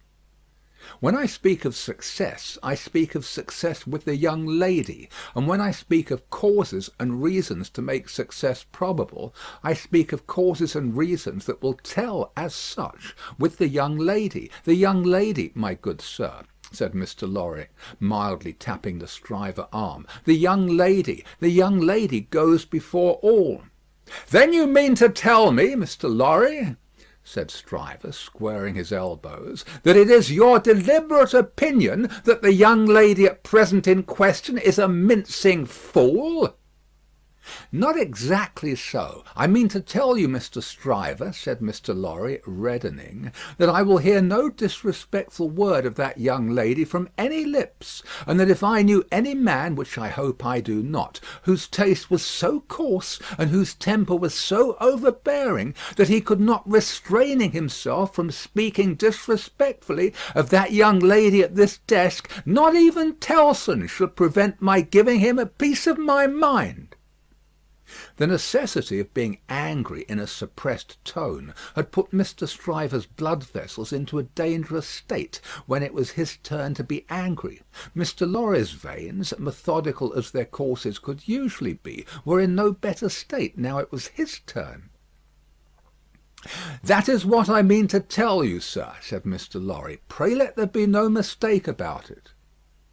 Mr. Stryver sucked the end of a ruler for a little while, and then stood hitting a tune out of his teeth with it, which probably gave him the toothache. He broke the awkward silence by saying, "This is something new to me, Mr. Lorry. You deliberately advise me not to go up to Soho and offer myself, Stryver of the King's Bench Bar?" "Do you ask me for my advice, Mr. Stryver?" "Yes, I do." "Very good. Then I give it, and you have repeated it correctly." "And all I can say of it is," laughed Stryver with a vexed laugh, "that this beats everything, past, present, and to come." "Now understand me," pursued Mr. Lorry. "As a man of business, I am not justified in saying anything about this matter, for, as a man of business, I know nothing of it. But as an old fellow who has carried Miss Manette in his arms, who is the trusted friend of Miss Manette, and of her father too, and who has a great affection for them both, I have spoken. The confidence is not of my seeking, recollect. Now, you think I may not be right?" "Not I," said Stryver, whistling. "I can't undertake to find third parties in common sense. I can only find it for myself. I suppose sense in certain quarters. You suppose mincing, bread and butter nonsense. It's new to me, but you are right, I dare say." "What I suppose, Mr. Stryver, I claim to characterise for myself. And understand me, sir," said Mr. Lorry, quickly flushing again. "I will not even at Tellson's, have it characterised for me by any gentleman breathing." "There, I beg your pardon," said Stryver. "Granted. Thank you. Well, Mr. Stryver, I was about to say, it might be painful to you to find yourself mistaken. It might be painful to Doctor Manette to have the task of being explicit with you. It might be very painful to Miss Manette to have the task of being explicit with you. You know the terms upon which I have the honour and happiness to stand with the family. If you please, committing you in no way, representing you in no way, I will undertake to correct my advice by the exercise of a little new observation and judgment, expressly brought to bear upon it. If you should then be dissatisfied with it, you can but test its soundness for yourself. If, on the other hand, you should be satisfied with it, and it should be what it now is, it may spare all sides what is best spared. What do you say?" "How long would you keep me in town?" "Oh, it's only a question of a few hours. I could go to Soho in the evening and come to your chambers afterwards." "Then I say yes," said Stryver. "I won't go up there now. I'm not so hot upon it as that comes to. I say yes, and I shall expect you to look in to-night. Good morning." Then Mr. Stryver turned and burst out of the bank, causing such a concussion of air on his passage through, that to stand up against it bowing behind the two counters required the utmost remaining strength of the two ancient clerks. Those venerable and feeble persons were always seen by the public in the act of bowing, and were popularly believed, when they had bowed a customer out, still to keep on bowing in the empty office until they bowed another customer in. The barrister was keen enough to divine that the banker would not have gone so far in his expression of opinion on any less solid ground than moral certainty. Unprepared as he was for the large pill he had to swallow, he got it down. "And now," said Mr. Stryver, shaking his forensic forefinger at the Temple in general, when it was down, "my way out of this is to put you all in the wrong." It was a bit of the art of an Old Bailey tactician, in which he found great relief. "You shall not put me in the wrong, young lady," said Mr. Stryver. "I'll do that for you." Accordingly, when Mr. Lorry called that night as late as 10 o'clock, Mr. Stryver, among a quantity of books and papers littered out for the purpose, seemed to have nothing less on his mind than the subject of the morning. He even showed surprise when he saw Mr. Lorry, and was altogether in an absent and preoccupied state. "Well," said that good-natured emissary, after a full half-hour of bootless attempts to bring him round to the question, "I've been to Soho." "To Soho?" repeated Mr. Stryver coldly. "Oh, to be sure. What am I thinking of?" "And I have no doubt," said Mr. Lorry, "that I was right in the conversation we had. My opinion is confirmed, and I reiterate my advice." "I assure you," returned Mr. Stryver in the friendliest way, "that I am sorry for it on your account, and sorry for it on the poor father's account. I know this must always be a sore subject with the family. Let us say no more about it." "I don't understand you," said Mr. Lorry. "I dare say not," rejoined Stryver, nodding his head in a smoothing and final way. "No matter, no matter." "But it does matter," Mr. Lorry urged. "No, it doesn't. I assure you it doesn't. Having supposed that there was sense where there is no sense, and a laudable ambition where there is not a laudable ambition, I am well out of my mistake, and no harm is done. Young women have committed similar foibles often before, and have repented them in poverty and obscurity often before. In an unselfish aspect, I am sorry that the thing is dropped, because it would have been a bad thing for me in a worldly point of view. In a selfish aspect, I am glad that the thing is dropped, because it would have been a bad thing for me in a worldly point of view. It is hardly necessary to say I could have gained nothing by it. There is no harm at all done. I have not proposed to the young lady, and, between ourselves, I am by no means certain, on reflection, that I ever should have committed myself to that extent. Mr. Lorry, you cannot control the mincing vanities and giddiness of empty-headed girls. You must not expect to do it, or you will always be disappointed. Now, pray say no more about it. I tell you, I regret it on account of others, but I am satisfied on my own account. And I am really very much obliged to you for allowing me to sound you, and for giving me your advice. You know the young lady better than I do. You were right. It never would have done." Mr. Lorry was so taken aback that he looked quite stupidly at Mr. Stryver shouldering him towards the door, with an appearance of showering generosity, forbearance, and goodwill on his erring head. "Make the best of it, my dear sir," said Stryver. "Say no more about it. Thank you again for allowing me to sound you. Good night." Mr. Lorry was out in the night before he knew where he was. Mr. Stryver was lying back on his sofa, winking at his ceiling. Chapter 13. The Fellow of No Delicacy. If Sidney Carton ever shone anywhere, he certainly never shone in the house of Doctor Manette. He had been there often, during a whole year, and had always been the same moody and morose lounger there. When he cared to talk, he talked well, but the cloud of caring for nothing, which overshadowed him with such a fatal darkness, was very rarely pierced by the light within him.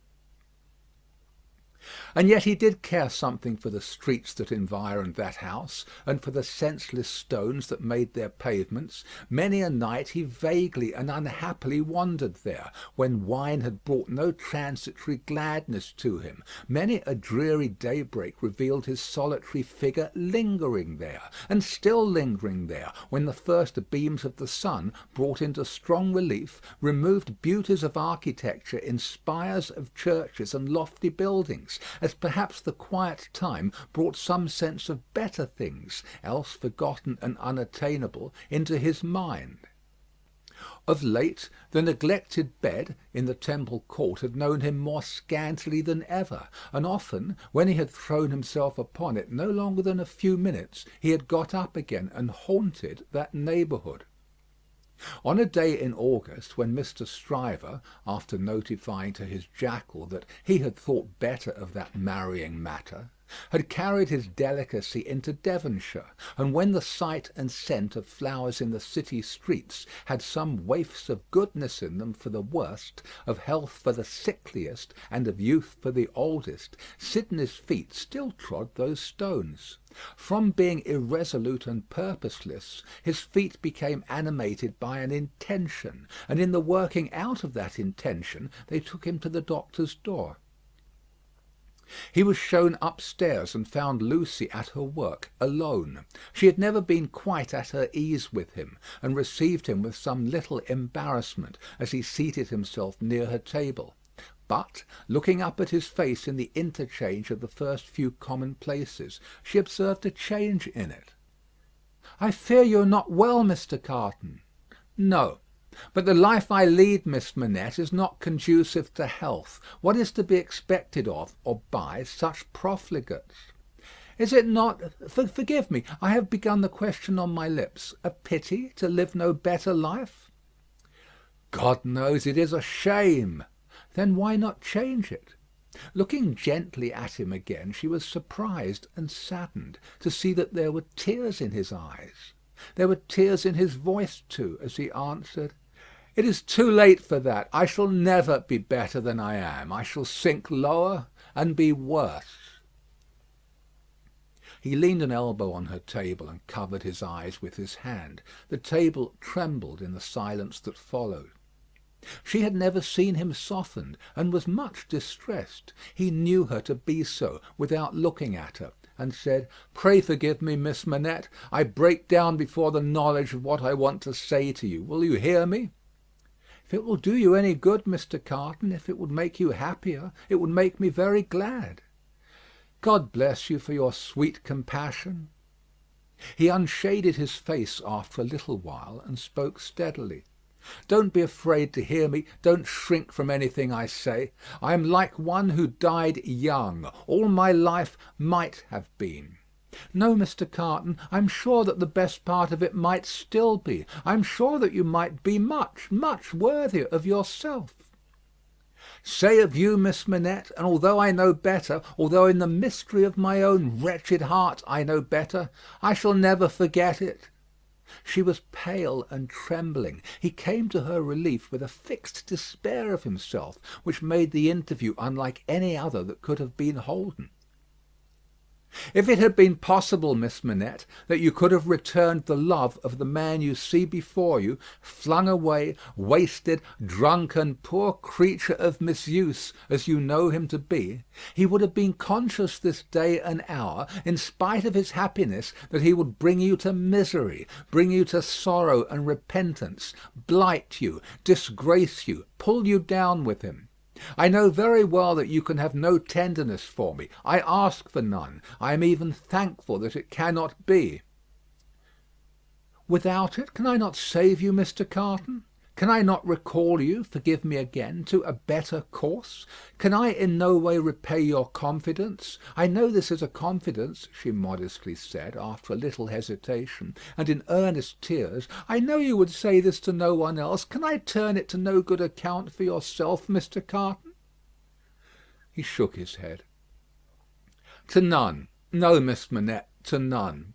If you will hear me through a very little more, all you can ever do for me is done. I wish you to know that you have been the last dream of my soul. In my degradation, I have not been so degraded but that the sight of you with your father, and of this home made such a home by you, has stirred old shadows that I thought had died out of me. Since I knew you, I have been troubled by a remorse that I thought would never reproach me again, and have heard whispers from old voices, impelling me upward, that I thought were silent for ever. I have had unformed ideas of striving afresh, beginning anew, shaking off sloth and sensuality, and fighting out the abandoned fight, a dream, all a dream that ends in nothing, and leaves the sleeper where he lays down. But I wish you to know that you inspired it." "Will nothing of it remain? Oh, Mr. Carton, think again, try again." "No, Miss Manette. All through it I have known myself to be quite undeserving. And yet I have had the weakness, and have still the weakness, to wish you to know with what a sudden mastery you kindled me, heap of ashes that I am, into fire. A fire, however inseparable in its nature from myself, quickening nothing, lighting nothing, doing no service, idly burning away. Since it is my misfortune, Mr. Carton, to have made you more unhappy than you were before you knew me—" "Don't say that, Miss Manette, for you would have reclaimed me, if anything could. You will not be the cause of my becoming worse. Since the state of your mind that you describe is, at all events, attributable to some influence of mine, this is what I mean, if I can make it plain. Can I use no influence to serve you? Have I no power for good with you at all?" "The utmost good that I am capable of now, Miss Manette, I have come here to realise. Let me carry through the rest of my misdirected life the remembrance that I opened my heart to you, last of all the world, and that there was something left in me at this time which you could deplore and pity, which I entreated you to believe again and again most fervently with all my heart was capable of better things, Mr. Carton. Entreat me to believe it no more, Miss Manette. I have proved myself, and I know better. I distress you. I draw fast to an end. Will you let me believe, when I recall this day, that the last confidence of my life was reposed in your pure and innocent breast, and that it lies there alone, and will be shared by no one? If that will be a consolation to you, yes. Not even by the dearest one ever to be known to you?" "Mr. Carton," she answered, after an agitated pause, "the secret is yours, not mine, and I promise to respect it." "Thank you, and again, God bless you." He put her hand to his lips and moved towards the door. "Be under no apprehension, Miss Manette, of my ever resuming this conversation by so much as a passing word. I will never refer to it again. If I were dead, that could not be surer than it is henceforth. In the hour of my death I shall hold sacred the one good remembrance, and shall thank and bless you for it, that my last avowal of myself was made to you, and that my name and faults and miseries were gently carried in your heart. May it otherwise be light and happy." He was so unlike what he had ever shown himself to be, and it was so sad to think how much he had thrown away, and how much he every day kept down and perverted, that Lucie Manette wept mournfully for him as he stood looking back at her. "Be comforted," he said. "I am not worth such feeling, Miss Manette. An hour or two hence, and the low companions and low habits that I scorn but yield to will render me less worth such tears as those than any wretch who creeps along the streets. Be comforted. But within myself I shall always be towards you what I am now, though outwardly I shall be what you have heretofore seen me. The last supplication but one I make to you is that you will believe this of me." "I will, Mr. Carton." "My last supplication of all is this, and with it I will relieve you of a visitor with whom I well know you have nothing in unison, and between whom and you there is an impassable space. It is useless to say it, I know, but it rises out of my soul. For you, and any dear to you, I would do anything. If my career were of that better kind that there was any opportunity or capacity of sacrifice in it, I would embrace any sacrifice for you and for those dear to you. Try to hold me in your mind some quiet times as ardent and sincere in this one thing. The time will come, the time will not be long in coming, when new ties will be formed about you, ties that will bind you yet more tenderly and strongly to the home you so adorn, the dearest ties that will ever grace and gladden you. Oh, Miss Manette, when the little picture of a happy father's face looks up in yours, when you see your own bright beauty springing up anew at your feet, think now and then that there is a man who would give his life to keep a life you love beside you." He said farewell, said a last "God bless you," and left her. Chapter 14. The Honest Tradesman. To the eyes of Mr. Jeremiah Cruncher, sitting on his stall in Fleet Street with his grisly urchin beside him, a vast number and variety of objects in movement were every day presented. Who could sit upon anything in Fleet Street during the busy hours of the day and not be dazed and deafened by two immense processions, one ever tending westward with the sun, the other ever tending eastward from the sun, both ever tending to the plains beyond the range of red and purple where the sun goes down? With his straw in his mouth, Mr. Cruncher sat watching the two streams, like the heathen rustic who has for several centuries been on duty watching one stream, saving that Jerry had no expectation of their ever running dry. Nor would it have been an expectation of a hopeful kind, since a small part of his income was derived from the pilotage of timid women, mostly of a full habit and past the middle term of life, from Tellson's side of the tides to the opposite shore. Brief as such companionship was in every separate instance, Mr. Cruncher never failed to become so interested in the lady as to express a strong desire to have the honour of drinking her very good health. And it was from the gifts bestowed upon him towards the execution of this benevolent purpose that he recruited his finances, as just now observed. Time was when a poet sat upon a stall in a public place and mused in the sight of men.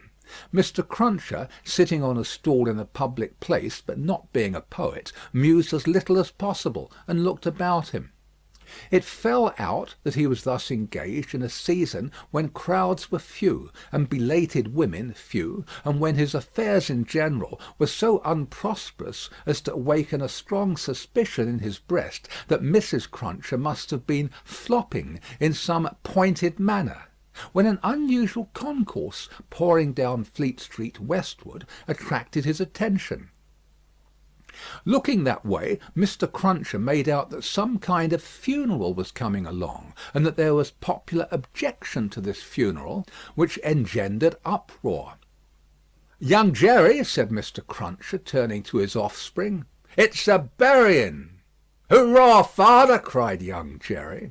The young gentleman uttered this exultant sound with mysterious significance. The elder gentleman took the cry so ill that he watched his opportunity, and smote the young gentleman on the ear.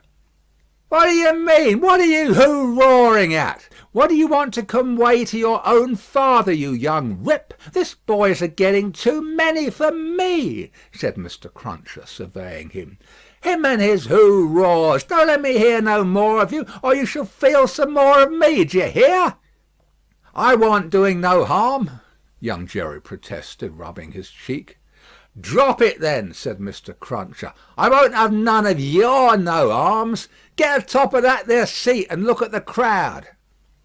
His son obeyed, and the crowd approached. They were bawling and hissing round a dingy hearse and dingy mourning coach, in which mourning coach there was only one mourner, dressed in the dingy trappings that were considered essential to the dignity of the position. The position appeared by no means to please him, however, with an increasing rabble surrounding the coach, deriding him, making grimaces at him, and incessantly groaning and calling out, "Ya spies! Tst! Ya, ya, spies!" with many compliments too numerous and forcible to repeat.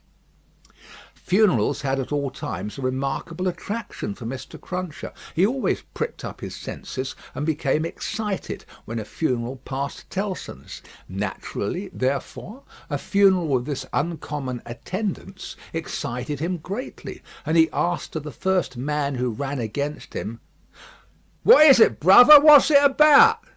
"I don't know," said the man. "Spies! Ya, ya, tst, spies!" He asked another man, "Who is it?" "I don't know," returned the man, clapping his hands to his mouth nevertheless, and vociferating in a surprising heat and with the greatest ardour, "Spies! Ya, ya, tst, spies!" At length a person better informed on the merits of the case tumbled against him, and from this person he learned that the funeral was the funeral of one Roger Cly. "Was he a spy?" asked Mr. Cruncher. "Old Bailey spy," returned his informant. "Ya, ya, tst, ya, Old Bailey spies!" "Why, to be sure!" exclaimed Jerry, recalling the trial at which he had assisted. "I've seen him. Dead, is he?" "Dead as mutton," returned the other, "and can't be too dead. Have 'em out, they're spies. Pull 'em out, they're spies." The idea was so acceptable in the prevalent absence of any idea that the crowd caught it up with eagerness, and loudly repeating the suggestion to "have 'em out" and to "pull 'em out," mobbed the two vehicles so closely that they came to a stop. On the crowd's opening the coach doors, the one mourner scuffled out of himself and was in their hands for a moment, but he was so alert and made such good use of his time that in another moment he was scouring away up a by-street, after shedding his cloak, hat, long hat-band, white pocket-handkerchief, and other symbolical tears. These the people tore to pieces and scattered far and wide with great enjoyment, while the tradesmen hurriedly shut up their shops, for a crowd in those times stopped at nothing, and was a monster much dreaded.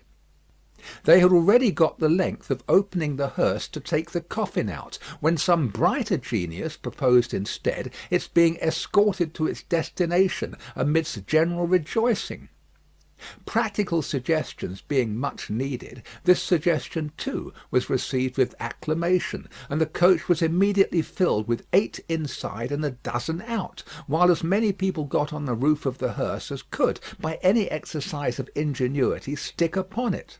Among the first of these volunteers was Jerry Cruncher himself, who modestly concealed his spiky head from the observation of Tellson's in the further corner of the mourning coach. The officiating undertakers made some protest against these changes in the ceremonies, but, the river being alarmingly near, and several voices remarking on the efficacy of cold immersion in bringing refractory members of the profession to reason, the protest was faint and brief. The remodelled procession started, with a chimney sweep driving the hearse, advised by the regular driver who was perched beside him, under close inspection for the purpose, and with a pieman, also attended by his cabinet minister, driving the mourning coach. A bear leader, a popular street character of the time, was impressed as an additional ornament, before the cavalcade had gone far down the Strand. And his bear, who was black and very mangy, gave quite an undertaking air to that part of the procession in which he walked. Thus, with beer drinking, pipe smoking, song roaring, and infinite caricaturing of woe, the disorderly procession went its way, recruiting at every step, and all the shops shutting up before it. Its destination was the old church of St. Pancras, far off in the fields. It got there in course of time, insisted on pouring into the burial ground. Finally, accomplished the interment of the deceased Roger Cly in its own way, and highly to its own satisfaction. The dead man disposed of, and the crowd being under the necessity of providing some other entertainment for itself, another brighter genius, or perhaps the same, conceived the humour of impeaching casual passers-by as Old Bailey spies, and wreaking vengeance on them. Chase was given to some scores of inoffensive persons who had never been near the Old Bailey in their lives, in the realization of this fancy, and they were roughly hustled and maltreated. The transition to the sport of window breaking, and thence to the plundering of public houses, was easy and natural. At last, after several hours, when sundry summer houses had been pulled down, and some area railings had been torn up, to arm the more belligerent spirits, a rumour got about that the guards were coming. Before this rumour the crowd gradually melted away, and perhaps the guards came, and perhaps they never came, and this was the usual progress of a mob. Mr. Cruncher did not assist at the closing sports, but had remained behind in the churchyard, to confer and condole with the undertakers. The place had a soothing influence on him. He procured a pipe from a neighbouring public house, and smoked it, looking in at the railings and maturely considering the spot. "Jerry," said Mr. Cruncher, apostrophising himself in his usual way, "you see that there Cly that day, and you see with your own eyes that he was a young un and a straight maiden." Having smoked his pipe out, and ruminated a little longer, he turned himself about, that he might appear, before the hour of closing, on his station at Tellson's. Whether his meditations on mortality had touched his liver, or whether his general health had been previously at all amiss, or whether he desired to show little attention to an eminent man, is not so much to the purpose as that he made a short call upon his medical adviser, a distinguished surgeon, on his way back. Young Jerry relieved his father with dutiful interest, and reported no job in his absence. The bank closed, the ancient clerks came out, the usual watch was set, and Mr. Cruncher and his son went home to tea. "Now, I tell you where it is," said Mr. Cruncher to his wife, on entering. "If, as an honest tradesman, me wenters goes wrong to-night, I shall make sure that you've been praying again me, and I shall work you for it just the same as if I seen you do it." The dejected Mrs. Cruncher shook her head. "Why, you're at it afore my face," said Mr. Cruncher, with signs of angry apprehension. "I'm saying nothing." "Well, then, don't meditate nothing. You might as well flop as meditate. You may as well go again me one way as another. Drop it altogether." "Yes, Jerry." "Yes, Jerry," repeated Mr. Cruncher, sitting down to tea. "Ah, it is yes, Jerry. That's about it. You may say yes, Jerry." Mr. Cruncher had no particular meaning in these sulky corroborations, but made use of them, as people not unfrequently do, to express general ironical dissatisfaction. "You and your yes, Jerry," said Mr. Cruncher, taking a bite out of his bread and butter, and seeming to help it down with a large invisible oyster out of his saucer. "Ah, I think so. I believe you."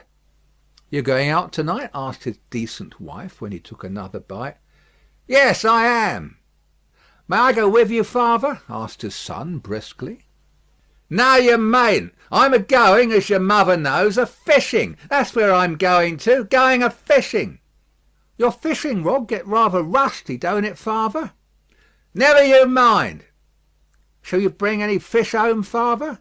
"If I don't, you'll have short commons to-morrow," returned that gentleman, shaking his head. "That's questions enough for you. I ain't a-going out till you've been long a-bed." He devoted himself during the remainder of the evening to keeping a most vigilant watch on Mrs. Cruncher, and sullenly holding her in conversation, that she might be prevented from meditating any petitions to his disadvantage. With this view, he urged his son to hold her in conversation also, and led the unfortunate woman a hard life by dwelling on any causes of complaint he could bring against her, rather than he would leave her for a moment to her own reflections. The devoutest person could have rendered no greater homage to the efficacy of an honest prayer than he did in this distrust of his wife. It was as if a professed unbeliever in ghosts should be frightened by a ghost story. "And mind you," said Mr. Cruncher, "no games to-morrow. If I, as an honest tradesman, succeed in providing a jint of meat or two, none of your not touching of it and sticking to bread. If I, as an honest tradesman, am able to provide a little beer, none of your declaring on water. When you go to Rome, do as Rome does. Rome will be an ugly customer to you if you don't. I'm your Rome, you know." Then he began grumbling again. "With your flying into the face of your own wittles and drink, I don't know how scarce you mayn't make the wittles and drink here by your flopping tricks and your unfeeling conduct. Look at your boy. He is yourn, ain't he? He's as thin as a lathe. Do you call yourself a mother and not know that a mother's first duty is to blow her boy out?" This touched young Jerry on a tender place, who adjured his mother to perform her first duty, and, whatever else she did or neglected, above all things to lay especial stress on the discharge of that maternal function so affectingly and delicately indicated by his other parent. Thus the evening wore away with the Cruncher family, until young Jerry was ordered to bed, and his mother, laid under similar injunctions, obeyed them. Mr. Cruncher beguiled the earlier watches of the night with solitary pipes, and did not start upon his excursion until nearly 1 o'clock. Towards that small and ghostly hour he rose up from his chair, took a key out of his pocket, opened a locked cupboard, and brought forth a sack, a crowbar of convenient size, a rope and chain, and other fishing tackle of that nature. Disposing these articles about him in skilful manner, he bestowed a parting defiance on Mrs. Cruncher, extinguished the light, and went out. Young Jerry, who had only made a feint of undressing when he went to bed, was not long after his father. Under cover of the darkness he followed out of the room, followed down the stairs, followed down the court, followed out into the streets. He was in no uneasiness concerning his getting into the house again, for it was full of lodgers, and the door stood ajar all night. Impelled by a laudable ambition to study the art and mystery of his father's honest calling, young Jerry, keeping as close to house fronts, walls, and doorways as his eyes were close to one another, held his honoured parent in view. The honoured parent, steering northward, had not gone far when he was joined by another disciple of Isaac Walton, and the two trudged on together. Within half an hour from the first starting, they were beyond the winking lamps, and the more than winking watchman, and were out upon a lonely road. Another fisherman was picked up here, and that so silently that if young Jerry had been superstitious, he might have supposed the second follower of the gentle craft to have, all of a sudden, split himself into two. The three went on, and young Jerry went on, until the three stopped under a bank overhanging the road. Upon the top of the bank was a low brick wall, surmounted by an iron railing. In the shadow of bank and wall the three turned out of the road, and up a blind lane, of which the wall, there risen to some 8 or 10 feet high, formed one side. Crouching down in a corner, peeping up the lane, the next object that young Jerry saw was the form of his honoured parent, pretty well defined against a watery and clouded moon, nimbly scaling an iron gate. He was soon over, and then the second fisherman got over, and then the third. They all dropped softly on the ground within the gate, and lay there a little, listening perhaps. Then they moved away on their hands and knees. It was now young Jerry's turn to approach the gate, which he did, holding his breath. Crouching down again in a corner there, and looking in, he made out the three fishermen creeping through some rank grass, and all the gravestones in the churchyard. It was a large churchyard that they were in, looking on like ghosts in white, while the church tower itself looked on like the ghost of a monstrous giant. They did not creep far before they stopped and stood upright, and then they began to fish. They fished with a spade at first. Presently the honoured parent appeared to be adjusting some instrument like a great corkscrew. Whatever tools they worked with, they worked hard, until the awful striking of the church clock so terrified young Jerry that he made off, with his hair as stiff as his father's. But his long-cherished desire to know more about these matters not only stopped him in his running away, but lured him back again. They were still fishing perseveringly when he peeped in at the gate for a second time. But now they seemed to have got a bite. There was a screwing and complaining sound down below, and their bent figures were strained as if by a weight. By slow degrees the weight broke away the earth upon it, and came to the surface.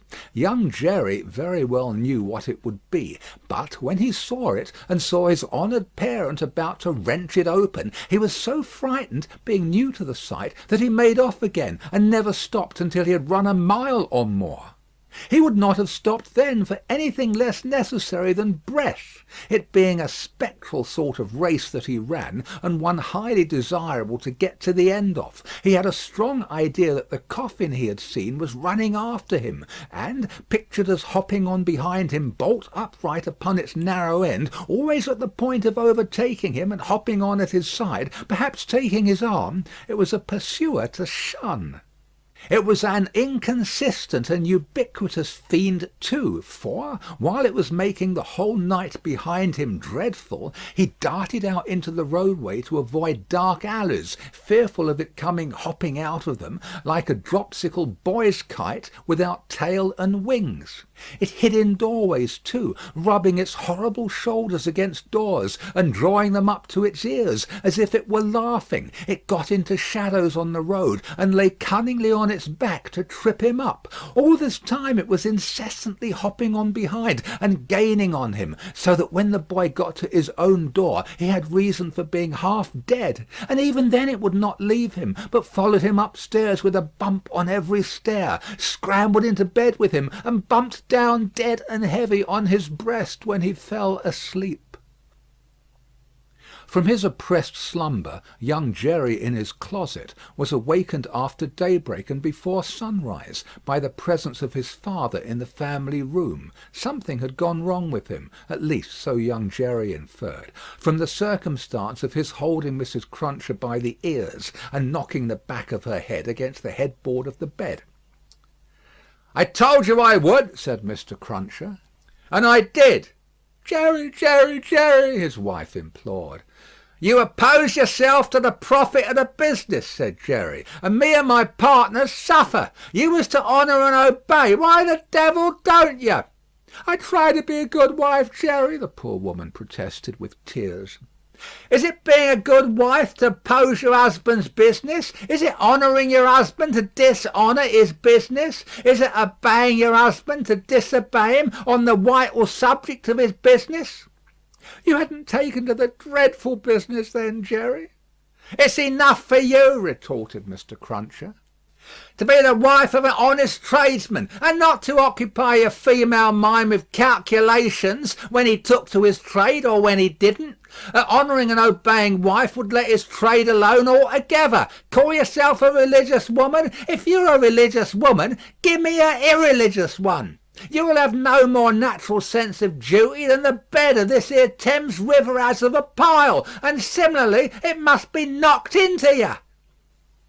The altercation was conducted in a low tone of voice, and terminated in the honest tradesman kicking off his clay-soiled boots and lying down at his length on the floor. After taking a timid peep at him lying on his back, with his rusty hands under his head for a pillow, his son lay down too, and fell asleep again. There was no fish for breakfast, and not much of anything else. Mr. Cruncher was out of spirits and out of temper, and kept an iron pot lid by him as a projectile for the correction of Mrs. Cruncher, in case he should observe any symptoms of her saying grace. He was brushed and washed at the usual hour, and set off with his son to pursue his ostensible calling. Young Jerry, walking with the stool under his arm at his father's side along sunny and crowded Fleet Street, was a very different young Jerry from him of the previous night, running home through darkness and solitude from his grim pursuer. His cunning was fresh with the day, and his qualms were gone with the night, in which particulars it is not improbable that he had compeers in Fleet Street and the City of London that fine morning. "Father," said young Jerry, as they walked along, taking care to keep at arm's length and to have the stall well between them, "what's a resurrection man?" Mr. Cruncher came to a stop on the pavement before he answered, "How should I know?" "I thought you knowed everything, father," said the artless boy. Well," returned Mr. Cruncher, going on again, and lifting off his hat to give his spikes free play. "He's a tradesman." "What's his goods, father?" asked the brisk young Jerry. "His goods," said Mr. Cruncher, after turning it over in his mind, "is a branch of scientific goods." "Persons' bodies, ain't it, father?" asked the lively boy. "I believe it is something of the sort," said Mr. Cruncher. "Oh, father, I should so like to be a resurrection man when I'm quite growed up." Mr. Cruncher was soothed, but shook his head in a dubious and moral way. "It depends upon how you develop your talents. Be careful to develop your talents, and ne'er to say no more than you can help to nobody, and there's no telling at the present time what you may not come to be fit for." As young Jerry, thus encouraged, went on a few yards in advance, to plant the stall in the shadow of the bar, Mr. Cruncher added to himself, "Jerry, you honest tradesman, there's hope what that boy will yet be a blessing to you, and a recompense to you for his mother." Chapter 15. Knitting. There had been earlier drinking than usual in the wine shop of Monsieur Defarge. As early as 6 o'clock in the morning, sallow faces peeping through its barred windows had descried other faces within, bending over measures of wine. Monsieur Defarge sold a very thin wine at the best of times, but it would seem to have been an unusually thin wine that he sold at this time. A sour wine, moreover, or a souring, for its influence on the mood of those who drank it was to make them gloomy. No vivacious bacchanalian flame leaped out of the pressed grape of Monsieur Defarge, but a smouldering fire that burnt in the dark lay hidden in the dregs of it. This had been the third morning in succession on which there had been early drinking at the wine shop of Monsieur Defarge. It had begun on Monday, and here was Wednesday come. There had been more of early brooding than drinking, for many men had listened and whispered and slunk about there from the time of the opening of the door, who could not have laid a piece of money on the counter to save their souls. These were to the full as interested in the place, however, as if they could have commanded whole barrels of wine, and they glided from seat to seat, and from corner to corner, swallowing talk in lieu of drink with greedy looks. Notwithstanding an unusual flow of company, the master of the wine shop was not visible. He was not missed, for nobody who crossed the threshold looked for him. Nobody asked for him. Nobody wondered to see only Madame Defarge in her seat, presiding over the distribution of wine, with a bowl of battered small coins before her, as much defaced and beaten out of their original impress as the small coinage of humanity from whose ragged pockets they had come. A suspended interest and a prevalent absence of mind were perhaps observed by the spies who looked in at the wine shop, as they looked in at every place, high and low, from the king's palace to the criminal's jail. Games at cards languished, players at dominoes musingly built towers with them, drinkers drew figures on the table with spilt drops of wine.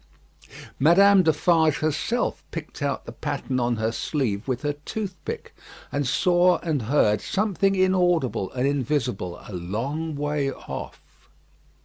Thus Saint Antoine in this vinous feature of his until midday. It was high noontide when two dusty men passed through his streets and under his swinging lamps, of whom one was Monsieur Defarge, the other a mender of roads in a blue cap. All adust and athirst, the two entered the wine shop. Their arrival had lighted a kind of fire in the breast of Saint Antoine, fast spreading as they came along, which stirred and flickered in flames of faces at most doors and windows. Yet no one had followed them, and no man spoke when they entered the wine shop, though the eyes of every man there were turned upon them. "Good day, gentlemen," said Monsieur Defarge. It may have been a signal for loosening the general tongue. It elicited an answering chorus of "Good day." "It is bad weather, gentlemen," said Defarge, shaking his head. Upon which every man looked at his neighbour, and then all cast down their eyes and sat silent, except one man, who got up and went out. "My wife," said Defarge aloud, addressing Madame Defarge, "I have travelled certain leagues with this good mender of roads, called Jacques. I met him by accident a day and a half's journey out of Paris. He is a good child, this mender of roads, called Jacques. Give him to drink, my wife." A second man got up and went out. Madame Defarge set wine before the mender of roads called Jacques, who doffed his blue cap to the company, and drank. In the breast of his blouse he carried some coarse dark bread. He ate of this between whiles, and sat munching and drinking near Madame Defarge's counter. A third man got up and went out. Defarge refreshed himself with a draught of wine, but he took less than was given to the stranger, as being himself a man to whom it was no rarity, and stood waiting until the countryman had made his breakfast. He looked at no one present, and no one now looked at him, not even Madame Defarge, who had taken up her knitting and was at work. "Have you finished your repast, friend?" he asked, in due season. "Yes, thank you." "Come, then, you shall see the apartment that I told you could occupy. It will suit you to a marvel." Out of the wine shop into the street, out of the street into a courtyard, out of the courtyard up a steep staircase, out of the staircase into a garret, formerly the garret where a white-haired man sat on a low bench, stooping forward and very busy, making shoes. No white-haired man was there now, but the three men were there who had gone out of the wine shop singly, and between them and the white-haired man afar off was the one small link, that they had once looked in at him through the chinks in the wall. Defarge closed the door carefully, and spoke in a subdued voice. "Jacques 1, Jacques 2, Jacques 3. This is the witness encountered by appointment by me, Jacques 4. He will tell you all. Speak, Jacques 5." The mender of roads, blue cap in hand, wiped his swarthy forehead with it, and said, "Where shall I commence, monsieur?" "Commence," was Monsieur Defarge's not unreasonable reply, "at the commencement." "I saw him then, messieurs," began the mender of roads, "a year ago this running summer, underneath the carriage of the Marquis, hanging by the chain. Behold the manner of it. I leaving my work on the road, the sun going to bed, the carriage of the Marquis slowly ascending the hill, he hanging by the chain, like this." Again the mender of roads went through the whole performance, in which he ought to have been perfect by that time, seeing that it had been the infallible resource and indispensable entertainment of his village during a whole year. Jacques 1 struck in, and asked if he had ever seen the man before. "Never," answered the mender of roads, recovering his perpendicular. Jacques 3 demanded how he afterwards recognised him then. "By his tall figure," said the mender of roads, softly, and with his finger at his nose. When Monsieur the Marquis demands that evening, "Say, what is he like?" I make response, "Tall as a spectre." "You should have said short as a dwarf," returned Jacques Two. But what did I know? The deed was not then accomplished, neither did he confide in me. Observe, under those circumstances even, I do not offer my testimony. Monsieur the Marquis indicates me with his finger, standing near our little fountain, and says, "To me bring that rascal." My faith, messieurs, I offer nothing. "He is right there, Jacques," murmured Defarge to him who had interrupted. "Go on." "Good," said the mender of roads with an air of mystery. "The tall man is lost, and he is sought. How many months? 9, 10, 11?" "No matter the number," said Defarge. "He is well hidden, but at last he is unluckily found. Go on." "I am again at work upon the hillside, and the sun is again about to go to bed. I am collecting my tools to descend to my cottage down in the village below, where it is already dark, when I raise my eyes and see coming over the hill 6 soldiers. In the midst of them is a tall man with his arms bound, tied to his sides, like this." With the aid of his indispensable cap, he represented a man with his elbows bound fast at his hips, with cords that were knotted behind him. "I stand aside, messieurs, by my heap of stones, to see the soldiers and their prisoner pass, for it is a solitary road that, where any spectacle is well worth looking at. And at first, as they approach, I see no more than that they are 6 soldiers with a tall man bound, and that they are almost black to my sight, except on the side of the sun going to bed, where they have a red edge, messieurs. Also, I see that their long shadows are on the hollow ridge on the opposite side of the road, and are on the hill above it, and are like the shadows of giants. Also, I see that they are covered with dust, and that the dust moves with them as they come, tramp, tramp. But when they advance quite near to me, I recognise the tall man, and he recognises me. Ah, but he will be well content to precipitate himself over the hillside once again, as on the evening when he and I first encountered, close to the same spot." He described it as if he were there, and it was evident that he saw it vividly. Perhaps he had not seen much in his life. "I do not show the soldiers that I recognise the tall man. He does not show the soldiers that he recognises me. We do it, and we know it, with our eyes. "Come on," says the chief of that company, pointing to the village. "Bring him fast to his tomb." And they bring him faster. I follow. His arms are swelled because of being bound so tight. His wooden shoes are large and clumsy, and he is lame. Because he is lame, and consequently slow, they drive him with their guns, like this. He imitated the action of a man's being impelled forward by the butt ends of muskets. As they descend the hill like madmen running a race, he falls. They laugh and pick him up again. His face is bleeding and covered with dust, but he cannot touch it. Thereupon they laugh again. They bring him into the village. All the village runs to look. They take him past the mill and up to the prison. All the village sees the prison gate open in the darkness of the night, and swallow him, like this. He opened his mouth as wide as he could, and shut it with the sounding snap of his teeth. Observant of his unwillingness to mar the effect by opening it again, Defarge said, "Go on, Jacques." "All the village," pursued the mender of roads on tiptoe, and in a low voice, "withdraws. All the village whispers by the fountain. All the village sleeps. All the village dreams of that unhappy one within the locks and bars of the prison on the crag, and never to come out of it except to perish. In the morning, with my tools upon my shoulder, eating my morsel of black bread as I go, I make a circuit by the prison on my way to my work. There I see him, high up behind the bars of the lofty iron cage, bloody and dusty as last night, looking through. He has no hand free to wave to me. I dare not call to him. He regards me like a dead man.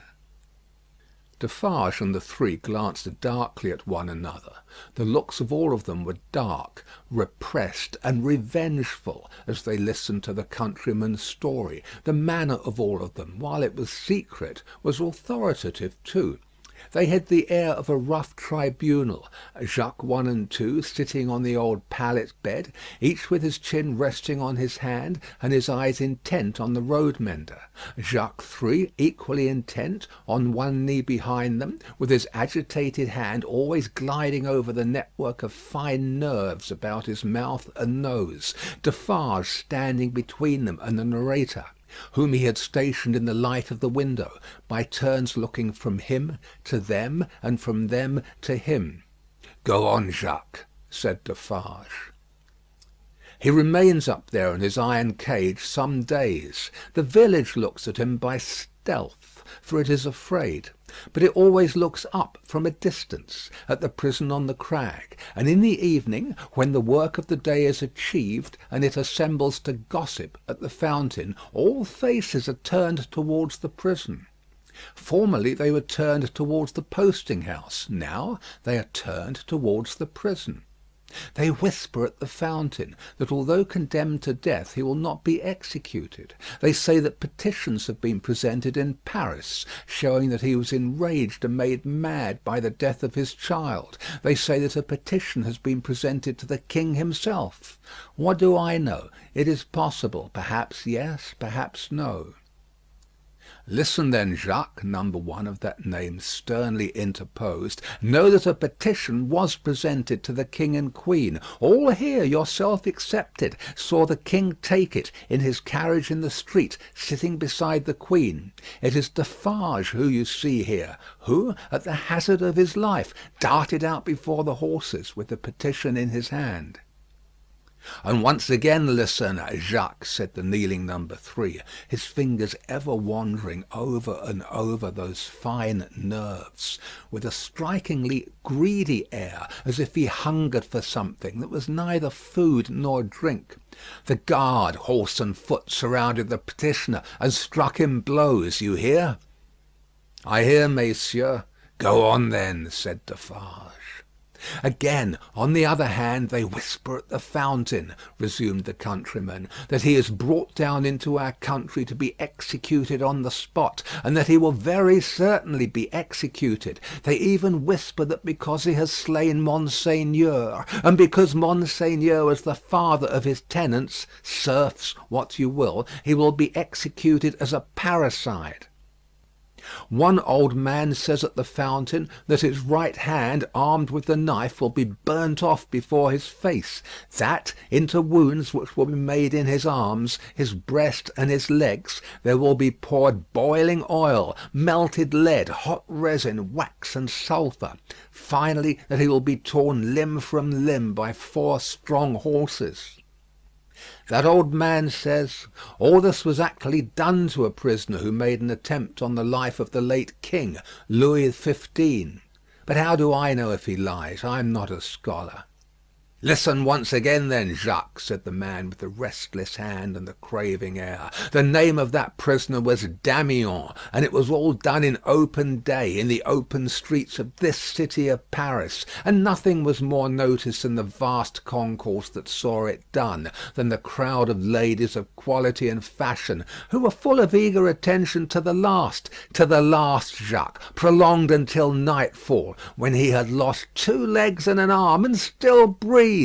And it was done. Why, how old are you?" 35, said the mender of roads, who looked 60. "It was done when you were more than 10 years old. You might have seen it." "Enough," said Defarge, with grim impatience. "Long live the devil. Go on."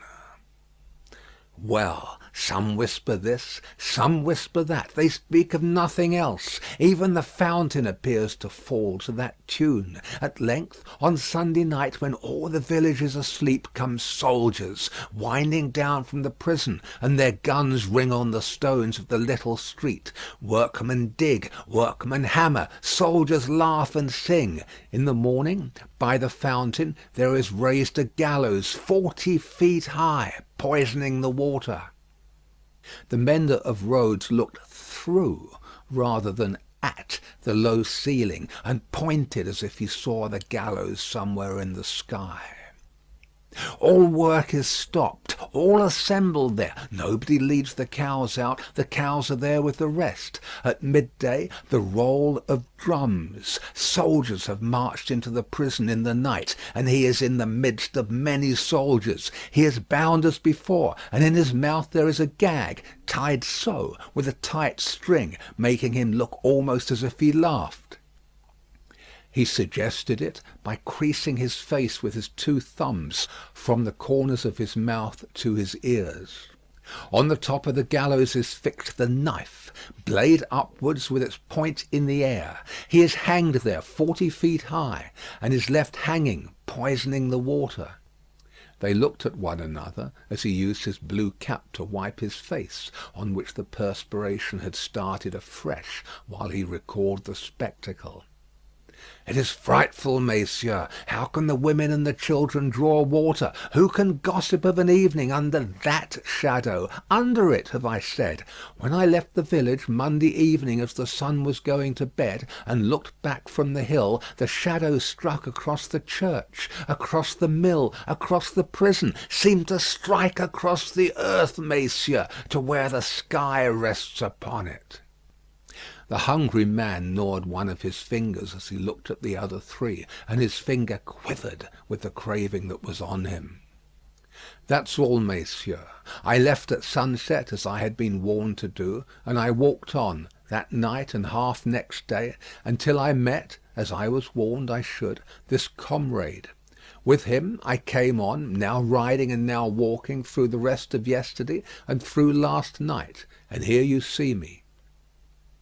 After a gloomy silence, the first Jacques said, "Good, you have acted and recounted faithfully. Will you wait for us a little, outside the door?" "Very willingly," said the mender of roads, whom Defarge escorted to the top of the stairs, and, leaving seated there, returned. The three had risen, and their heads were together when he came back to the garret. "How say you, Jacques?" demanded number one. "To be registered?" "To be registered as doomed to destruction," returned Defarge. "Magnificent," croaked the man with the craving. "The château and all the race?" inquired the first. "The château and all the race," returned Defarge. "Extermination." The hungry man repeated in a rapturous croak, "Magnificent," and began gnawing another finger.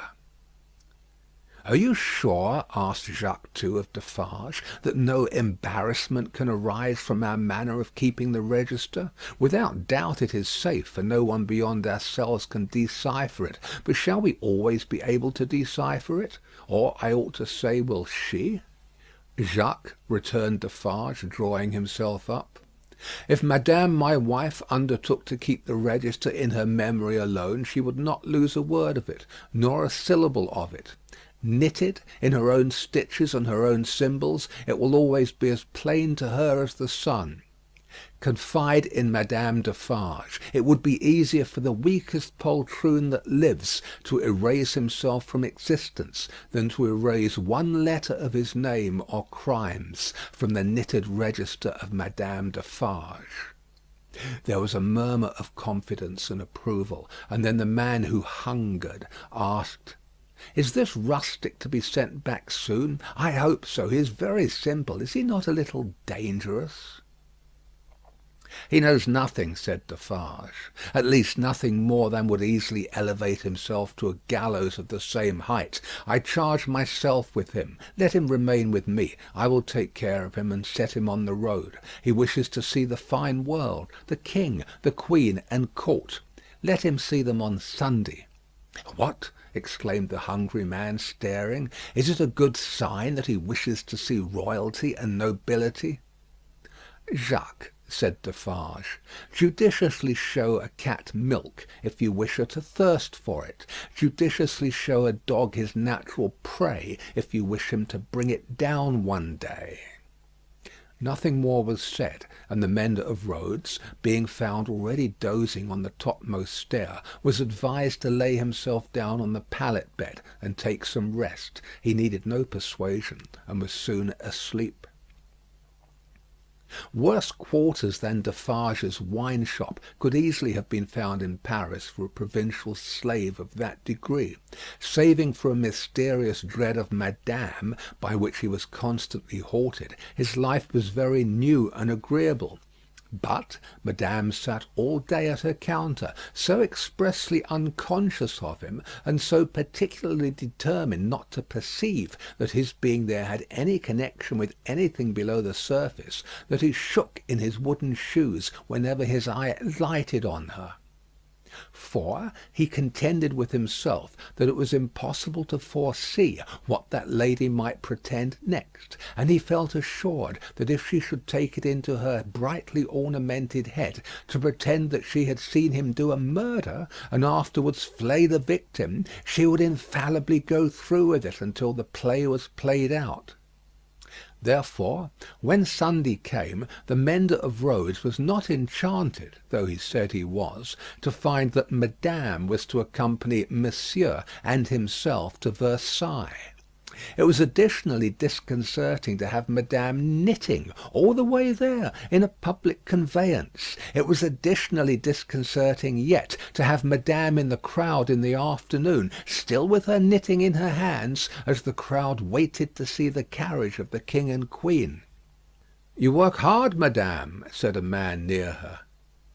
"Yes," answered Madame Defarge, "I have a good deal to do." "What do you make, Madame?" "Many things." "For instance?" "For instance," returned Madame Defarge composedly, "shrouds." The man moved a little further away as soon as he could, and the mender of roads fanned himself with his blue cap, feeling it mightily close and oppressive. If he needed a king and queen to restore him, he was fortunate in having his remedy at hand, for soon the large-faced king and the fair-faced queen came in their golden coach, attended by the shining bull's-eye of their court, a glittering multitude of laughing ladies and fine lords, and in jewels and silks and powder and splendour, and elegantly spurning figures and handsomely disdainful faces of both sexes. The mender of roads bathed himself, so much to his temporary intoxication, that he cried, "Long live the king! Long live the queen! Long live everybody and everything!" as if he had never heard of ubiquitous Jacques in his time. Then there were gardens, courtyards, terraces, fountains, green banks, more king and queen, more bull's-eye, more lords and ladies, more long live they all, until he absolutely wept with sentiment. During the whole of this scene, which lasted some 3 hours, he had plenty of shouting and weeping and sentimental company, and throughout Defarge held him by the collar, as if to restrain him from flying at the objects of his brief devotion and tearing them to pieces. "Bravo!" said Defarge, clapping him on the back when it was over like a patron. "You are a good boy." The mender of roads was now coming to himself, and was mistrustful of having made a mistake in his late demonstrations. But no. "You are the fellow we want," said Defarge in his ear. "You make these fools believe that it will last for ever. Then they are the more insolent, and it is the nearer ended." "Hey!" cried the mender of roads reflectively. "That's true. These fools know nothing, while they despise your breath, and would stop it for ever and ever, in you or in 100 like you, rather than in one of their own horses or dogs. They only know what your breath tells them. Let it deceive them, then, a little longer. It cannot deceive them too much." Madame Defarge looked superciliously at the client, and nodded in confirmation.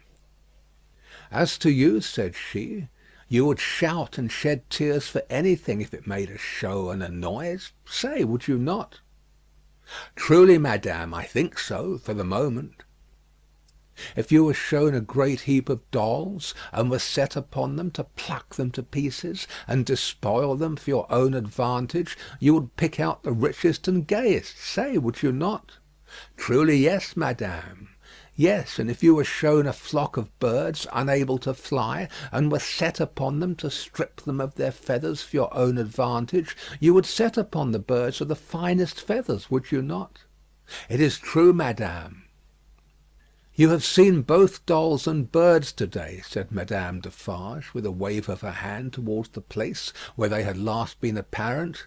Now, go home.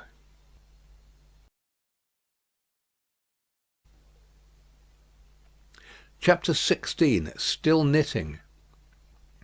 Madame Defarge and Monsieur her husband returned amicably to the bosom of Saint Antoine, while a speck in a blue cap toiled through the darkness, and through the dust, and down the weary miles of avenue by the wayside, slowly tending towards that point of the compass where the chateau of Monsieur the Marquis, now in his grave, listened to the whispering trees. Such ample leisure had the stone faces now for listening to the trees and to the fountain, that the few village scarecrows who, in their quest for herbs to eat and fragments of dead stick to burn, strayed within sight of the great stone courtyard and terrace stairway, had it borne in upon their starved fancy that the expression of the faces was altered. A rumour just lived in the village, had a faint and bare existence there, as its people had, that when the knife struck home, the faces changed, from faces of pride to faces of anger and pain; also that when that dangling figure was hauled up 40 feet above the fountain, they changed again, and bore a cruel look of being avenged, which they would henceforth bear for ever.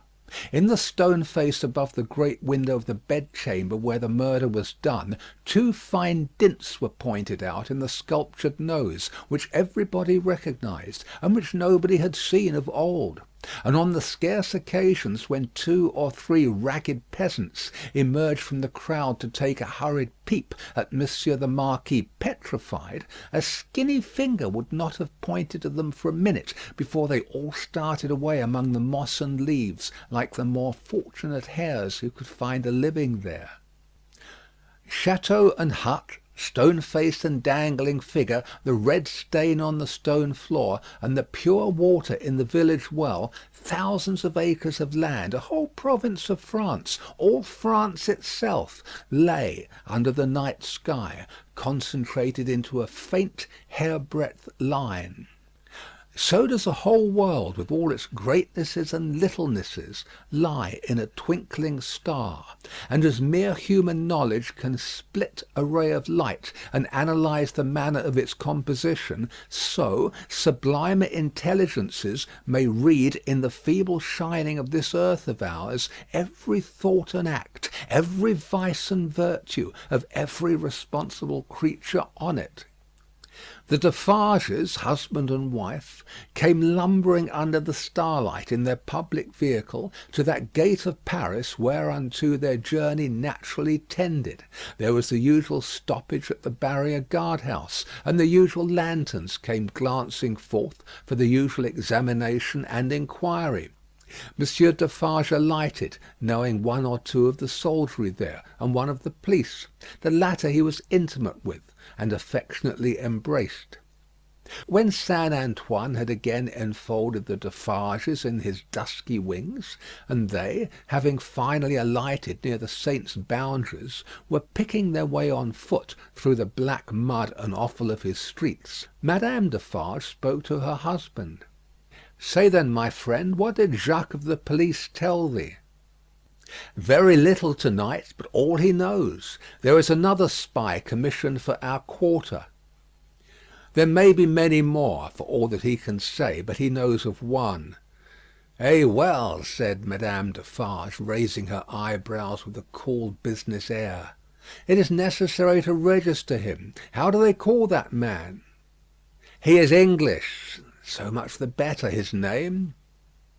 "Bassard," said Defarge, making it French by pronunciation.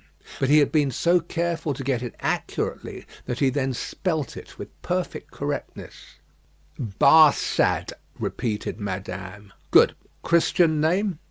John. John Barsad, repeated Madame, after murmuring it once to herself. Good. His appearance, is it known? Age about 40 years, height about 5 feet 9, black hair, complexion dark, generally rather handsome visage, eyes dark, face thin, long and sallow, nose aquiline but not straight, having a peculiar inclination towards the left cheek, expression therefore sinister. "Eh, my faith, it is a portrait," said Madame, laughing. "He shall be registered to-morrow." They turned into the wine shop, which was closed, for it was midnight, and where Madame Defarge immediately took her post at her desk, counted the small moneys that had been taken during her absence, examined the stock, went through the entries in the book, made other entries of her own, checked the serving man in every possible way, and finally dismissed him to bed. Then she turned out the contents of the bowl of money for the second time, and began knotting them up in her handkerchief in a chain of separate knots for safe keeping through the night. All this while Defarge, with his pipe in his mouth, walked up and down, complacently admiring but never interfering, in which condition, indeed, as to the business and his domestic affairs, he walked up and down through life.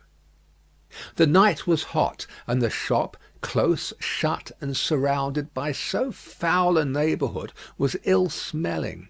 Monsieur Defarge's olfactory sense was by no means delicate, but the stock of wine smelt much stronger than it ever tasted, and so did the stock of rum and brandy and aniseed.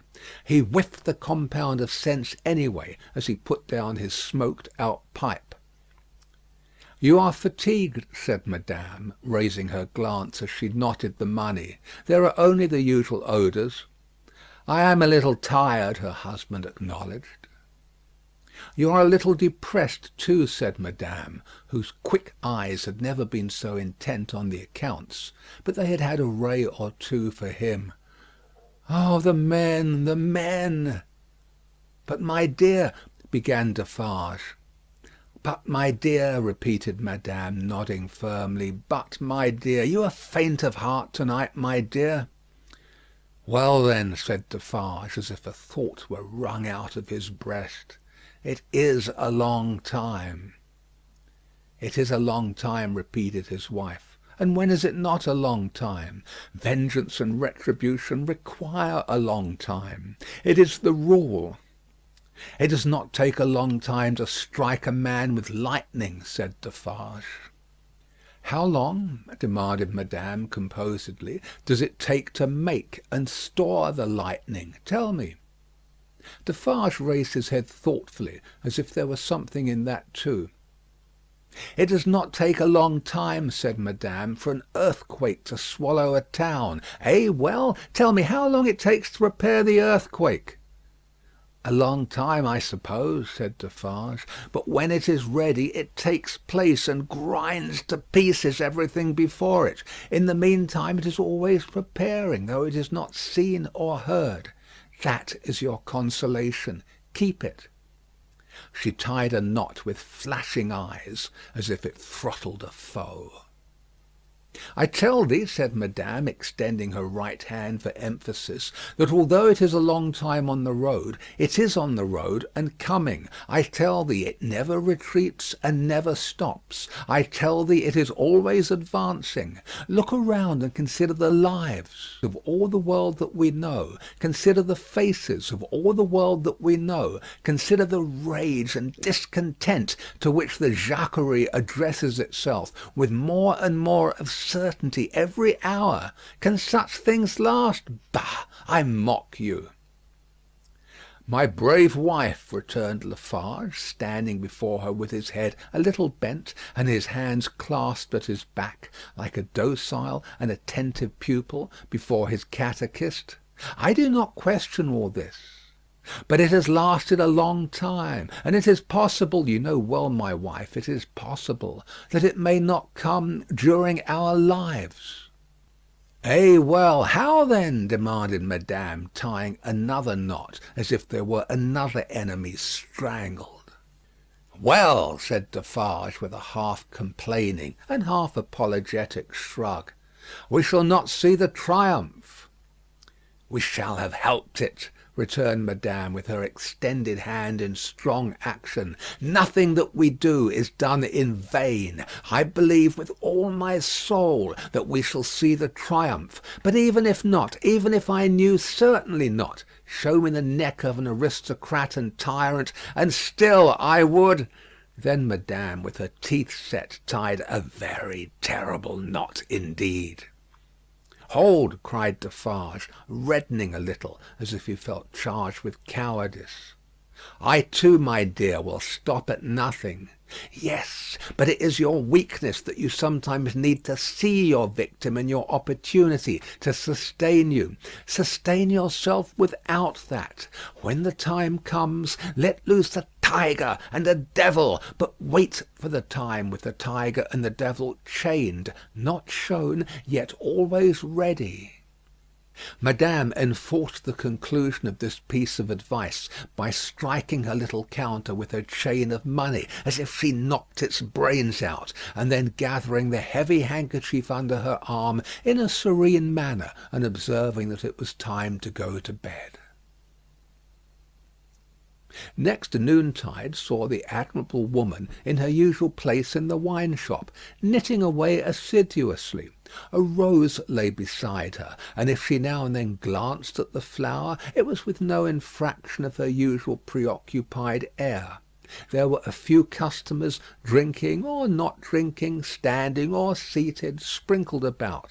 The day was very hot, and heaps of flies, who were extending their inquisitive and adventurous perquisitions into all the glutinous little glasses near Madame, fell dead at the bottom. Their decease made no impression on the other flies out promenading, who looked at them in the coolest manner, as if they themselves were elephants or something as far removed, until they met the same fate. Curious to consider how heedless flies are. Perhaps they thought as much at court that sunny summer day. A figure entering at the door threw a shadow on Madame Defarge, which she felt to be a new one. She laid down her knitting and began to pin her rose in her headdress before she looked at the figure. It was curious. The moment Madame Defarge took up the rose, the customers ceased talking, and began gradually to drop out of the wine shop. "Good day, madame," said the new comer. "Good day, monsieur." She said it aloud, but added to herself as she resumed her knitting, "Ha! Good day. Age about 40, height about 5 feet 9, black hair, generally rather handsome visage, complexion dark, eyes dark, thin, long and sallow face, aquiline nose but not straight, having a peculiar inclination towards the left cheek, which imparts a sinister expression. Good day, one and all." "Have the goodness to give me a little glass of old cognac, and a mouthful of cool fresh water, madame." Madame complied with a polite air. "Marvellous cognac this, madame." It was the first time it had ever been so complimented, and Madame Defarge knew enough of its antecedents to know better. She said, however, that the cognac was flattered, and she took up her knitting. The visitor watched her fingers for a few moments, and took the opportunity of observing the place in general. "You knit with great skill, madame." "I am accustomed to it. A pretty pattern too." "You think so?" said Madame, looking at him with a smile. "Decidedly. May one ask what it is for?" "Pastime," said Madame, still looking at him with a smile, while her fingers moved nimbly. "Not for use?" "That depends. I may find a use for it one day. If I do, well," said Madame, drawing a breath, and nodding her head with a stern kind of coquetry, "I'll use it." It was remarkable, but the taste of Saint Antoine seemed to be decidedly opposed to a rose on the headdress of Madame Defarge. Two men had entered separately, and had been about to order drink, when, catching sight of that novelty, they faltered, made a pretence of looking about as if for some friend who was not there, and went away. Nor of those who had been there when this visitor entered was there one left. They had all dropped off. The spy had kept his eyes open, but had been able to detect no sign. They had lounged away in a poverty-stricken, purposeless, accidental manner, quite natural and unimpeachable. John, thought Madame, checking off her work as her fingers knitted and her eyes looked at the stranger. Stay long enough, and I shall knit Barsad before you go. You have a husband, Madame? I have. Children? No children. Business seems bad? Business is very bad. The people are so poor. Ah, the unfortunate, miserable people, so oppressed too, as you say. As you say, Madame retorted, correcting him, and deftly knitting an extra something into his name that boded him no good. Pardon me, certainly it was I who said so, but you naturally think so, of course.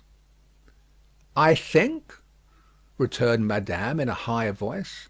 I and my husband have enough to do to keep this wine shop open without thinking. All we think here is how to live. That is the subject we think of, and it gives us from morning to night enough to think about, without embarrassing our heads concerning others. I think for others? No, no. The spy, who was there to pick up any crumbs he could find or make, did not allow his baffled state to express itself in his sinister face, but stood with an air of gossiping gallantry, leaning his elbow on Madame Defarge's little counter, and occasionally sipping his cognac. A bad business this, Madame, of Gaspard's execution. Ah, the poor Gaspard! With a sigh of great compassion. My faith, returned Madame, coolly and lightly, if people use knives for such purposes, they have to pay for it. He knew beforehand what the price of his luxury was. He has paid the price. I believe, said the spy, dropping his soft voice to a tone that invited confidence, and expressing an injured revolutionary susceptibility in every muscle of his wicked face, I believe there is much compassion and anger in this neighbourhood touching the poor fellow, and between ourselves. Is there? asked Madame vacantly. Is there not? Here is my husband, said Madame Defarge. As the keeper of the wine shop entered at the door, the spy saluted him by touching his hat, and saying with an engaging smile, Good day, Jacques. Defarge stopped short and stared at him. Good day, Jacques, the spy repeated, with not quite so much confidence, or quite so easy a smile under the stare. You deceive yourself, monsieur, returned the keeper of the wine shop. You mistake me for another. That is not my name. I am Ernest Defarge. It is all the same, said the spy airily, but discomfited too. Good day. Good day, answered Defarge dryly. I was saying to Madame, with whom I had the pleasure of chatting when you entered, that they tell me there is, and no wonder, much sympathy and anger in Saint Antoine touching the unhappy fate of poor Gaspard. No one has told me so, said Defarge, shaking his head. I know nothing of it. Having said it, he passed behind the little counter, and stood with his hand on the back of his wife's chair, looking over that barrier at the person to whom they were both opposed, and whom either of them would have shot with the greatest satisfaction. The spy, well used to his business, did not change his unconscious attitude, but drained his little glass of cognac, took a sip of fresh water, and asked for another glass of cognac. Madame Defarge poured it out for him, took to her knitting again, and hummed a little song over it. You seem to know this quarter well, that is to say, better than I do, observed Defarge. Not at all, but I hope to know it better. I am so profoundly interested in its miserable inhabitants. Ha! muttered Defarge. "The pleasure of conversing with you, Monsieur Defarge, recalls to me," pursued the spy, "that I have the honour of cherishing some interesting associations with your name." "Indeed," said Defarge, with much indifference. "Yes, indeed. When Doctor Manette was released, you, his old domestic, had the charge of him. I know. He was delivered to you. You see I am informed of the circumstances?" "Such is the fact, certainly," said Defarge. He had had it conveyed to him, in an accidental touch of his wife's elbow as she knitted and warbled, that he would do best to answer, but always with brevity. "It was to you," said the spy, "that his daughter came, and it was from your care that his daughter took him, accompanied by a neat brown monsieur, how is he called, in a little wig lorry, of the Bank of Telson and Company, over to England." "Such is the fact," repeated Defarge. "Very interesting remembrances," said the spy. "I have known Doctor Manette and his daughter in England." "Yes," said Defarge. "You don't hear much about them now?" said the spy. "No," said Defarge. "In effect," Madame struck in, looking up from her work and her little song, "we never hear about them. We received the news of their safe arrival, and perhaps another letter, or perhaps two; but since then they have gradually taken their road in life, we ours, and we have held no correspondence." "Perfectly so, madame," replied the spy. "She is going to be married." "Going?" echoed madame. "She was pretty enough to have been married long ago. You English are cold, it seems to me." "Oh, you know I am English?" "I perceive your tongue is," returned madame; "and what the tongue is, I suppose the man is." He did not take the identification as a compliment, but he made the best of it, and turned it off with a laugh. After sipping his cognac to the end, he added, "Yes, Miss Manette is going to be married, but not to an Englishman; to one who, like herself, is French by birth. And speaking of Gaspard, ah, poor Gaspard, it was cruel, cruel. It is a curious thing that she is going to marry the nephew of Monsieur the Marquis, for whom Gaspard was exalted to that height of so many feet; in other words, the present Marquis. But he lives unknown in England. He is no Marquis there. He is Mr. Charles Darnay. D'aulnay is the name of his mother's family." Madame Defarge knitted steadily, but the intelligence had a palpable effect upon her husband.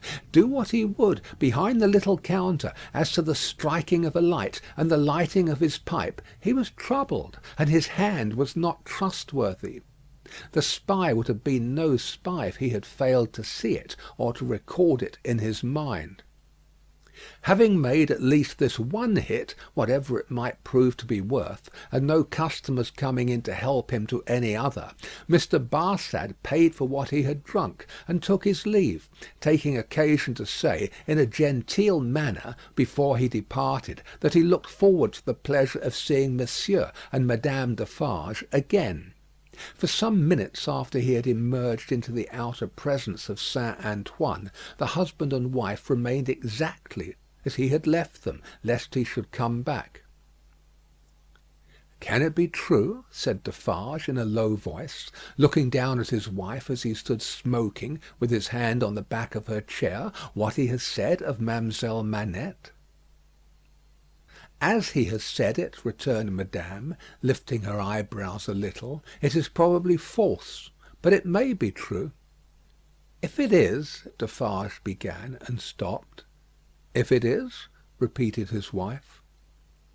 "And if it does come, while we live to see it triumph, I hope, for her sake, destiny will keep her husband out of France." "Her husband's destiny," said Madame Defarge, with her usual composure, "will take him where he is to go, and will lead him to the end that is to end him. That is all I know." "But it is very strange, now at least, is it not very strange?" said Defarge, rather pleading with his wife to induce her to admit it, "that, after all our sympathy for Monsieur her father, and herself, her husband's name should be proscribed under your hand, at this moment, by the side of that infernal Dogs who has just left us?" "Stranger things than that will happen when it does come," answered Madame. "I have them both here of a certainty, and they are both here for their merits. That is enough." She rolled up her knitting when she had said those words, and presently took the rose out of the handkerchief that was round about her head. Either Saint Antoine had an instinctive sense that the objectionable decoration was gone, or Saint Antoine was on the watch for its disappearance. Howbeit the saint took courage to lounge in very shortly afterwards, and the wine shop recovered its habitual aspect. In the evening, at which season of all others Saint Antoine turned himself inside out, and sat on doorsteps and window ledges, and came to the corners of vile streets and courts for a breath of air, Madame Defarge, with her work in her hand, was accustomed to pass from place to place, and from group to group. A missionary. There were many like her, such as the world would do well never to breed again. All the women knitted. They knitted worthless things, but the mechanical work was a mechanical substitute for eating and drinking. The hands moved for the jaws and the digestive apparatus. If the bony fingers had been still, the stomachs would have been more famine-pinched.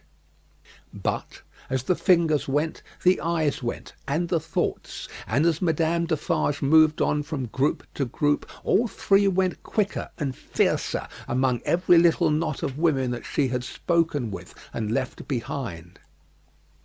Her husband smoked at his door, looking after her with admiration.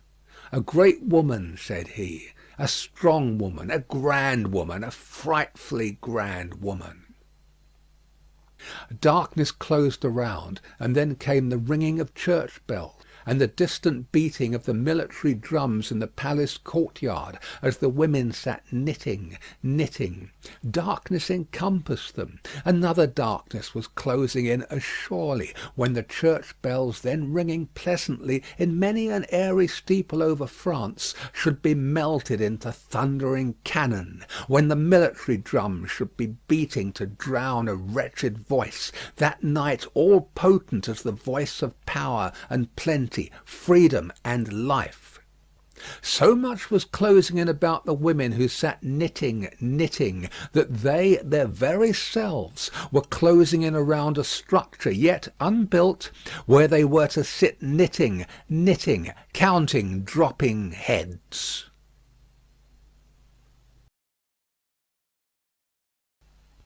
Chapter 17. One night. Never did the sun go down with a brighter glory on the quiet corner in Soho than one memorable evening, when the doctor and his daughter sat under the plane tree together.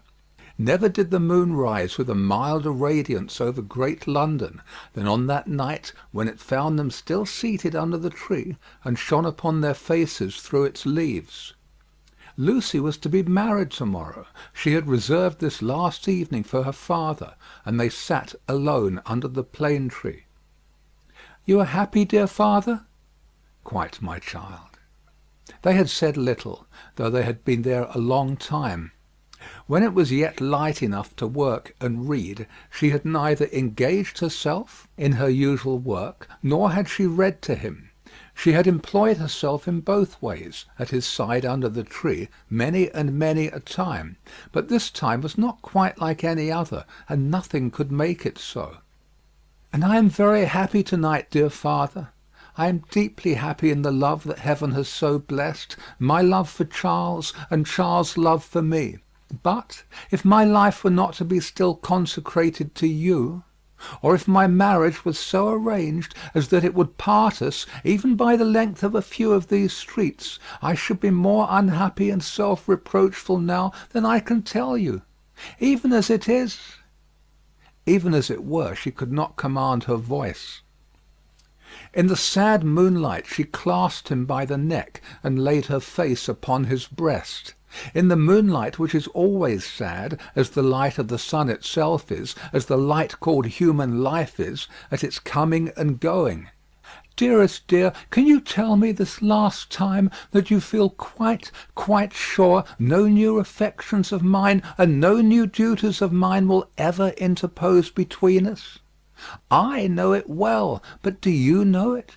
In your own heart do you feel quite certain?" Her father answered with a cheerful firmness of conviction he could scarcely have assumed. "Quite sure, my darling.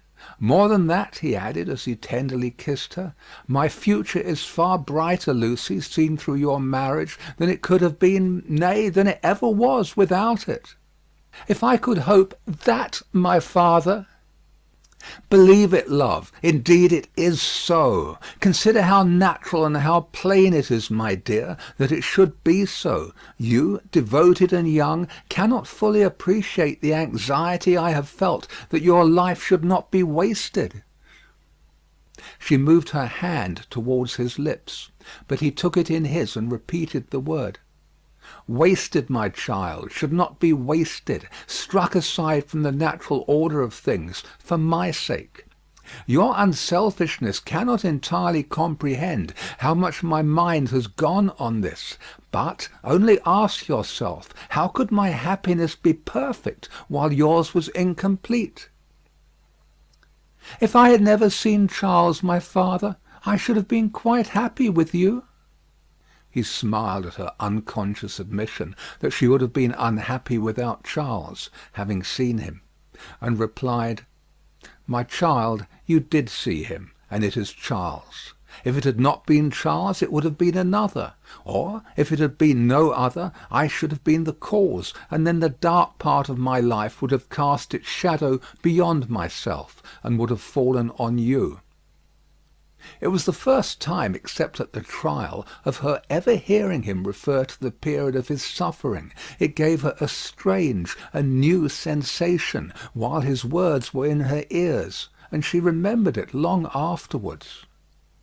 "See," said the doctor of Beauvais, raising his hand towards the moon, "I have looked at her from my prison window, when I could not bear her light. I have looked at her when it has been such torture to me to think of her shining upon what I had lost, that I have beaten my head against my prison walls. I have looked at her in a state so dun and lethargic that I have thought of nothing but the number of horizontal lines I could draw across her at the full, and the number of perpendicular lines with which I could intersect them." He added in his inward and pondering manner, as he looked at the moon, "It was 20 either way, I remember, and the 20th was difficult to squeeze in."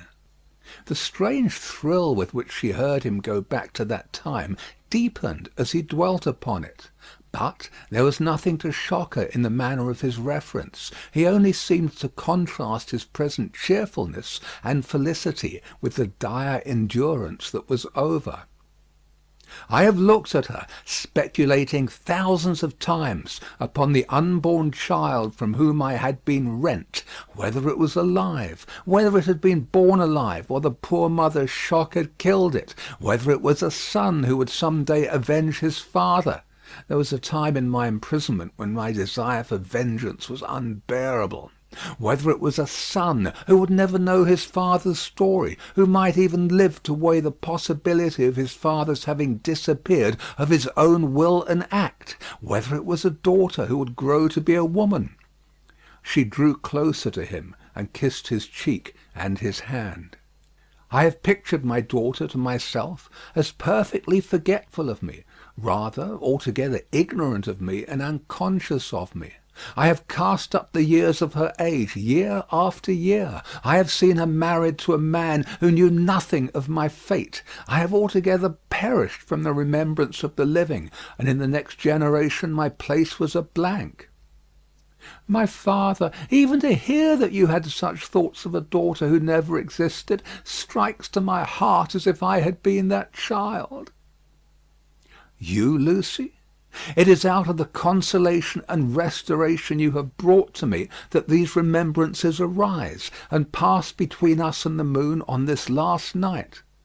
What did I say just now?" "She knew nothing of you. She cared nothing for you." "So. But on other moonlight nights, when the sadness and the silence have touched me in a different way, have affected me with something as like a sorrowful sense of peace as any emotion that had pain for its foundations could, I have imagined her as coming to me in my cell, and leading me out into the freedom beyond the fortress. I have seen her image in the moonlight often, as I now see you, except that I never held her in my arms. It stood between the little grated window and the door. But you understand that that was not the child I am speaking of? The figure was not the image, the fancy? No, that was another thing. It stood before my disturbed sense of sight, but it never moved. The phantom that my mind pursued was another and more real child. Of her outward appearance I know no more than that she was like her mother. The other had that likeness too, as you have, but was not the same. Can you follow me, Lucie? Hardly, I think. I doubt you must have been a solitary prisoner to understand these perplexed distinctions. His collected and calm manner could not prevent her blood from running cold, as he thus tried to anatomise his old condition. In that more peaceful state I have imagined her, in the moonlight, coming to me and taking me out to show me that the home of her married life was full of her loving remembrance of her lost father. My picture was in her room, and I was in her prayers. Her life was active, cheerful, useful, but my poor history pervaded it all. I was that child, my father. I was not half so good, but in my love that was I. And she showed me her children, said the doctor of Beauvais, and they had heard of me, and had been taught to pity me. When they passed the prison of the state, they kept far from its frowning walls, and looked up at its bars, and spoke in whispers. She could never deliver me. I imagined that she always brought me back after showing me such things. But then, blessed with the relief of tears, I fell upon my knees and blessed her. I am that child, I hope, my father. Oh, my dear, will you bless me as fervently to-morrow? Lucie, I recall these old troubles in the reason that I have tonight for loving you better than words can tell, and thanking God for my great happiness. My thoughts, when they were wildest, never rose near the happiness that I have known with you, and that we have before us. He embraced her, solemnly commended her to heaven, and humbly thanked heaven for having bestowed her on him. By and by they went into the house. There was no one bidden to the marriage but Mr. Lorry. There was even to be no bridesmaid but the gaunt Miss Pross. The marriage was to make no change in their place of residence. They had been able to extend it by taking to themselves the upper rooms formerly belonging to the apocryphal invisible lodger, and they desired nothing more. Doctor Manette was very cheerful at the little supper. They were only 3 at table, and Miss Pross made the third. He regretted that Charles was not there, was more than half disposed to object to the loving little plot that kept him away, and drank to him affectionately. So the time came for him to bid Lucie good night, and they separated.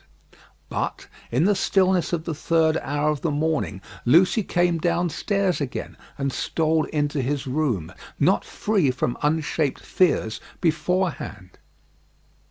All things, however, were in their places, all was quiet, and he lay asleep, his white hair picturesque on the untroubled pillow, and his hands lying quiet on the coverlet.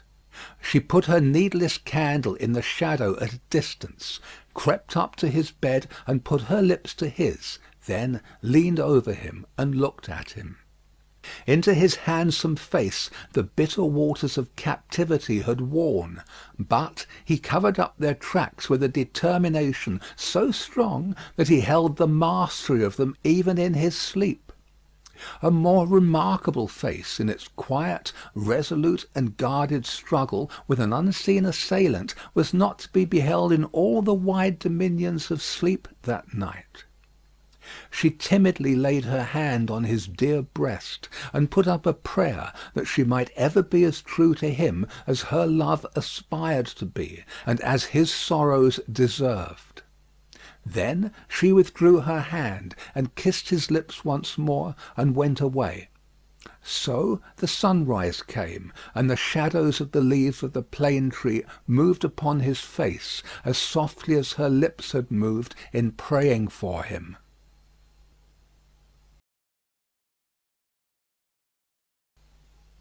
Chapter 18. 9 Days.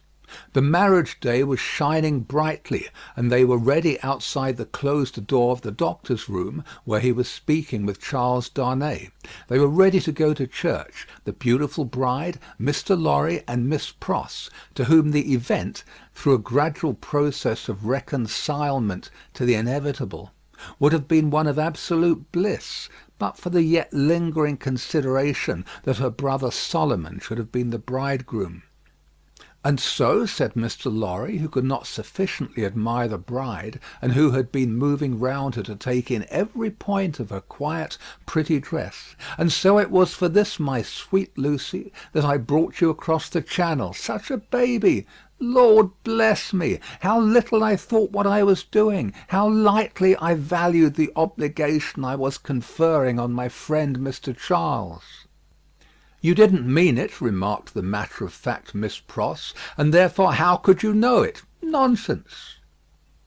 Really? Well, but don't cry, said the gentle Mr. Lorry. I am not crying, said Miss Pross. You are. I, my Pross? By this time Mr. Lorry dared to be pleasant with her on occasion.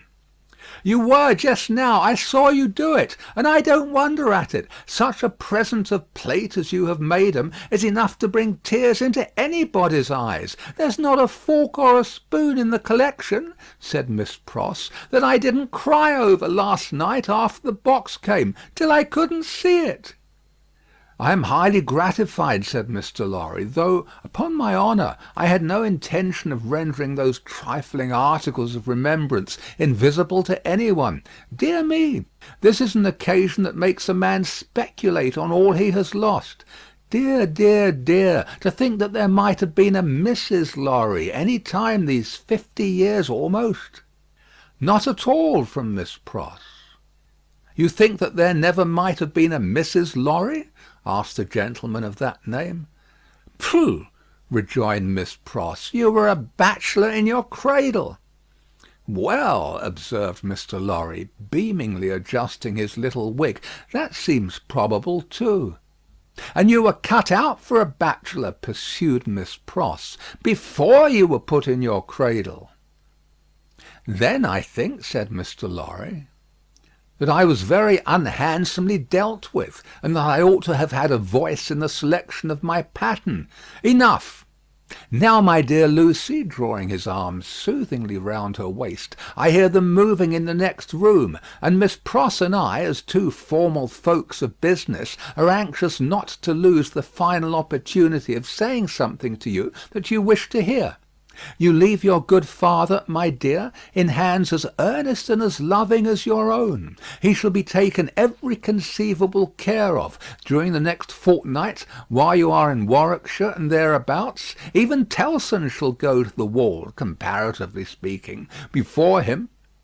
And when, at the fortnight's end, he comes to join you and your beloved husband on your other fortnight's trip in Wales, you shall say that we have sent him to you in the best health and in the happiest frame. Now, I hear somebody's step coming to the door. Let me kiss my dear girl with an old-fashioned bachelor blessing before somebody comes to claim his own. For a moment he held the fair face from him, to look at the well-remembered expression on the forehead, and then laid the bright golden hair against his little brown wig with a genuine tenderness and delicacy which, if such things be old-fashioned, were as old as Adam. The door of the doctor's room opened, and he came out with Charles Darnay. He was so deadly pale, which had not been the case when they went in together, that no vestige of colour was to be seen in his face. But in the composure of his manner he was unaltered, except that to the shrewd glance of Mr. Lorry it disclosed some shadowy indication that the old air of avoidance and dread had lately passed over him like a cold wind. He gave his arm to his daughter, and took her downstairs to the chariot which Mr. Lorry had hired in honour of the day. The rest followed in another carriage, and soon, in a neighbouring church, where no strange eyes looked on, Charles Darnay and Lucie Manette were happily married. Besides the glancing tears that shone among the smiles of the little group when it was done, some diamonds, very bright and sparkling, glanced on the bride's hand, which were newly released from the dark obscurity of one of Mr. Lorry's pockets. They returned home to breakfast, and all went well, and in due course the golden hair that had mingled with the poor shoemaker's white locks in the Paris garret were mingled with them again in the morning sunlight on the threshold of the door at parting. It was a hard parting, though it was not for long. But her father cheered her, and said at last, gently disengaging himself from her enfolding arms, "Take her, Charles, she is yours." And her agitated hand waved to them from a chaise window, and she was gone. The corner being out of the way of the idle and curious, and the preparations having been very simple and few, the doctor, Mr. Lorry, and Miss Pross were left quite alone. It was when they turned into the welcome shade of the cool old hall that Mr. Lorry observed a great change to have come over the doctor, as if the golden arm uplifted there had struck him a poisoned blow. He had naturally repressed much, and some revulsion might have been expected in him when the occasion for repression was gone. But it was the old scared lost look that troubled Mr. Lorry, and through his absent manner of clasping his head and drearily wandering away into his own room when they got upstairs, Mr. Lorry was reminded of Defarge, the wine-shop keeper, and the starlight ride. "I think," he whispered to Miss Pross, after anxious consideration, "I think we had best not speak to him just now, or at all disturb him. I must look in at Tellson's, so I will go there at once, and come back presently. Then we will take him a ride into the country, and dine there, and all will be well." It was easier for Mr. Lorry to look in at Tellson's than to look out of Tellson's. He was detained 2 hours. When he came back, he ascended the old staircase alone, having asked no question of the servant. Going thus into the doctor's rooms, he was stopped by a low sound of knocking. "Good God!" he said with a start, "what's that?" Miss Pross, with a terrified face, was at his ear. "Oh me! Oh me! All is lost!" cried she, wringing her hands. "What is to be told to Ladybird? He doesn't know me, and is making shoes." Mr. Lorry said what he could to calm her, and went himself into the doctor's room. The bench was turned towards the light, as it had been when he had seen the shoemaker at his work before, and his head was bent down, and he was very busy. "Doctor Manette, my dear friend, Doctor Manette!" The doctor looked at him for a moment, half inquiringly, half as if he were angry at being spoken to, and bent over his work again. He had laid aside his coat and waistcoat. His shirt was open at the throat, as it used to be when he did that work, and even the old haggard, faded surface of face had come back to him. He worked hard, impatiently, as if in some sense of having been interrupted. Mr. Lorry glanced at the work in his hand, and observed that it was a shoe of the old size and shape. He took up another that was lying by him, and asked what it was. "A young lady's walking shoe," he muttered, without looking up. "It ought to have been finished long ago. Let it be." "But, Doctor Manette, look at me." He obeyed in the old mechanically submissive manner, without pausing in his work. "You know me, my dear friend? Think again. This is not your proper occupation. Think, dear friend." Nothing would induce him to speak more. He looked up for an instant at a time when he was requested to do so, but no persuasion would extract a word from him. He worked, and worked in silence, and words fell on him as they would have fallen on an echoless wall or on the air. The only ray of hope that Mr. Lorry could discover was, that he sometimes furtively looked up without being asked. In that there seemed a faint expression of curiosity or perplexity, as though he were trying to reconcile some doubts in his mind. Two things at once impressed themselves on Mr. Lorry as important above all others. The first, that this must be kept secret from Lucie. The second, that it must be kept secret from all who knew him. In conjunction with Miss Pross, he took immediate steps towards the latter precaution by giving out that the doctor was not well and required a few days of complete rest. In aid of the kind deception to be practised on his daughter, Miss Pross was to write describing his having been called away professionally, and referring to an imaginary letter of 2 or 3 hurried lines in his own hand, represented to have been addressed to her by the same post. These measures, advisable to be taken in any case, Mr. Lorry took in the hope of his coming to himself. If that should happen soon, he kept another course in reserve, which was to have a certain opinion that he thought the best on the doctor's case. In the hope of his recovery, and of resort to this third course being thereby rendered practicable, Mr. Lorry resolved to watch him attentively, with as little appearance as possible of doing so. He therefore made arrangements to absent himself from Tellson's for the first time in his life, and took his post by the window in the same room. He was not long in discovering that it was worse than useless to speak to him, since, on being pressed, he became worried. He abandoned that attempt on the first day, and resolved merely to keep himself always before him as a silent protest against the delusion into which he had fallen, or was falling. He remained therefore in his seat near the window, reading and writing, and expressing in as many pleasant and natural ways as he could think of that it was a free place. Dr. Manette took what was given him to eat and drink, and worked on that first day until it was too dark to see.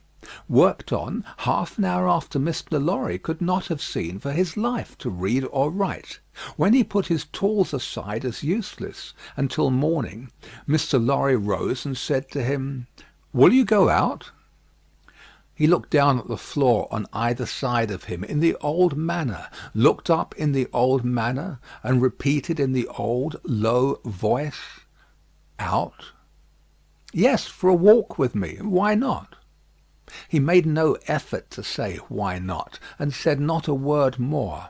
But Mr. Lorry thought he saw, as he leaned forward on his bench in the dusk, with his elbows on his knees and his head in his hands, that he was in some misty way asking himself, "Why not?" The sagacity of the man of business perceived an advantage here, and determined to hold it. Miss Pross and he divided the night into 2 watches, and observed him at intervals from the adjoining room. He paced up and down for a long time before he lay down, but when he did finally lay himself down, he fell asleep. In the morning he was up betimes, and went straight to his bench and to work.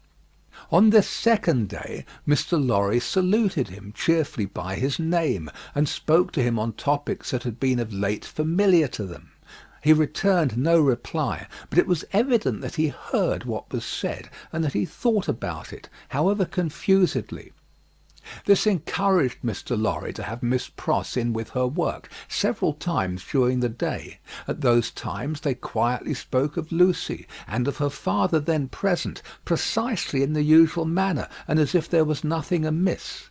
This was done without any demonstrative accompaniment, not long enough or often enough to harass him, and it lightened Mr. Lorry's friendly heart to believe that he looked up oftener, and that he appeared to be stirred by some perception of inconsistencies surrounding him. When it fell dark again, Mr. Lorry asked him as before, "Dear doctor, will you go out?" As before, he repeated, "Out?" "Yes, for a walk with me. Why not?" This time Mr. Lorry feigned to go out when he could extract no answer from him, and after remaining absent for an hour, returned. In the meanwhile the doctor had removed to the seat in the window, and had sat there looking down at the plane tree, but on Mr. Lorry's return he slipped away to his bench.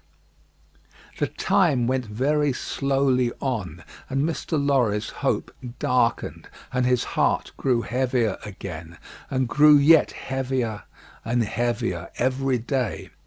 The third day came and went, the fourth, the fifth, 5 days, 6 days, 7 days, 8 days, 9 days. With a hope ever darkening, and with a heart always growing heavier and heavier, Mr. Lorry passed through this anxious time. The secret was well kept, and Lucie was unconscious and happy. But he could not fail to observe that the shoemaker, whose hand had been a little out at first, was growing dreadfully skilful, and that he had never been so intent on his work, and that his hands had never been so nimble and expert as in the dusk of the 9th evening. Chapter 19. An Opinion. Worn out by anxious watching, Mr. Lorry fell asleep at his post. On the 10th morning of his suspense, he was startled by the shining of the sun into the room where a heavy slumber had overtaken him when it was dark night. He rubbed his eyes and roused himself, but he doubted, when he had done so, whether he was not still asleep. For, going to the door of the doctor's room and looking in, he perceived that the shoemaker's bench and tools were put aside again, and that the doctor himself sat reading at the window. He was in his usual morning dress, and his face, which Mr. Lorry could distinctly see, though still very pale, was calmly studious and attentive. Even when he had satisfied himself that he was awake, Mr. Lorry felt giddily uncertain for some few moments whether the late shoemaking might not be a disturbed dream of his own. For, did not his eyes show him his friend before him, in his accustomed clothing and aspect, and employed as usual, and was there any sign within their range that the change of which he had so strong an impression had actually happened? It was but the inquiry of his first confusion and astonishment, the answer being obvious. If the impression were not produced by a real corresponding and sufficient cause, how came he, Jarvis Lorry, there? How came he to have fallen asleep, in his clothes, on the sofa in Doctor Manette's consulting room, and to be debating these points outside the doctor's bedroom door in the early morning? Within a few minutes Miss Pross stood whispering at his side. If he had had any particle of doubt left, her talk would of necessity have resolved it, but he was by that time clear-headed, and had none. He advised that they should let the time go by until the regular breakfast hour, and then they should meet the doctor, as if nothing unusual had occurred. If he appeared to be in his customary state of mind, Mr. Lorry would then cautiously proceed to seek direction and guidance from the opinion he had been, in his anxiety, so anxious to obtain. Miss Pross submitting herself to his judgment, the scheme was worked out with care. Having abundance of time for his usual methodical toilette, Mr. Lorry presented himself at the breakfast hour in his usual white linen, and with his usual neat leg. The doctor was summoned in the usual way, and came to breakfast. So far as it was possible to comprehend him without overstepping those delicate and gradual approaches which Mr. Lorry felt to be the only safe advance, he at first supposed that his daughter's marriage had taken place yesterday. An incidental allusion, purposely thrown out, to the day of the week and the day of the month, set him thinking and counting, and evidently made him uneasy. In all other respects, however, he was so composedly himself that Mr. Lorry determined to have the aid he sought, and that aid was his own. Therefore, when the breakfast was done and cleared away, and he and the doctor were left together, Mr. Lorry said, feelingly, "My dear Manette, I am anxious to have your opinion, in confidence, on a very curious case in which I am deeply interested. That is to say, it is very curious to me, perhaps. To your better information it may be less so." Glancing at his hands, which were discoloured by his late work, the doctor looked troubled and listened attentively. He had already glanced at his hands more than once. "Doctor Manette," said Mr. Lorry, touching him affectionately on the arm, "the case is the case of a particularly dear friend of mine. Pray give your mind to it, and advise me well for his sake, and above all for his daughters, my dear Manette." "If I understand," said the doctor in a subdued tone, "some mental shock?" "Yes. Be explicit," said the doctor. "Spare no detail." Mr. Lorry saw that they understood one another, and proceeded. "My dear Manette, it is the case of an old and a prolonged shock, of great acuteness and severity to the affections, the feelings, as you express it, the mind. It is the case of a shock under which the sufferer was borne down, one cannot say for how long, because I believe he cannot calculate the time himself, and there are no other means of getting at it. It is the case of a shock from which the sufferer recovered by a process that he cannot trace himself, as I once heard him publicly relate in a striking manner. It is the case of a shock from which he has recovered so completely as to be a highly intelligent man, capable of close application of mind and great exertion of body, and of constantly making fresh additions to his stock of knowledge, which was already very large. But unfortunately there has been," he paused and took a deep breath, "a slight relapse." The doctor, in a low voice, asked, "Of how long duration?" 9 days and nights." "How did it show itself? I infer," glancing at his hands again, "in the resumption of some old pursuit connected with the shock?" "That is the fact." "Now, did you ever see him," asked the doctor, distinctly and collectedly, though in the same low voice, "engaged in that pursuit originally?" "Once." "And when the relapse fell on him, was he in most respects, or in all respects, as he was then?" "I think in all respects." "You spoke of his daughter. Does his daughter know of the relapse?" "No. It has been kept from her, and I hope will always be kept from her. It is known only to myself, and to one other who may be trusted." The doctor grasped his hand and murmured, "That was very kind. That was very thoughtful." Mr. Lorry grasped his hand in return, and neither of the two spoke for a little while.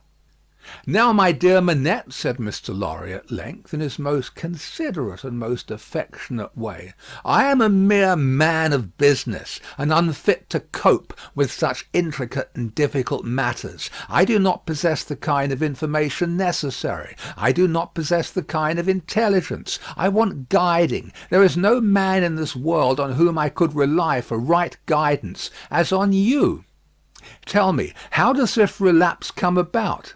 Is there danger of another? Could a repetition of it be prevented? How should a repetition of it be treated? How does it come about at all? What can I do for my friend? No man ever can have been more desirous in his heart to serve a friend than I am to serve mine, if I knew how. But I don't know how to originate in such a case. If your sagacity, knowledge, and experience could put me on the right track, I might be able to do so much. Unenlightened and undirected, I can do so little. Pray discuss it with me. Pray enable me to see it a little more clearly, and teach me how to be a little more useful." Doctor Manette sat meditating after these earnest words were spoken, and Mr. Lorry did not press him. "I think it probable," said the doctor, breaking silence with an effort, "that the relapse you have described, my dear friend, was not quite unforeseen by its subject." Was it dreaded by him? Mr. Lorry ventured to ask. Very much. He said it with an involuntary shudder. You have no idea how such an apprehension weighs on the sufferer's mind, and how difficult, how almost impossible it is for him to force himself to utter a word upon the topic that oppresses him. Would he, asked Mr. Lorry, be sensibly relieved if he could prevail upon himself to impart that secret brooding to any one when it is on him? I think so, but it is, as I have told you, next to impossible. I even believe it, in some cases, to be quite impossible. Now, said Mr. Lorry, gently laying his hand on the doctor's arm again, after a short silence on both sides, to what would you refer this attack? I believe, returned Doctor Manette, that there had been a strong and extraordinary revival of the train of thought and remembrance that was the first cause of the malady. Some intense associations of a most distressing nature were vividly recalled, I think. It is probable that there had long been a dread lurking in his mind that those associations would be recalled, say under certain circumstances, say on a particular occasion. He tried to prepare himself in vain. Perhaps the effort to prepare himself made him less able to bear it. Would he remember what took place in the relapse? Asked Mr. Lorry with natural hesitation. The doctor looked desolately round the room, shook his head, and answered in a low voice, "Not at all." "Now, as to the future?" hinted Mr. Lorry. "As to the future," said the doctor, recovering firmness, "I should have great hope. As it pleased Heaven in its mercy to restore him so soon, I should have great hope. He, yielding under the pressure of a complicated something, long dreaded and long vaguely foreseen and contended against, and recovering after the cloud had burst and passed, I should hope that the worst was over." "Well, well, that's good comfort. I am thankful," said Mr. Lorry. "I am thankful," repeated the doctor, bending his head with reverence. "There are two other points," said Mr. Lorry, "on which I am anxious to be instructed. I may go on?" "You cannot do your friend a better service." The doctor gave him his hand. "To the first, then. He is of a studious habit, and unusually energetic. He applies himself with great ardour to the acquisition of professional knowledge, to the conducting of experiments, to many things. Now, does he do too much?" "I think not. It may be the character of his mind to be always in singular need of occupation. That may be in part natural to it, in part the result of affliction. The less it was occupied with healthy things, the more it would be in danger of turning in the unhealthy direction. He may have observed himself and made the discovery." "You are sure that he is not under too great a strain?" "I think I am quite sure of it." "My dear Manette, if he were overworked now?"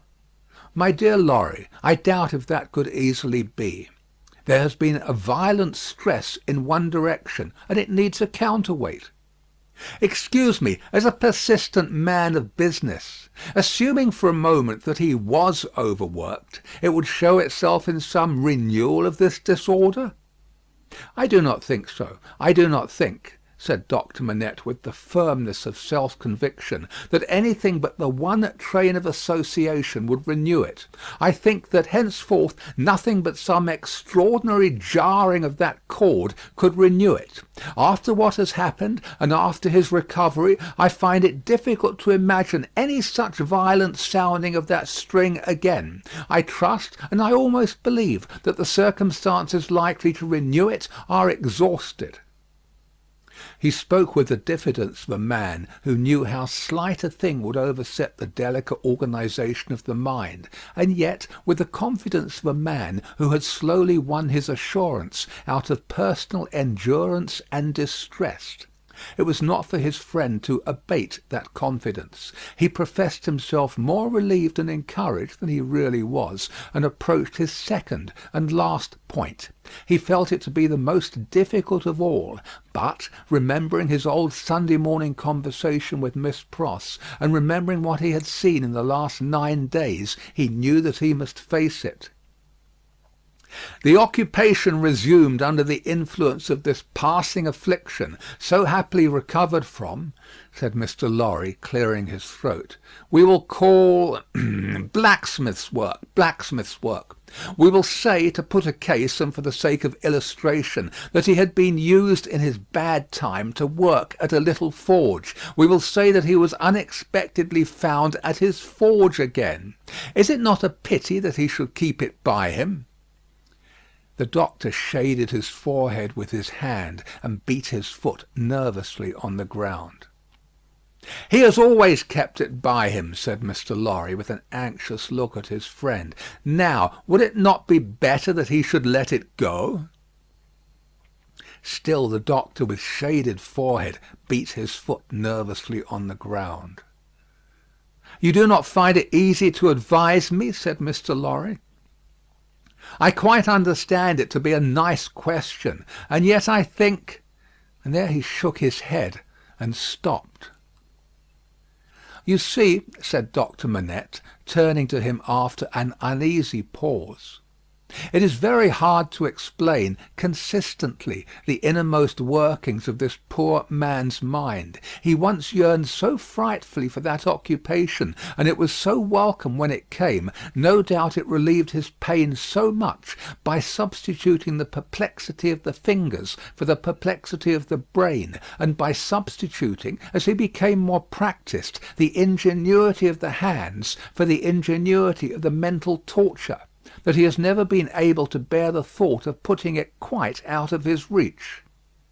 Even now, when I believe he is more hopeful of himself than he has ever been, and even speaks of himself with a kind of confidence, the idea that he might need that old employment and not find it gives him a sudden sense of terror, like that which one may fancy strikes to the heart of a lost child." He looked like his illustration as he raised his eyes to Mr. Lorry's face. "But may not mind, I ask for information as a plodding man of business who only deals with such material objects as guineas, shillings, and banknotes. May not the retention of the thing involve the retention of the idea? If the thing were gone, my dear Manette, might not the fear go with it? In short, is it not a concession to the misgiving to keep the forge?" There was another silence. "You see, too," said the doctor, tremulously, "it is such an old companion." "I would not keep it," said Mr. Lorry, shaking his head, for he gained in firmness as he saw the doctor disquieted. "I would recommend him to sacrifice it. I only want your authority. I am sure it does no good. Come, give me your authority, like a dear, good man, for his daughter's sake, my dear Manette."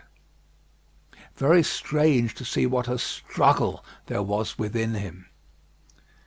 "In her name, then, let it be done. I sanction it. But I would not take it away while he was present. Let it be removed when he is not there. Let him miss his old companion after an absence."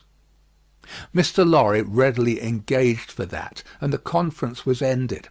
They passed the day in the country, and the doctor was quite restored. On the 3 following days he remained perfectly well, and on the 14th day he went away to join Lucie and her husband. The precaution that had been taken to account for his silence, Mr. Lorry had previously explained to him, and he had written to Lucie in accordance with it, and she had no suspicions. On the night of the day on which he left the house, Mr. Lorry went into his room with a chopper, saw, chisel, and hammer, attended by Miss Pross carrying a light.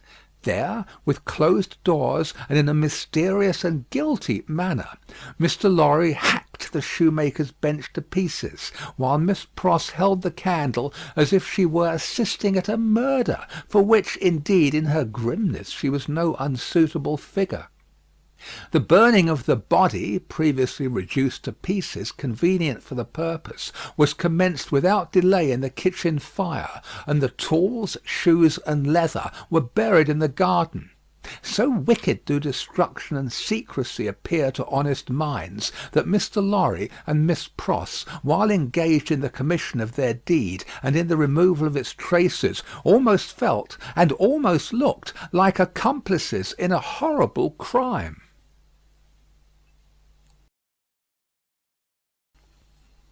Chapter 20. A Plea. When the newly married pair came home, the first person who appeared to offer his congratulations was Sidney Carton.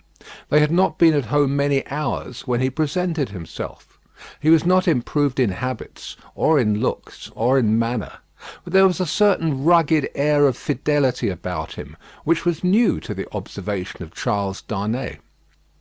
He watched his opportunity of taking Darnay aside into a window, and of speaking to him when no one overheard.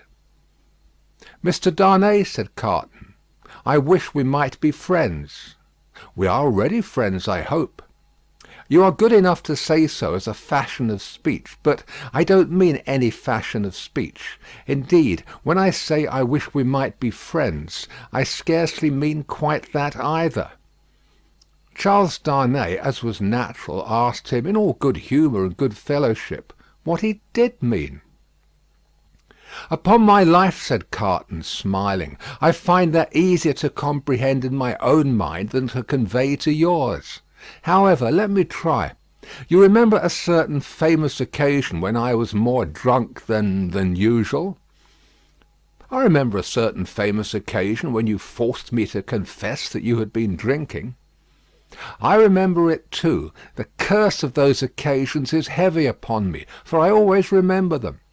I hope it may be taken into account one day, when all days are at an end for me. Don't be alarmed. I am not going to preach." "I am not at all alarmed. Earnestness in you is anything but alarming to me." "Ah," said Carton, with a careless wave of his hand, as if he waved that away. "On the drunken occasion in question, one of a large number, as you know, I was insufferable about liking you and not liking you. I wish you would forget it." "I forgot it long ago." "Fashion of speech again. But, Mr. Darnay, oblivion is not so easy to me as you represent it to be to you. I have by no means forgotten it, and a light answer does not help me to forget it." "If it was a light answer," returned Darnay, "I beg your forgiveness for it. I had no other object than to turn a slight thing, which, to my surprise, seems to trouble you too much, aside. I declare to you, on the faith of a gentleman, that I have long dismissed it from my mind." "Good heaven, what was there to dismiss? Have I nothing more important to remember in the great service you rendered me that day?" "As to the great service," said Carton, "I am bound to avow to you, when you speak of it in that way, that it was mere professional claptrap. I don't know that I cared what became of you when I rendered it. Mind, I say when I rendered it. I am speaking of the past." "You make light of the obligation," returned Darnay, "but I will not quarrel with your light answer." "Genuine truth, Mr. Darnay. Trust me, I have gone aside from my purpose. I was speaking about our being friends. Now, you know me. You know I am incapable of all the higher and better flights of men. If you doubt it, ask Stryver, and he'll tell you so. I prefer to form my own opinion without the aid of his. Well, at any rate, you know me as a dissolute dog who has never done any good and never will." "I don't know that you never will." "But I do, and you must take my word for it. Well, if you could endure to have such a worthless fellow, and a fellow of such indifferent reputation, coming and going at odd times, I should ask that I might be permitted to come and go as a privileged person here, that I might be regarded as a useless, and I would add, if it were not for the resemblance I detected between you and me, an unornamental piece of furniture, tolerated for its old service, and taken no notice of. I doubt if I should abuse the permission. It is 100 to 1 if I should avail myself of it 4 times in a year. It would satisfy me, I dare say, to know that I had it. Will you try? That is another way of saying that I am placed on the footing I have indicated. I thank you, Darnay. I may use that freedom with your name? I think so, Carton, by this time. They shook hands upon it, and Sidney turned away. Within a minute afterwards he was, to all outward appearance, as unsubstantial as ever. When he was gone, and in the course of an evening passed with Miss Pross, the doctor, and Mr. Lorry, Charles Darnay made some mention of this conversation in general terms, and spoke of Sidney Carton as a problem of carelessness and recklessness. He spoke of him, in short, not bitterly, or meaning to bear hard upon him, but as anybody might who saw him as he showed himself. He had no idea that this could dwell in the thoughts of his fair young wife, but when he afterwards joined her in their own rooms, he found her waiting for him with the old pretty lifting of the forehead strongly marked. "We are thoughtful to-night," said Darnay, drawing his arm about her. "Yes, dearest Charles," with her hands on his breast, and the inquiring and attentive expression fixed upon him. "We are rather thoughtful to-night, for we have something on our mind to-night." "What is it, my Lucie?" "Will you promise not to press one question on me if I beg you not to ask it?" "Will I promise? What will I not promise to my love?" What indeed, with his hand putting aside the golden hair from the cheek, and his other hand against the heart that beat for him. "I think, Charles, poor Mr. Carton deserves more consideration and respect than you expressed for him to-night." "Indeed, my own? Why so?" "That is what you are not to ask me. But I know he does." "If you know it, it is enough. What would you have me do, my life?" "I would ask you, dearest, to be very generous with him always, and very lenient on his faults when he is not by. I would ask you to believe that he has a heart he very, very seldom reveals, and that there are deep wounds in it. My dear, I have seen it bleeding." "It is a painful reflection to me," said Charles Darnay, quite astounded, "that I should have done him any wrong. I never thought this of him." "My husband, it is so. I fear he is not to be reclaimed. There is scarcely a hope that anything in his character or fortunes is repairable now. But I am sure that he is capable of good things, gentle things, even magnanimous things." She looked so beautiful in the purity of her faith in this lost man, that her husband could have looked at her as she was for hours. "And, oh, my dearest love," she urged, clinging nearer to him, laying her head upon his breast, and raising her eyes to his, "remember how strong we are in our happiness, and how weak he is in his misery." The supplication touched him home. "I will always remember it, dear heart. I will remember it as long as I live." He bent over the golden head, and put the rosy lips to his, and folded her in his arms. If one forlorn wanderer then pacing the dark streets could have heard her innocent disclosure, and could have seen the drops of pity kissed away by her husband from the soft blue eyes so loving of that husband, he might have cried to the night, and the words would not have parted from his lips for the first time. God bless her for her sweet compassion. Chapter 21. Echoing Footsteps. A wonderful corner for echoes, it has been remarked, that corner where the doctor lived. Ever busily winding the golden thread which bound her husband, and her father, and herself, and her old directress and companion in a life of quiet bliss, Lucie sat in the still house, in the tranquilly resounding corner, listening to the echoing footsteps of years. At first there were times, though she was a perfectly happy young wife, when her work would slowly fall from her hands, and her eyes would be dimmed. For there was something coming in the echoes, something light, afar off, and scarcely audible yet, that stirred her heart too much.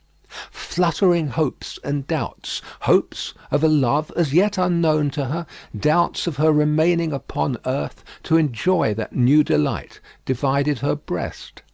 Among the echoes, then, there would arise the sound of footsteps at her own early grave, and thoughts of the husband who would be left so desolate, and who would mourn for her so much, swelled to her eyes, and broke like waves. That time passed, and her little Lucie lay on her bosom. Then, among the advancing echoes, there was the tread of her tiny feet, and the sound of her prattling words. Let greater echoes resound as they would, the young mother at the cradle side could always hear those coming. They came, and the shady house was sunny, with a child's laugh, and the divine friend of children, to whom in her trouble she had confided hers, seemed to take her child in his arms, as he took the child of old, and made it a sacred joy to her. Ever busily winding the golden thread that bound them all together, weaving the service of her happy influence through the tissue of all their lives, and making it predominate nowhere, Lucie heard in the echoes of years none but friendly and soothing sounds. Her husband's step was strong and prosperous among them, her father's firm and equal. Lo, Miss Pross, in harness of string, awakening the echoes as an unruly charger, whip-corrected, snorting, and pawing the earth under the plane tree in the garden. Even when there were sounds of sorrow among the rest, they were not harsh nor cruel. Even when golden hair, like her own, lay in a halo on a pillow round the worn face of a little boy, and he said with a radiant smile, "Dear papa and mamma, I am very sorry to leave you both, and to leave my pretty sister, but I am cold, and I must go." Those were not tears all of agony that wetted his young mother's cheek as the spirit departed from her embrace that had been entrusted to it. Suffer them and forbid them not. They see my father's face. O Father, blessed words! Thus the rustling of an angel's wings got blended with the other echoes, and they were not wholly of earth, but had in them that breath of heaven. Sighs of the winds that blew over a little garden tomb were mingled with them also, and both were audible to Lucie in a hushed murmur, like the breathing of a summer sea asleep upon a sandy shore. As the little Lucie, comically studious at the task of the morning, or dressing a doll at her mother's footstool, chattered in the tongues of the two cities that were blended in her life. The echoes rarely answered to the actual tread of Sidney Carton. Some half-dozen times a year, at most, he claimed his privilege of coming in uninvited, and would sit among them through the evening as he had once done often. He never came there heated with wine. And one other thing regarding him was whispered in the echoes, which has been whispered by all true echoes for ages and ages. No man ever really loved a woman, lost her, and knew her with a blameless though an unchanged mind when she was a wife and a mother, but her children had a strange sympathy with him, an instinctive delicacy of pity for him. What fine hidden sensibilities are touched in such a case, no echoes tell. But it is so, and it was so here. Carton was the first stranger to whom little Lucie held out her chubby arms, and he kept his place with her as she grew. The little boy had spoken of him almost at the last. "Poor Carton, kiss him for me." Mr. Stryver shouldered his way through the law like some great engine forcing itself through turbid water, and dragged his useful friend in his wake like a boat towed astern. As the boat so favoured is usually in a rough plight and mostly under water, so Sidney had a swamped life of it. But easier and strong custom, unhappily so much easier and stronger in him than any stimulating sense of desert or disgrace, made it the life he was to lead, and he no more thought of emerging from his state of lion's jackal than any real jackal may be supposed to think of rising to be a lion. Stryver was rich, had married a florid widow with property and 3 boys, who had nothing particularly shining about them but the straight hair of their dumpling heads. These 3 young gentlemen, Mr. Stryver, exuding patronage of the most offensive quality from every pore, had walked before him like 3 sheep to the quiet corner in Soho, and had offered as pupils to Lucie's husband, delicately saying, "Halloa, here are 3 lumps of bread and cheese towards your matrimonial picnic, Darnay." The polite rejection of the 3 lumps of bread and cheese had quite bloated Mr. Stryver with indignation, which he afterwards turned to account in the training of the young gentlemen, by directing them to beware of the pride of beggars, like that tutor fellow. He was also in the habit of declaiming to Mrs. Stryver, over his full-bodied wine, on the arts Mrs. Darnay had once put in practice to catch him, and on the diamond-cut diamond arts in himself, madam, which had rendered him not to be caught. Some of his King's Bench familiars, who were occasionally parties to the full-bodied wine and the lie, excused him for the latter by saying that he had told it so often that he believed it himself, which is surely such an incorrigible aggravation of an originally bad offence as to justify any such offenders being carried off to some suitably retired spot, and there hanged out of the way.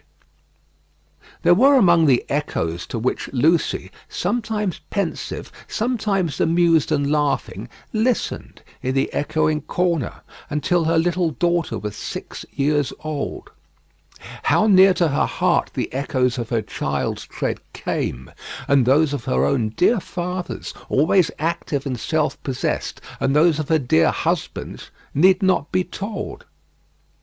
Nor how the lightest echo of their united home, directed by herself with such a wise and elegant thrift that it was more abundant than any waste, was music to her. Nor how there were echoes all about her, sweet in her ears, of the many times her father had told her that he found her more devoted to him married, if that could be, than single, and of the many times her husband had said to her that no cares and duties seemed to divide her love for him or her help to him, and asked her, "What is the magic secret, my darling, of your being everything to all of us, as if there were only one of us, yet never seeming to be hurried or to have too much to do?" But there were other echoes, from a distance, that rumbled menacingly in the corner all through this space of time; and it was now about little Lucie's 6th birthday that they began to have an awful sound, as of a great storm in France, with a dreadful sea rising. On a night in mid-July, 1789, Mr. Lorry came in late from Tellson's, and sat himself down by Lucie and her husband in the dark window. It was a hot, wild night, and they were all 3 reminded of the old Sunday night when they had looked at the lightning from the same place. "I began to think," said Mr. Lorry, pushing his brown wig back, "that I should have to pass the night at Tellson's. We have been so full of business all day that we have not known what to do first, or which way to turn.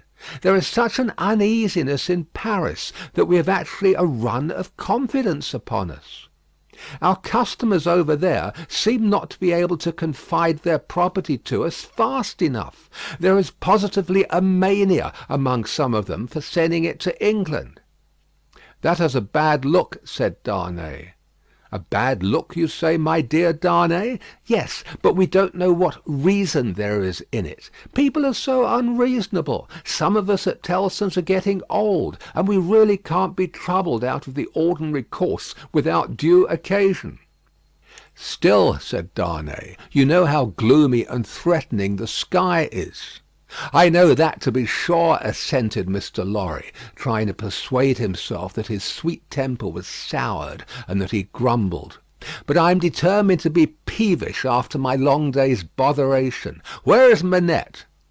"Here he is," said the doctor, entering the dark room at the moment. "I am quite glad you are at home, for these hurries and forebodings by which I have been surrounded all day long have made me nervous without reason. You are not going out, I hope?" "No, I am going to play backgammon with you, if you like," said the doctor. "I don't think I do like. If I may speak my mind, I am not fit to be pitted against you to-night. Is the tea-board still there, Lucie? I can't see." "Of course, it has been kept for you." "Thank ye, my dear. The precious child is safe in bed?" "And sleeping soundly." "That's right. All safe and well. I don't know why anything should be otherwise than safe and well here, thank God. But I have been so put out all day, and I am not as young as I was. My tea, my dear. Thank ye. Now, come and take your place in the circle, and let us sit quiet and hear the echoes about which you have your theory." "Not a theory. It was a fancy." "A fancy, then, my wise pet," said Mr. Lorry, patting her hand. "They are very numerous and very loud, though, are they not? Only hear them." Headlong, mad, and dangerous footsteps to force their way into anybody's life, footsteps not easily made clean again, if once stained red, the footsteps raging in Saint Antoine afar off as the little circle sat in the dark London window. Saint Antoine had been that morning a vast dusky mass of scarecrows, heaving to and fro, with frequent gleams of light above the billowy heads, where steel blades and bayonets shone in the sun. A tremendous roar arose from the throat of Saint Antoine, and a forest of naked arms struggled in the air like shrivelled branches of trees in a winter wind, all the fingers convulsively clutching at every weapon or semblance of a weapon that was thrown up from the depths below, no matter how far off. Who gave them out? Whence they last came? Where they began? Through what agency they crookedly quivered and jerked, scores at a time, over the heads of the crowd, like a kind of lightning? No eye in the throng could have told. But muskets were being distributed, so were cartridges, powder and ball, bars of iron and wood, knives, axes, pikes, every weapon that distracted ingenuity could discover or devise. People who could lay hold of nothing else set themselves with bleeding hands to force stones and bricks out of their places in walls. Every pulse and heart in Saint Antoine was on high fever strain and at high fever heat. Every living creature there held life as of no account, and was demented with a passionate readiness to sacrifice it. As a whirlpool of boiling waters has a centre point, so all this raging circled round Defarge's wine shop, and every human drop in the cauldron had a tendency to be sucked towards the vortex, where Defarge himself, already begrimed with gunpowder and sweat, issued orders, issued arms, thrust this man back, dragged this man forward, disarmed one to arm another, laboured and strove in the thickest of the uproar. "Keep near to me, Jacques 3," cried Defarge, "and do you, Jacques 1 and 2, separate and put yourselves at the head of as many of these patriots as you can. Where is my wife?"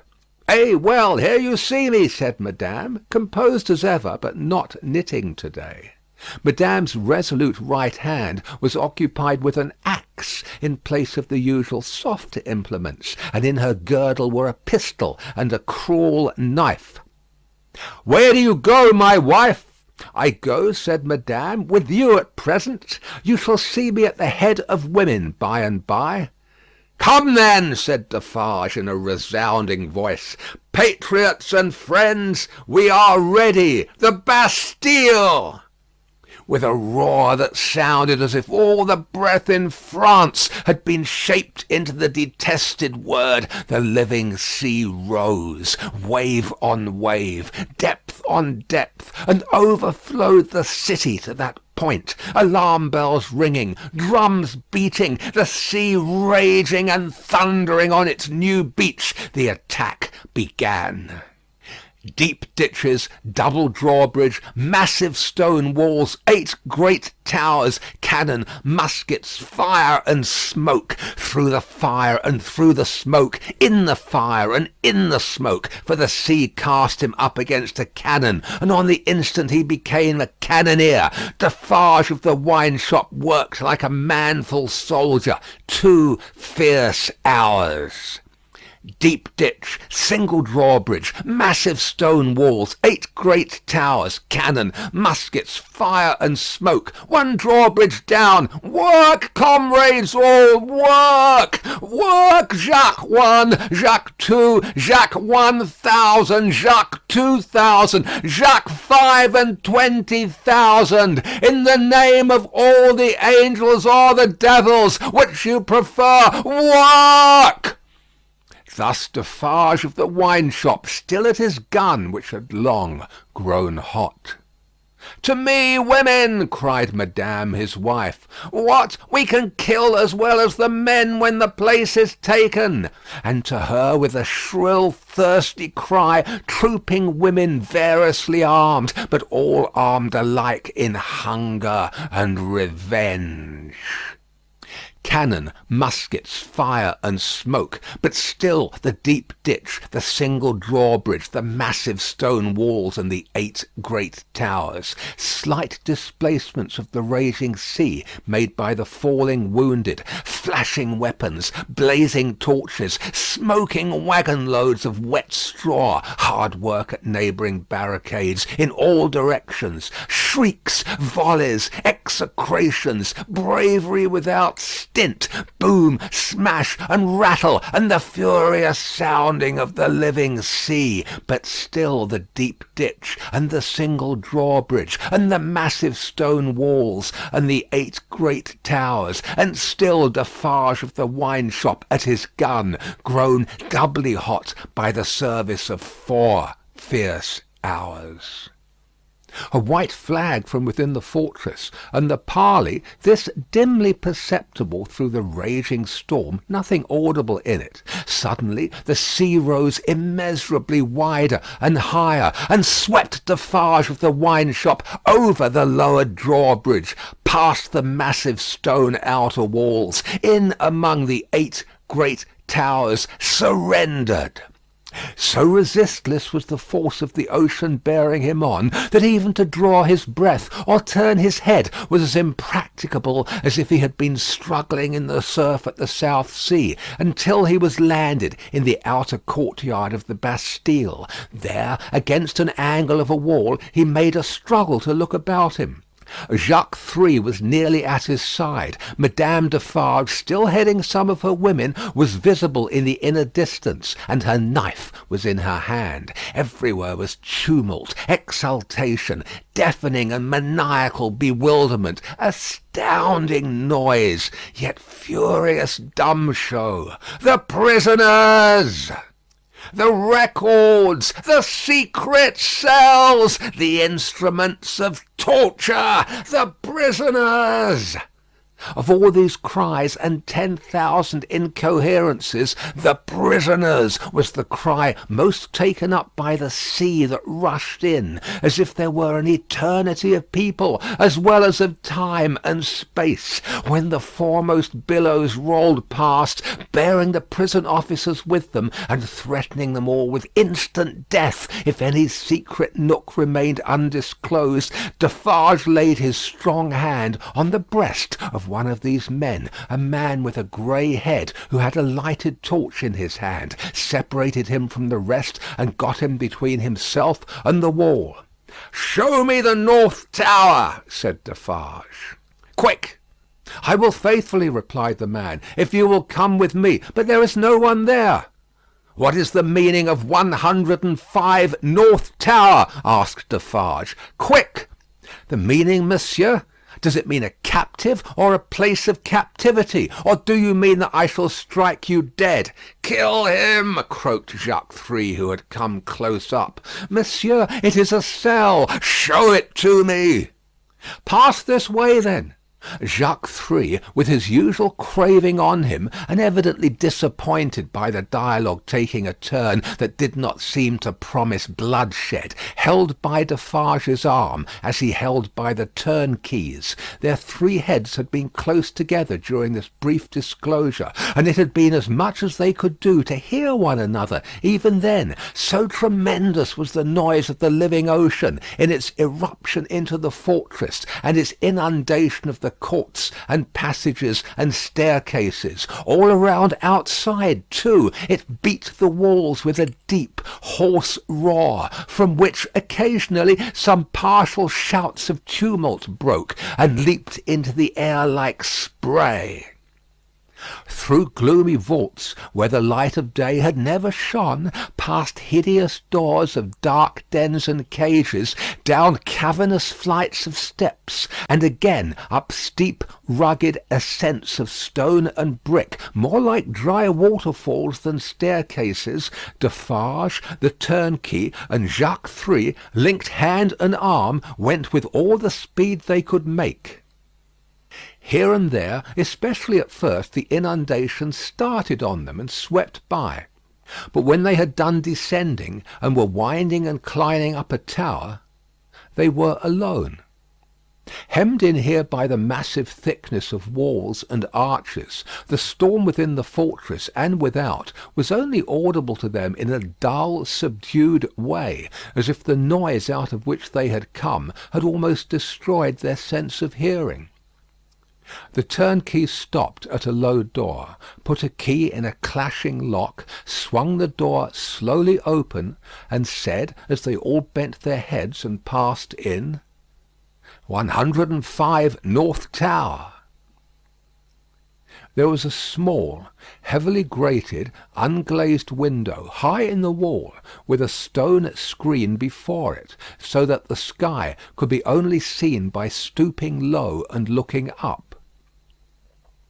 There was a small chimney, heavily barred across, a few feet within. There was a heap of old feathery wood ashes on the hearth. There was a stool and table and a straw bed. There were the 4 blackened walls and a rusty iron ring in one of them. "Pass that torch slowly along these walls, that I may see them," said Defarge to the turnkey. The man obeyed, and Defarge followed the light closely with his eyes. "Stop! Look here, Jacques." "A.M." croaked Jacques Three as he read greedily. "Alexandre Manette," said Defarge in his ear, following the letters with his swart forefinger, deeply engrained with gunpowder. And here he wrote, "A poor physician," and it was he, without doubt, who scratched a calendar on this stone. "What is that in your hand? A crowbar? Give it me." He had still the linstock of his gun in his own hand. He made a sudden exchange of the two instruments, and turning on the worm-eaten stool and table, beat them to pieces in a few blows. "Hold the light higher," he said wrathfully to the turnkey. "Look among those fragments with care, Jacques, and see, here is my knife," throwing it to him. "Rip open that bed, and search the straw. Hold the light higher, you." With a menacing look at the turnkey, he crawled upon the hearth, and peering up the chimney, struck and prised at its sides with the crowbar, and worked at the iron grating across it. In a few minutes some mortar and dust came dropping down, which he averted his face to avoid, and in it, and in the old wood ashes, and in a crevice in the chimney, into which his weapon had slipped or wrought itself, he groped with a cautious touch. "Nothing in the wood and nothing in the straw, Jacques?" "Nothing." "Let us collect them together, in the middle of the cell. So, light them, you."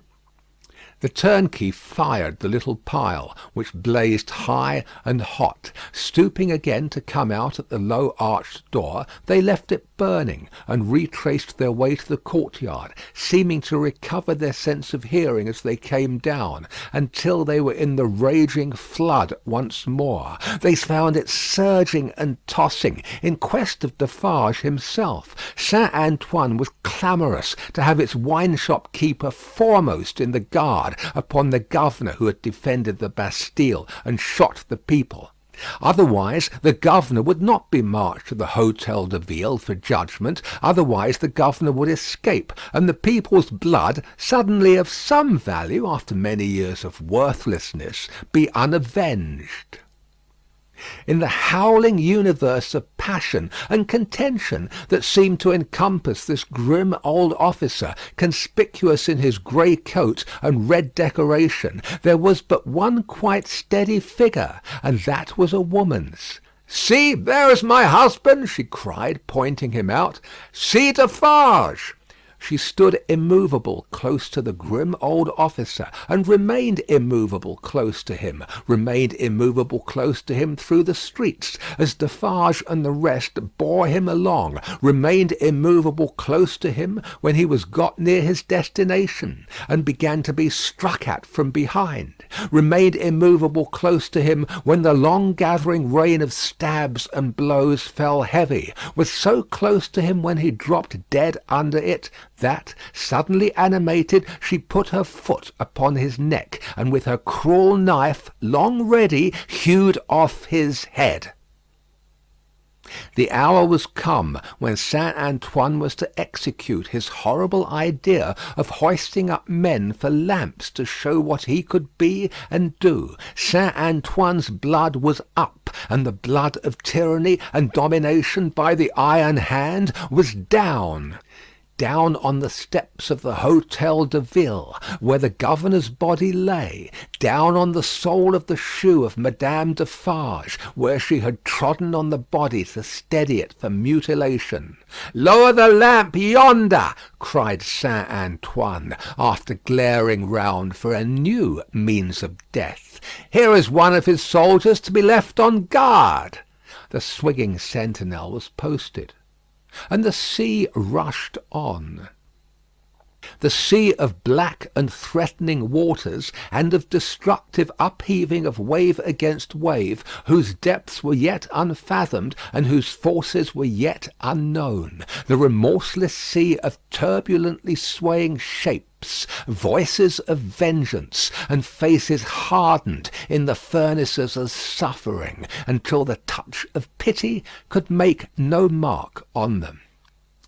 But in the ocean of faces, where every fierce and furious expression was in vivid life, there were two groups of faces, each 7 in number, so fixedly contrasting with the rest that never did sea roll which bore more memorable wrecks with it. 7 faces of prisoners, suddenly released by the storm that had burst their tomb, were carried high overhead, all scared, all lost, all wondering and amazed, as if the last day were come, and those who rejoiced around them were lost spirits. Other 7 faces there were, carried higher, 7 dead faces, whose drooping eyelids and half-seen eyes awaited the last day. Impassive faces, yet with a suspended, not an abolished, expression on them. Faces, rather, in a fearful pause, as having yet to raise the dropped lids of the eyes, and bear witness with the bloodless lips, "Thou didst it." 7 prisoners released, 7 gory heads on pikes, the keys of the accursed fortress of the 8 strong towers, some discovered letters and other memorials of prisoners of old time, long dead of broken hearts, such and such like, The loudly echoing footsteps of Saint Antoine escort through the Paris streets in mid-July, 1789. Now, heaven defeat the fancy of Lucie Darnay, and keep these feet far out of her life, for they are headlong, mad, and dangerous, and in the years so long after the breaking of the cask at Defarge's wine-shop door, they are not easily purified when once stained red.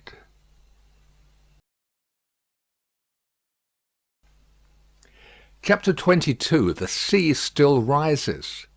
Haggard Saint Antoine had had only one exultant week in which to soften his modicum of hard and bitter bread to such extent as he could, with the relish of fraternal embraces and congratulations, when Madame Defarge sat at her counter, as usual, presiding over the customers.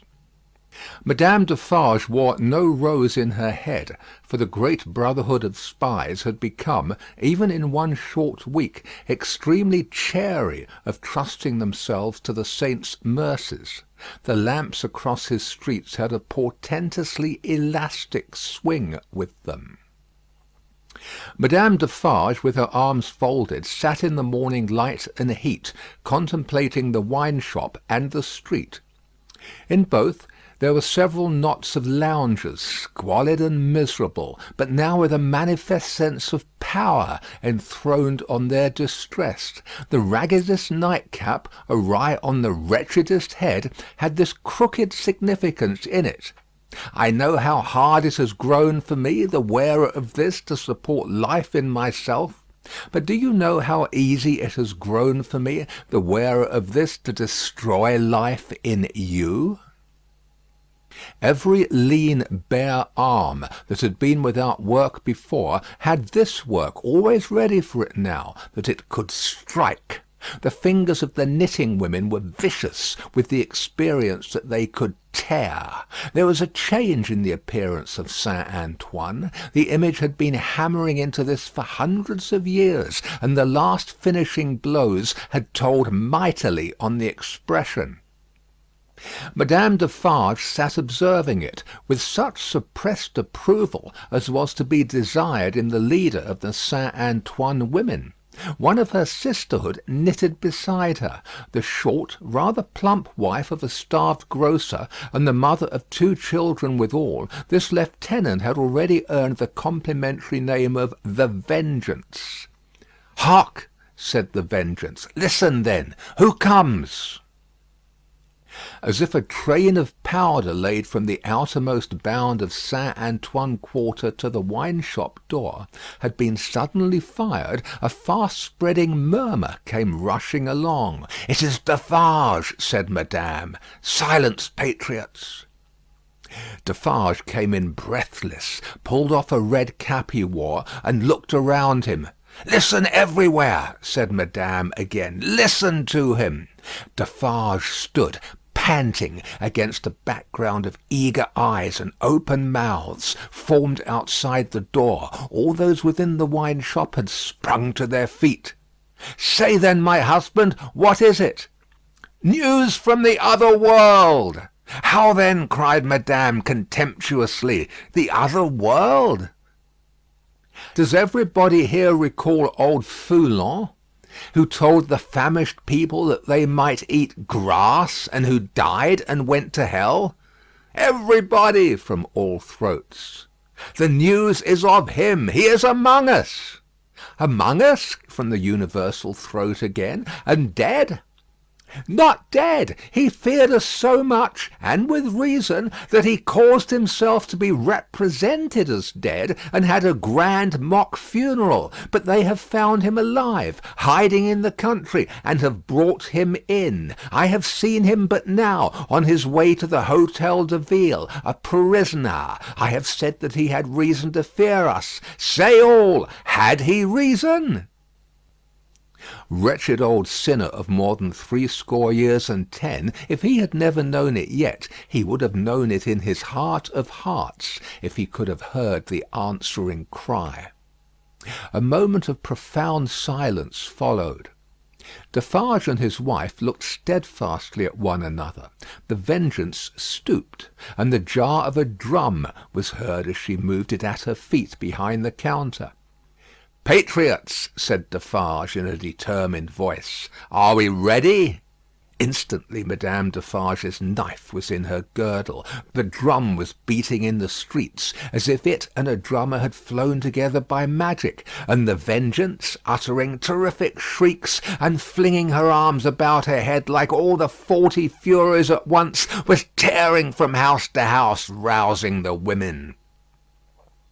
The men were terrible in the bloody-minded anger with which they looked from windows, caught up what arms they had, and came pouring out down into the streets. But the women were a sight to chill the boldest. From such household occupations as their bare poverty yielded, from their children, from their aged and their sick, crouching on the bare ground, famished and naked, they ran out with streaming hair, urging one another and themselves to madness with the wildest cries and actions. "Villain Foulon taken my sister! Old Foulon taken my mother! Miscreant Foulon taken my daughter!" Then a score of others ran into the midst of these, beating their breasts, tearing their hair, and screaming, "Foulon alive!"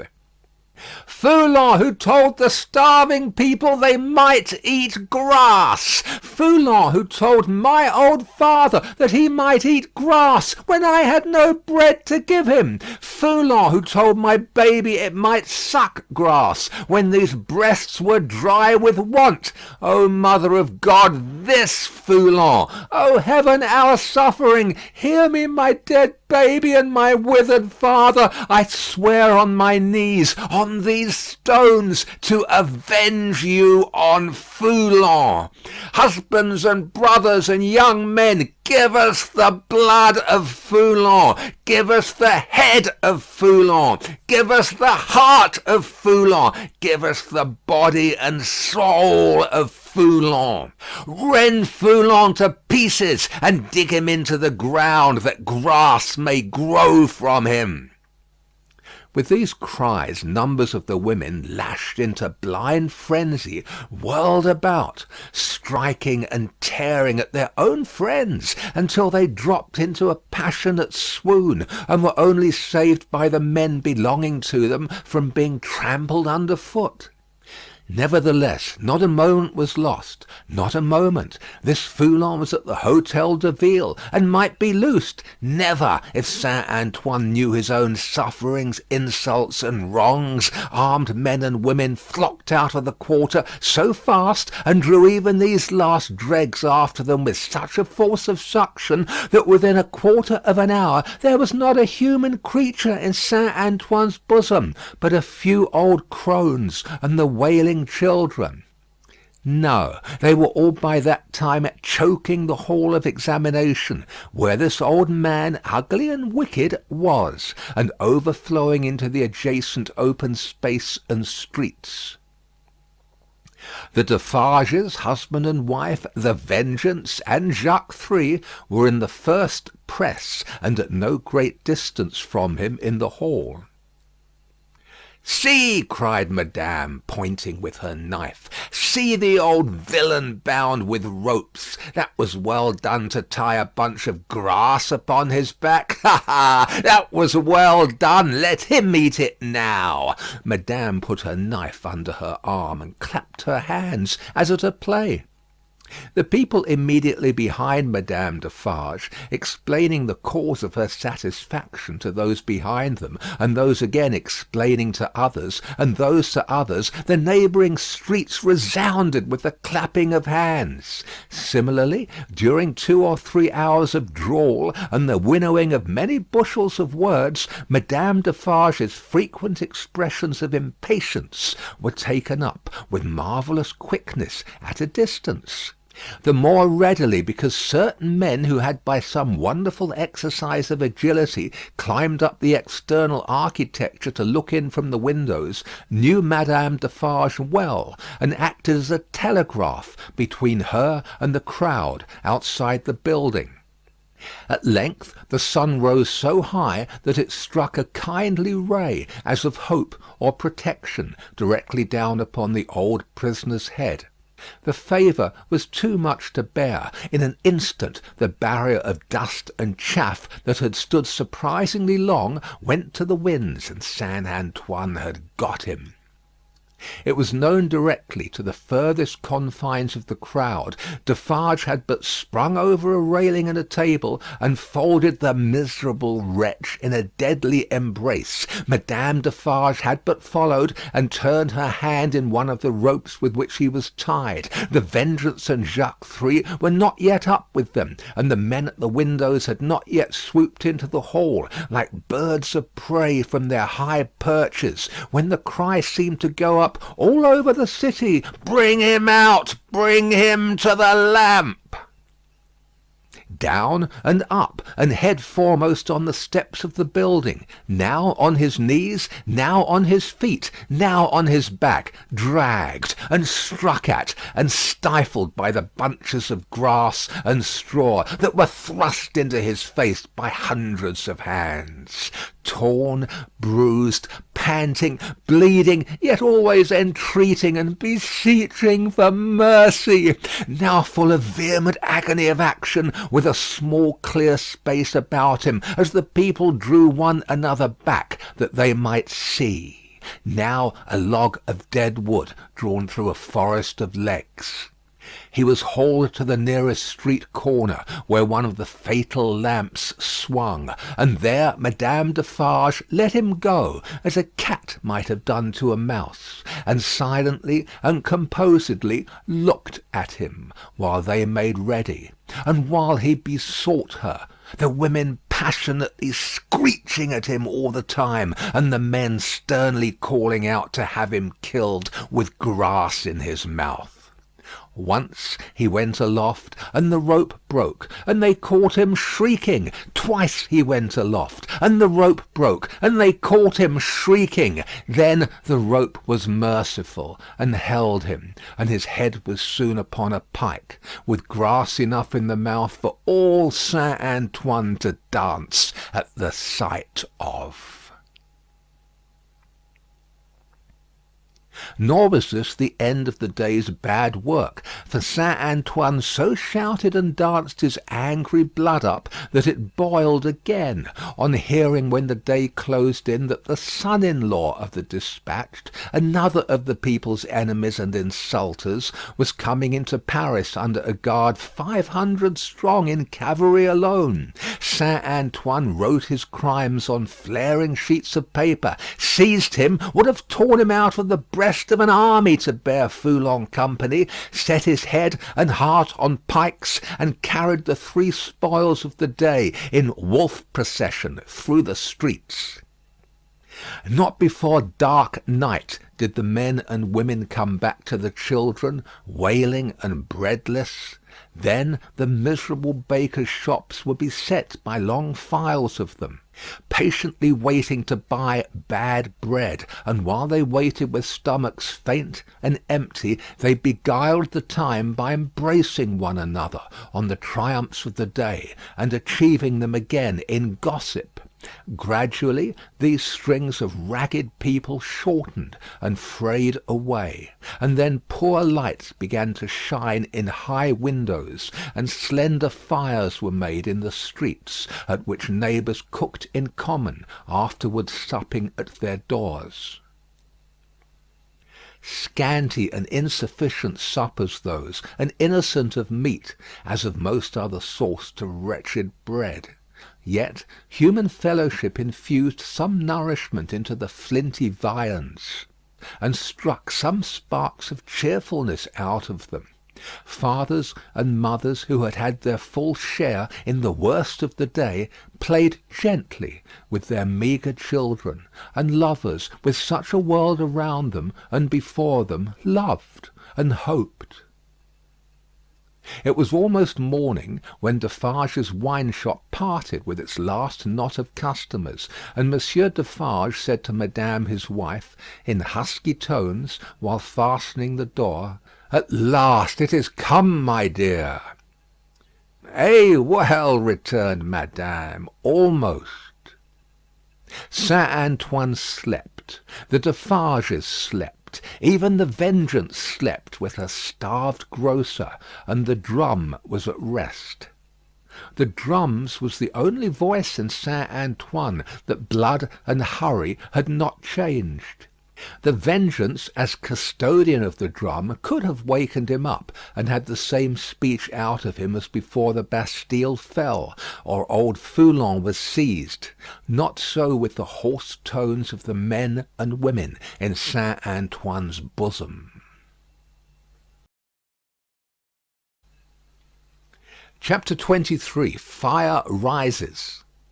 There was a change on the village where the fountain fell, and where the mender of roads went forth daily to hammer out of the stones on the highway such morsels of bread as might serve for patches to hold his poor ignorant soul and his poor reduced body together.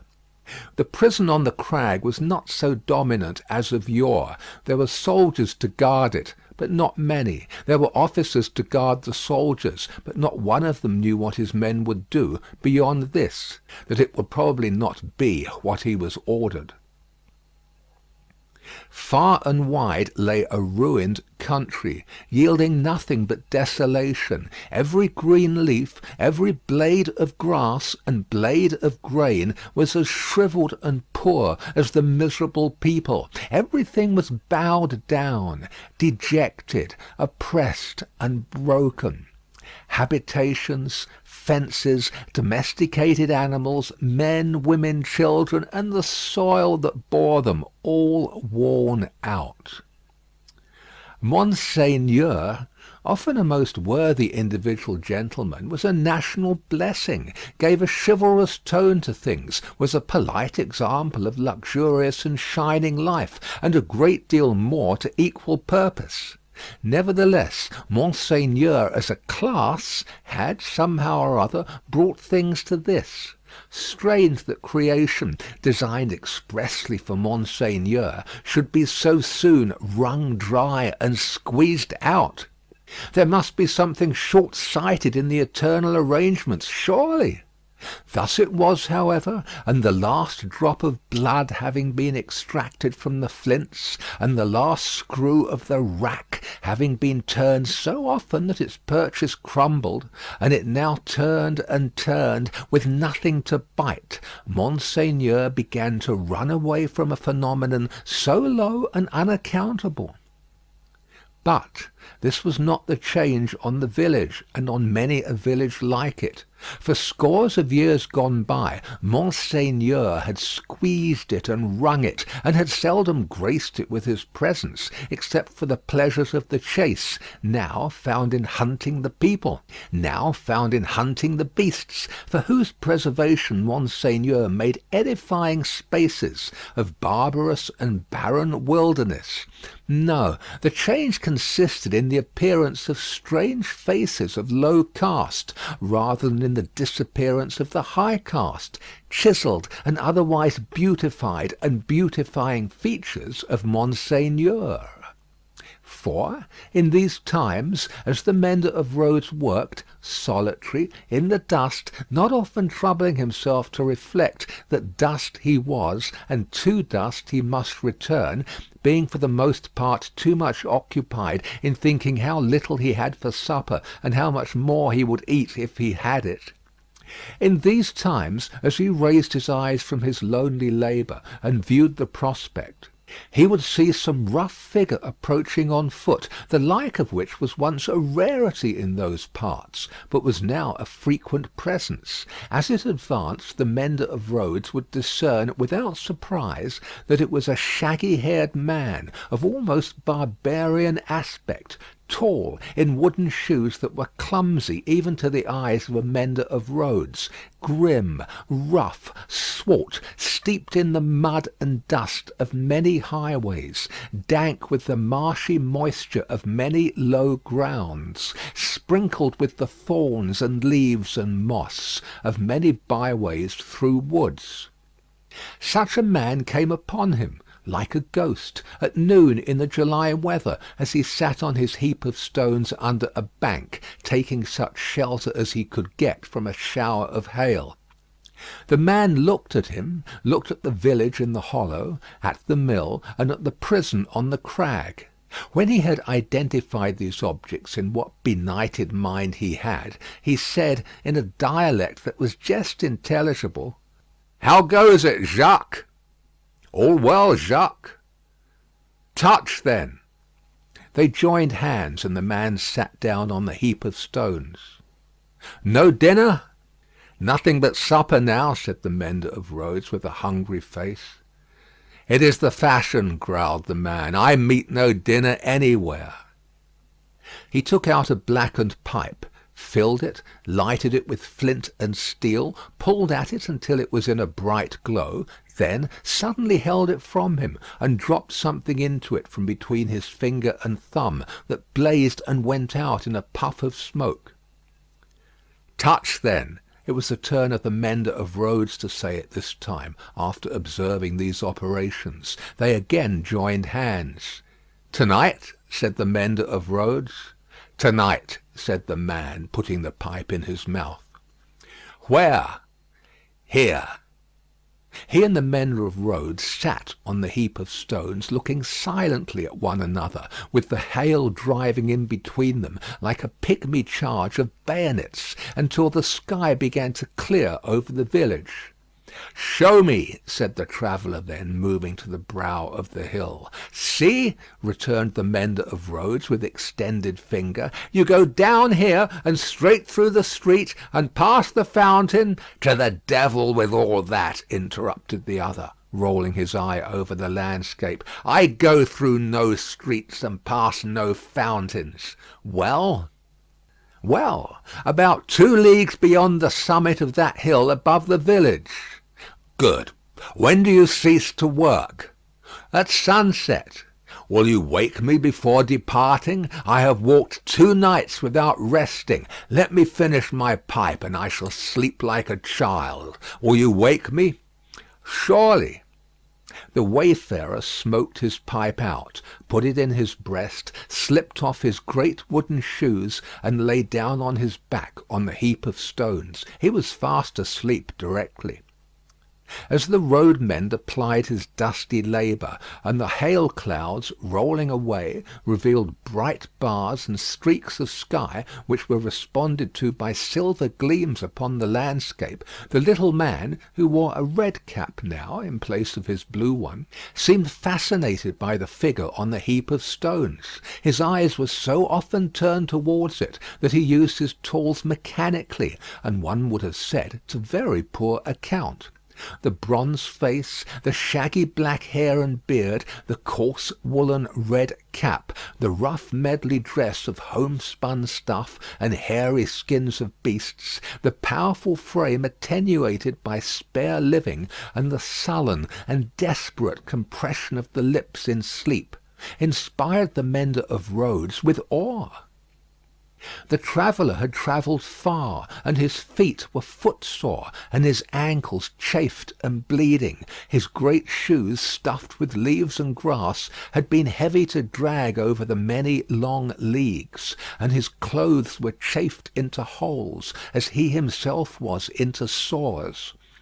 Stooping down beside him, the road mender tried to get a peep at secret weapons in his breast or where not, but in vain, for he slept with his arms crossed upon him, and set as resolutely as his lips. Fortified towns with their stockades, guard-houses, gates, trenches, and drawbridges seemed to the mender of roads to be so much air as against this figure. And when he lifted his eyes from it to the horizon, and looked around, he saw in his small fancy similar figures, stopped by no obstacle, tending to centres all over France. The man slept on, indifferent to showers of hail and intervals of brightness, to sunshine on his face and shadow, to the paltering lumps of dull ice on his body, and the diamonds into which the sun changed them, until the sun was low in the west and the sky was glowing. Then the mender of roads, having got his tools together and all things ready to go down into the village, roused him. "Good," said the sleeper, rising on his elbow. 2 leagues beyond the summit of the hill?" About. Good." The mender of roads went home, with the dust going on before him according to the set of the wind, and was soon at the fountain, squeezing himself in among the lean kine brought there to drink, and appearing even to whisper to them in his whispering to all the village. When the village had taken its poor supper, it did not creep to bed as it usually did, but came out of doors again, and remained there. A curious contagion of whispering was upon it, and also, when it gathered together at the fountain in the dark, another curious contagion of looking expectantly at the sky, in one direction only. Monsieur Gabelle, chief functionary of the place, became uneasy, went out on his housetop alone, and looked in that direction too, glanced down from behind his chimneys at the darkening faces by the fountain below, and sent word to the sacristan, who kept the keys of the church, that there might be need to ring the tocsin by and by. The night deepened. The trees environing the old château, keeping its solitary state apart, moved in a rising wind, as though they threatened the pile of building massive and dark in the gloom. Up the 2 terrace flights of steps the rain ran wildly, and beat at the great door, like a swift messenger rousing those within. Uneasy rushes of wind went through the hall, among the old spears and knives, and passed lamenting up the stairs, and shook the curtains of the bed where the last Marquis had slept. East, west, north, and south, through the woods, 4 heavy-treading, unkempt figures crushed the high grass and cracked the branches, striding on cautiously to come together in the courtyard. 4 lights broke out there and moved away in different directions, and all was black again. But not for long.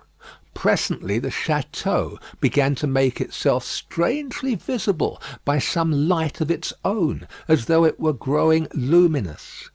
Then a flickering streak played behind the architecture of the front, picking out transparent places, and showing where balustrades, arches, and windows were. Then it soared higher, and grew broader and brighter. Soon from a score of the great windows flames burst forth, and the stone faces awakened, stared out of fire. A faint murmur arose about the house from the few people who were left there, and there was a saddling of a horse and riding away. There was spurring and splashing through the darkness, and bridle was drawn in the space by the village fountain, and the horse in a foam stood at Monsieur Gabelle's door. "Help, Gabelle! Help, every one!" The tocsin rang impatiently, but other help, if there were any, there was none. The mender of roads and 250 particular friends stood with folded arms at the fountain, looking at the pillar of fire in the sky. "It must be 40 feet high," said they, grimly, and never moved. The rider from the château and the horse in a foam clattered away through the village, and galloped up the stony steep to the prison on the crag. At the gate a group of officers were looking at the fire. Removed from them a group of soldiers. "Help, gentlemen, officers! The château is on fire! Valuable objects may be saved from the flames by timely aid! Help! Help!" The officers looked towards the soldiers, who looked at the fire, gave no orders, and answered with shrugs and biting of lips, "It must burn." As the rider rattled down the hill again and through the street, the village was illuminating. The mender of roads and the 250 particular friends, inspired as one man and woman by the idea of lighting up, had darted into their houses and were putting candles in every dull little pane of glass. The general scarcity of everything occasioned candles to be borrowed in a rather peremptory manner of Monsieur Gabelle, and in a moment of reluctance and hesitation on that functionary's part, the mender of roads, once so submissive to authority, had remarked that carriages were good to make bonfires with, and that post horses would roast. The château was left to itself to flame and burn. In the roaring and raging of the conflagration, a red-hot wind, driving straight from the infernal regions, seemed to be blowing the edifice away. With the rising and falling of the blaze, the stone faces showed as if they were in torment. When great masses of stone and timber fell, the face with the two dints in the nose became obscured. Anon struggled out of the smoke again, as if it were the face of the cruel marquis, burning at the stake and contending with the fire. The château burned. The nearest trees, laid hold of by the fire, scorched and shrivelled. Trees at a distance, fired by the four fierce figures, begirt the blazing edifice with a new forest of smoke. Molten lead and iron boiled in the marble basin of the fountain. The water ran dry. The extinguisher tops of the towers vanished like ice before the heat, and trickled down into four rugged wells of flame. Great rents and splits branched out in the solid walls like crystallization. Stupefied birds wheeled about and dropped into the furnace. Four fierce figures trudged away, east, west, north, and south, along the night-enshrouded roads, guided by the beacon they had lighted towards their next destination. The illuminated village had seized hold of the tocsin, and, abolishing the lawful ringer, rang for joy. Not only that, but the village, light-headed with famine, fire, and bell-ringing, and bethinking itself that Monsieur Gabelle had to do with the collection of rent and taxes, though it was but a small instalment of taxes and no rent at all, that Gabelle had got in those latter days, became impatient for an interview with him, and surrounding his house, summoned him to come forth for personal conference.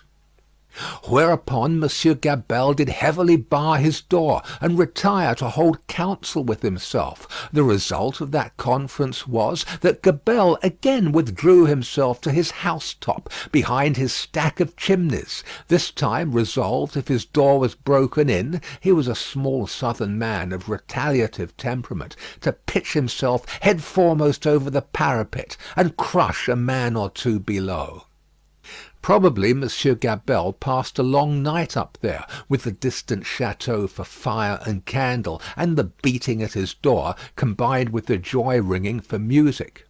Not to mention his having an ill-omened lamp slung across the road before his posting-house gate, which the village showed a lively inclination to displace in his favour. A trying suspense to be passing a whole summer night on the brink of the black ocean, ready to take that plunge into it upon which Monsieur Gabelle had resolved.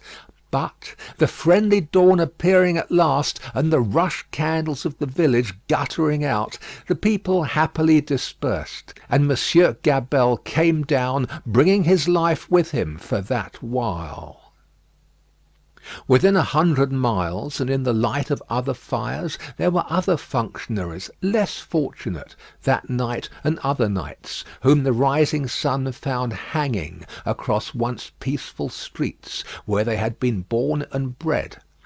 Also, there were other villagers and townspeople less fortunate than the mender of roads and his fellows, upon whom the functionaries and soldiery turned with success, and whom they strung up in their turn. But the fierce figures were steadily wending east, west, north, and south, be that as it would, and whosoever hung, fire burned.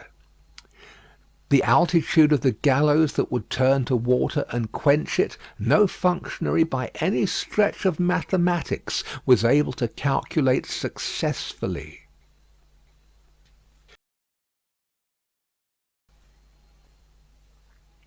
Chapter 24. Drawn to the Lodestone Rock.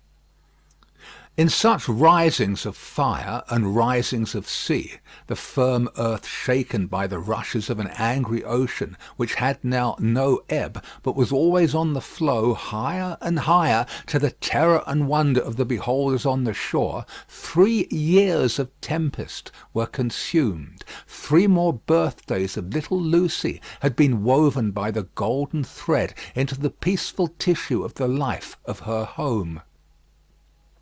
Many a night and many a day had its inmates listened to the echoes in the corner, with hearts that failed them when they heard the thronging feet.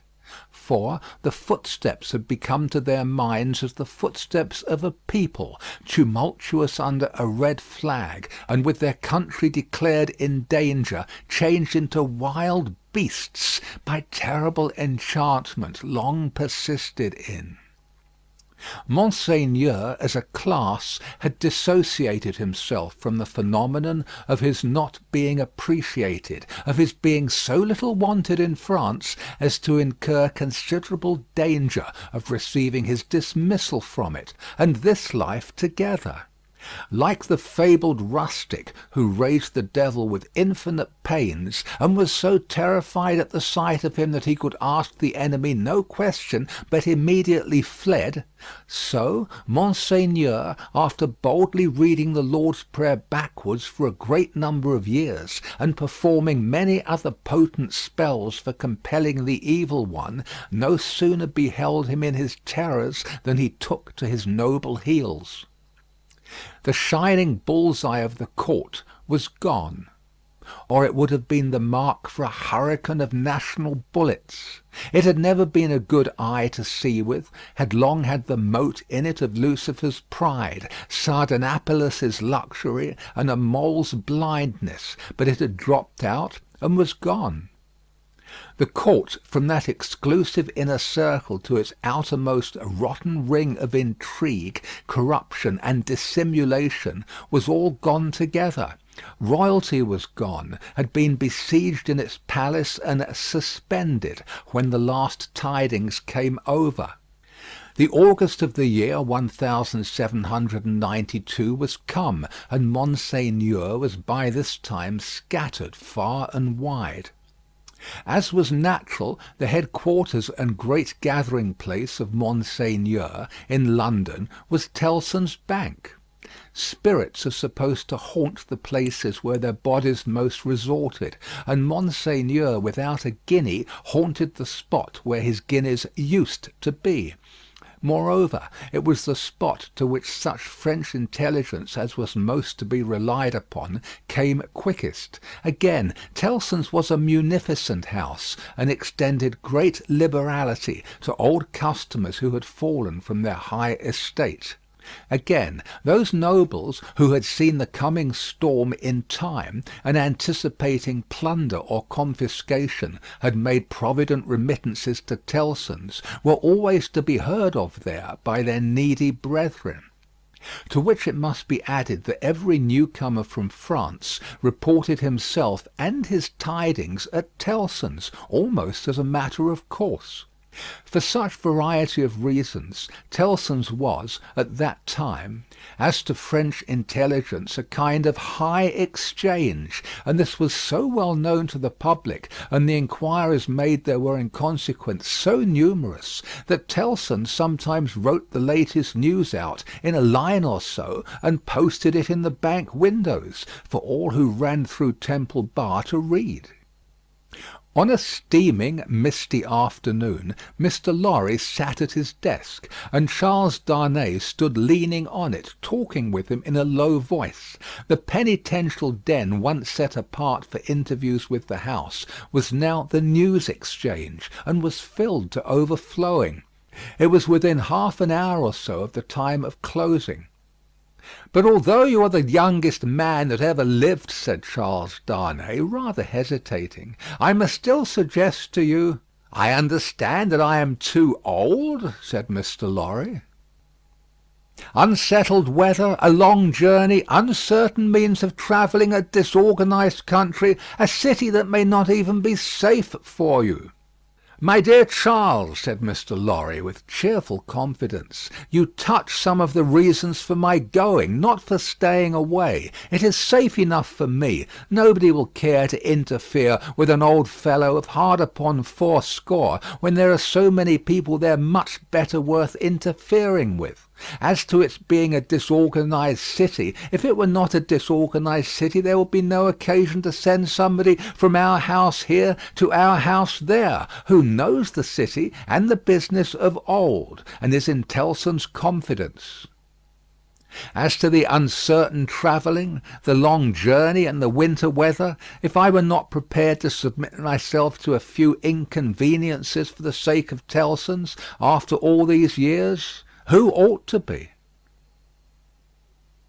"I wish I were going myself," said Charles Darnay, somewhat restlessly, and like one thinking aloud. "Indeed, you are a pretty fellow to object and advise," exclaimed Mr. Lorry. "You wish you were going yourself, and you a Frenchman born. You are a wise counsellor."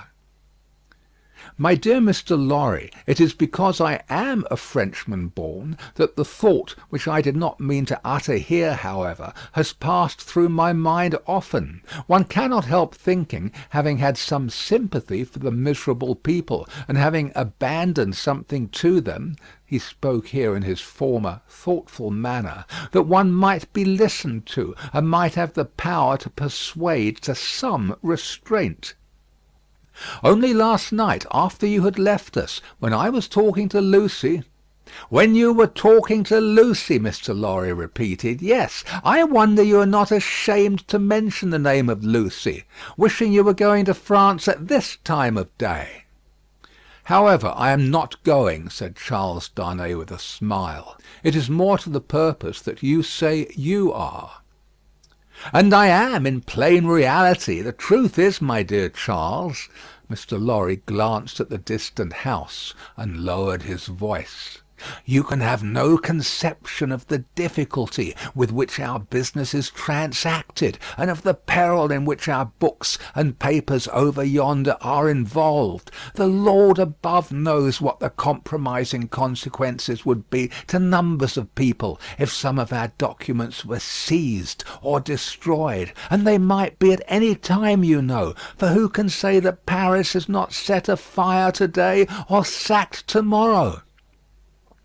Now, a judicious selection from these with the least possible delay, and the burying of them, or otherwise getting of them out of harm's way, is within the power, without loss of precious time, of scarcely any one but myself, if any one. And shall I hang back when Tellson's knows this and says this, Tellson's whose bread I have eaten these 60 years, because I am a little stiff about the joints? Why, I am a boy, sir, to half a dozen old codgers here. How I admire the gallantry of your youthful spirit, Mr. Lorry. Tut, nonsense, sir. And, my dear Charles, said Mr. Lorry, glancing at the house again, you are to remember that getting things out of Paris at this present time, no matter what things, is next to an impossibility. Papers and precious matters were this very day brought to us here. I speak in strict confidence. It is not businesslike to whisper it, even to you. By the strangest bearers you can imagine, every one of whom had his head hanging on by a single hair as he passed the barriers. At another time our parcels would come and go as easily as in business like old England. But now everything is stopped. "And do you really go to-night?" "I really go to-night, for the case has become too pressing to admit of delay." "And do you take no one with you?" "All sorts of people have been proposed to me, but I will have nothing to say to any of them. I intend to take Jerry. Jerry has been my bodyguard on Sunday nights for a long time past, and I am used to him. Nobody will suspect Jerry of being anything but an English bulldog, or of having any design in his head but to fly at anybody who touches his master. I must say again that I heartily admire your gallantry and youthfulness." "I must say again, nonsense, nonsense. When I have executed this little commission, I shall, perhaps, accept Tellson's proposal to retire and live at my ease. Time enough then to think about growing old." This dialogue had taken place at Mr. Lorry's usual desk, with Monseigneur swarming within a yard or two of it, boastful of what he would do to avenge himself on the rascal people before long. It was too much the way of Monseigneur under his reverses as a refugee, and it was much too much the way of native British orthodoxy, to talk of this terrible revolution as if it were the only harvest ever known under the skies that had not been sown; as if nothing had ever been done or omitted to be done that had led to it; as if observers of the wretched millions in France, and of the misused and perverted resources that should have made them prosperous, had not seen it inevitably coming, years before, and had not in plain words recorded what they saw. Such vapouring, combined with the extravagant plots of Monseigneur for the restoration of a state of things that had utterly exhausted itself and worn out heaven and earth as well as itself, was hard to be endured without some remonstrance by any sane man who knew the truth. And it was such vapouring all about his ears, like a troublesome confusion of blood in his own head, added to a latent uneasiness in his mind, which had already made Charles Darnay restless, and which still kept him so. Among the talkers was Stryver, of the King's Bench Bar, far on his way to state promotion, and therefore loud on the theme, broaching to Monseigneur his devices for blowing the people up, and exterminating them from the face of the earth, and doing without them, and for accomplishing many similar objects akin in their nature to the abolition of eagles by sprinkling salt on the tails of the race. Him Darnay heard with a particular feeling of objection, and Darnay stood divided between going away that he might hear no more, and remaining to interpose his word, when the thing that was to be went on to shape itself out. The house approached Mr. Lorry, and laying a soiled and unopened letter before him, asked if he had yet discovered any traces of the person to whom it was addressed. The house laid the letter down so close to Darnay that he saw the direction, the more quickly because it was his own right name. The address, turned into English, ran: "Very pressing. To Monsieur heretofore the Marquis Saint Evremond of France, confided to the cares of Messrs. Tellson and Company, bankers, London, England." On the marriage morning, Doctor Manette had made it his one urgent and express request to Charles Darnay that the secret of this name should be, unless he, the doctor, dissolved the obligation, kept inviolate between them. Nobody else knew it to be his name. His own wife had no suspicion of the fact. Mr. Lorry could have none. "No," said Mr. Lorry in reply to the house. "I have referred it, I think, to everybody now here, and no one can tell me where this gentleman is to be found." The hands of the clock verging upon the hour of closing the bank, there was a general set of the current of talkers past Mr. Lorry's desk. He held the letter out inquiringly, and Monseigneur looked at it, in the person of this plotting and indignant refugee, and Monseigneur looked at it in the person of that plotting and indignant refugee, and this, that, and the other all had something disparaging to say, in French or in English, concerning the Marquis, who was not to be found.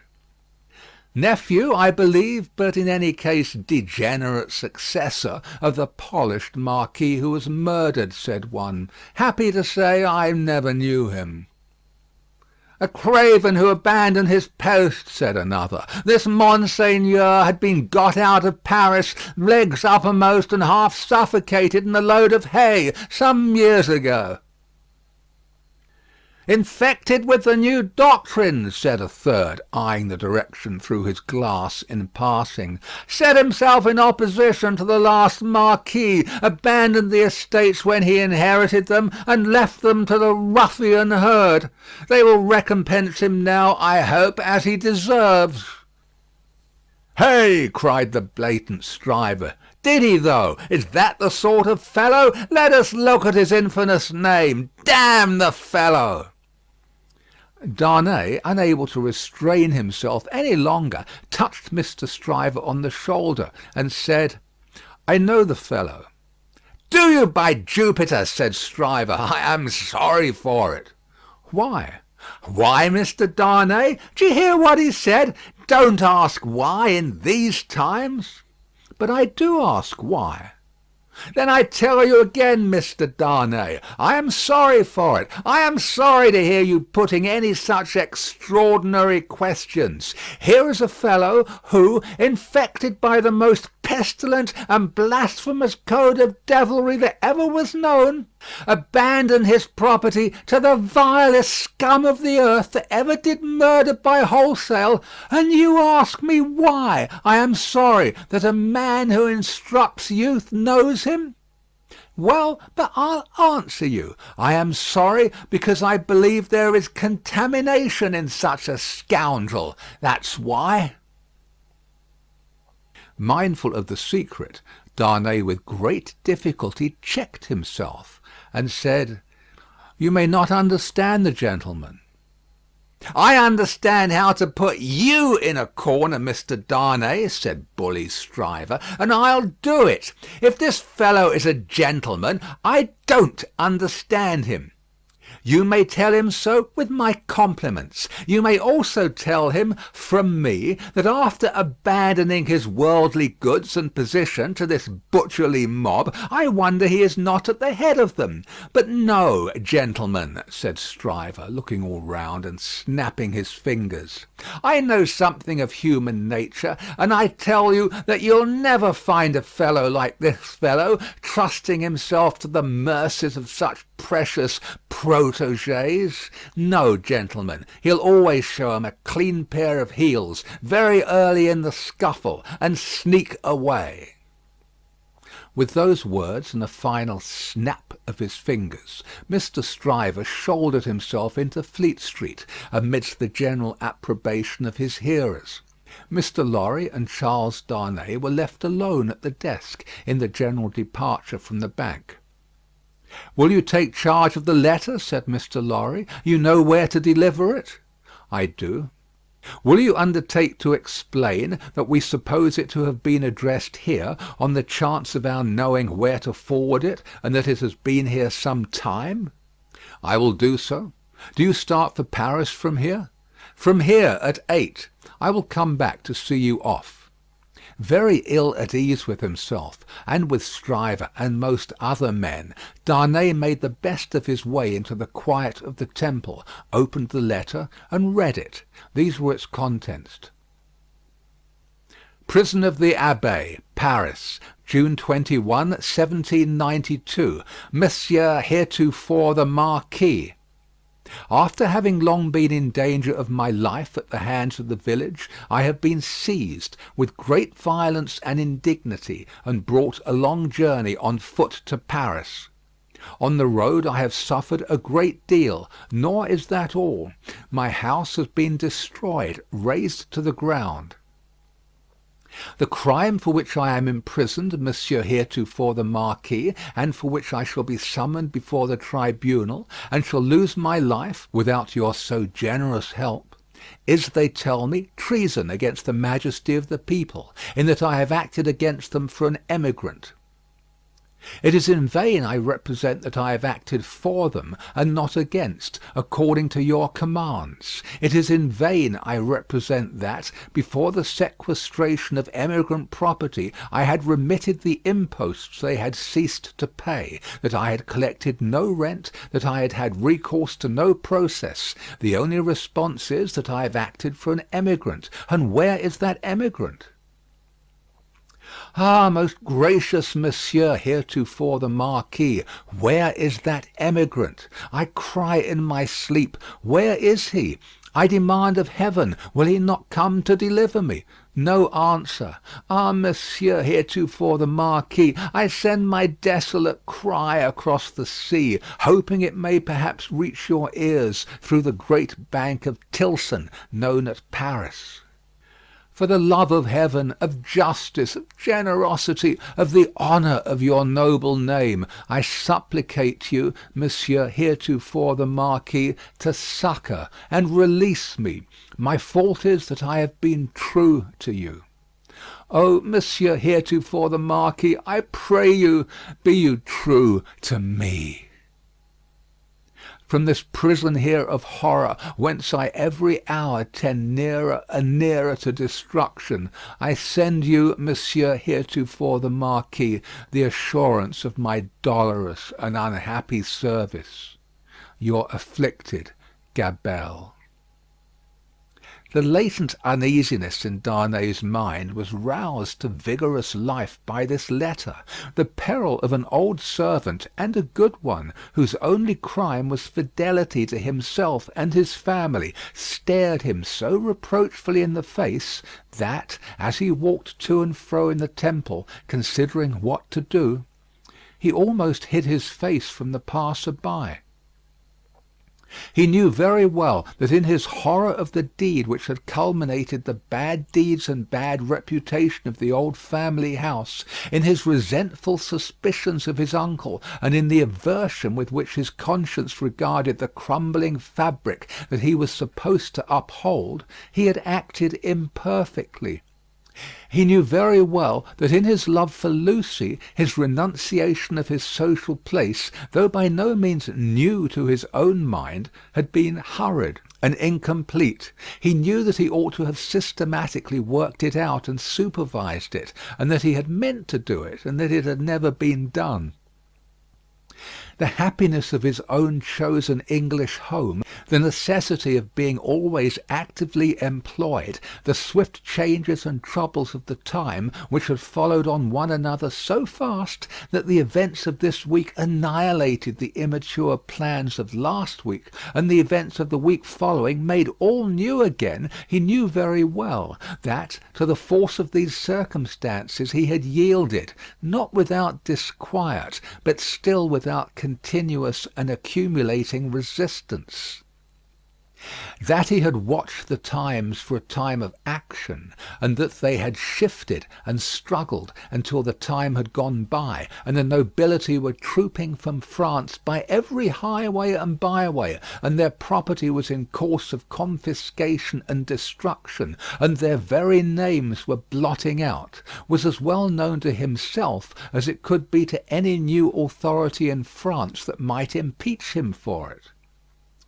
But he had oppressed no man, he had imprisoned no man. He was so far from having harshly exacted payment of his dues, that he had relinquished them of his own will, thrown himself on a world with no favour in it, won his own private place there, and earned his own bread. Monsieur Gabelle had held the impoverished and involved estate on written instructions to spare the people, to give them what little there was to give, such fuel as the heavy creditors would let them have in the winter, and such produce as could be saved from the same grip in the summer. And no doubt he had put the fact in plea and proof for his own safety, so that it could not but appear now.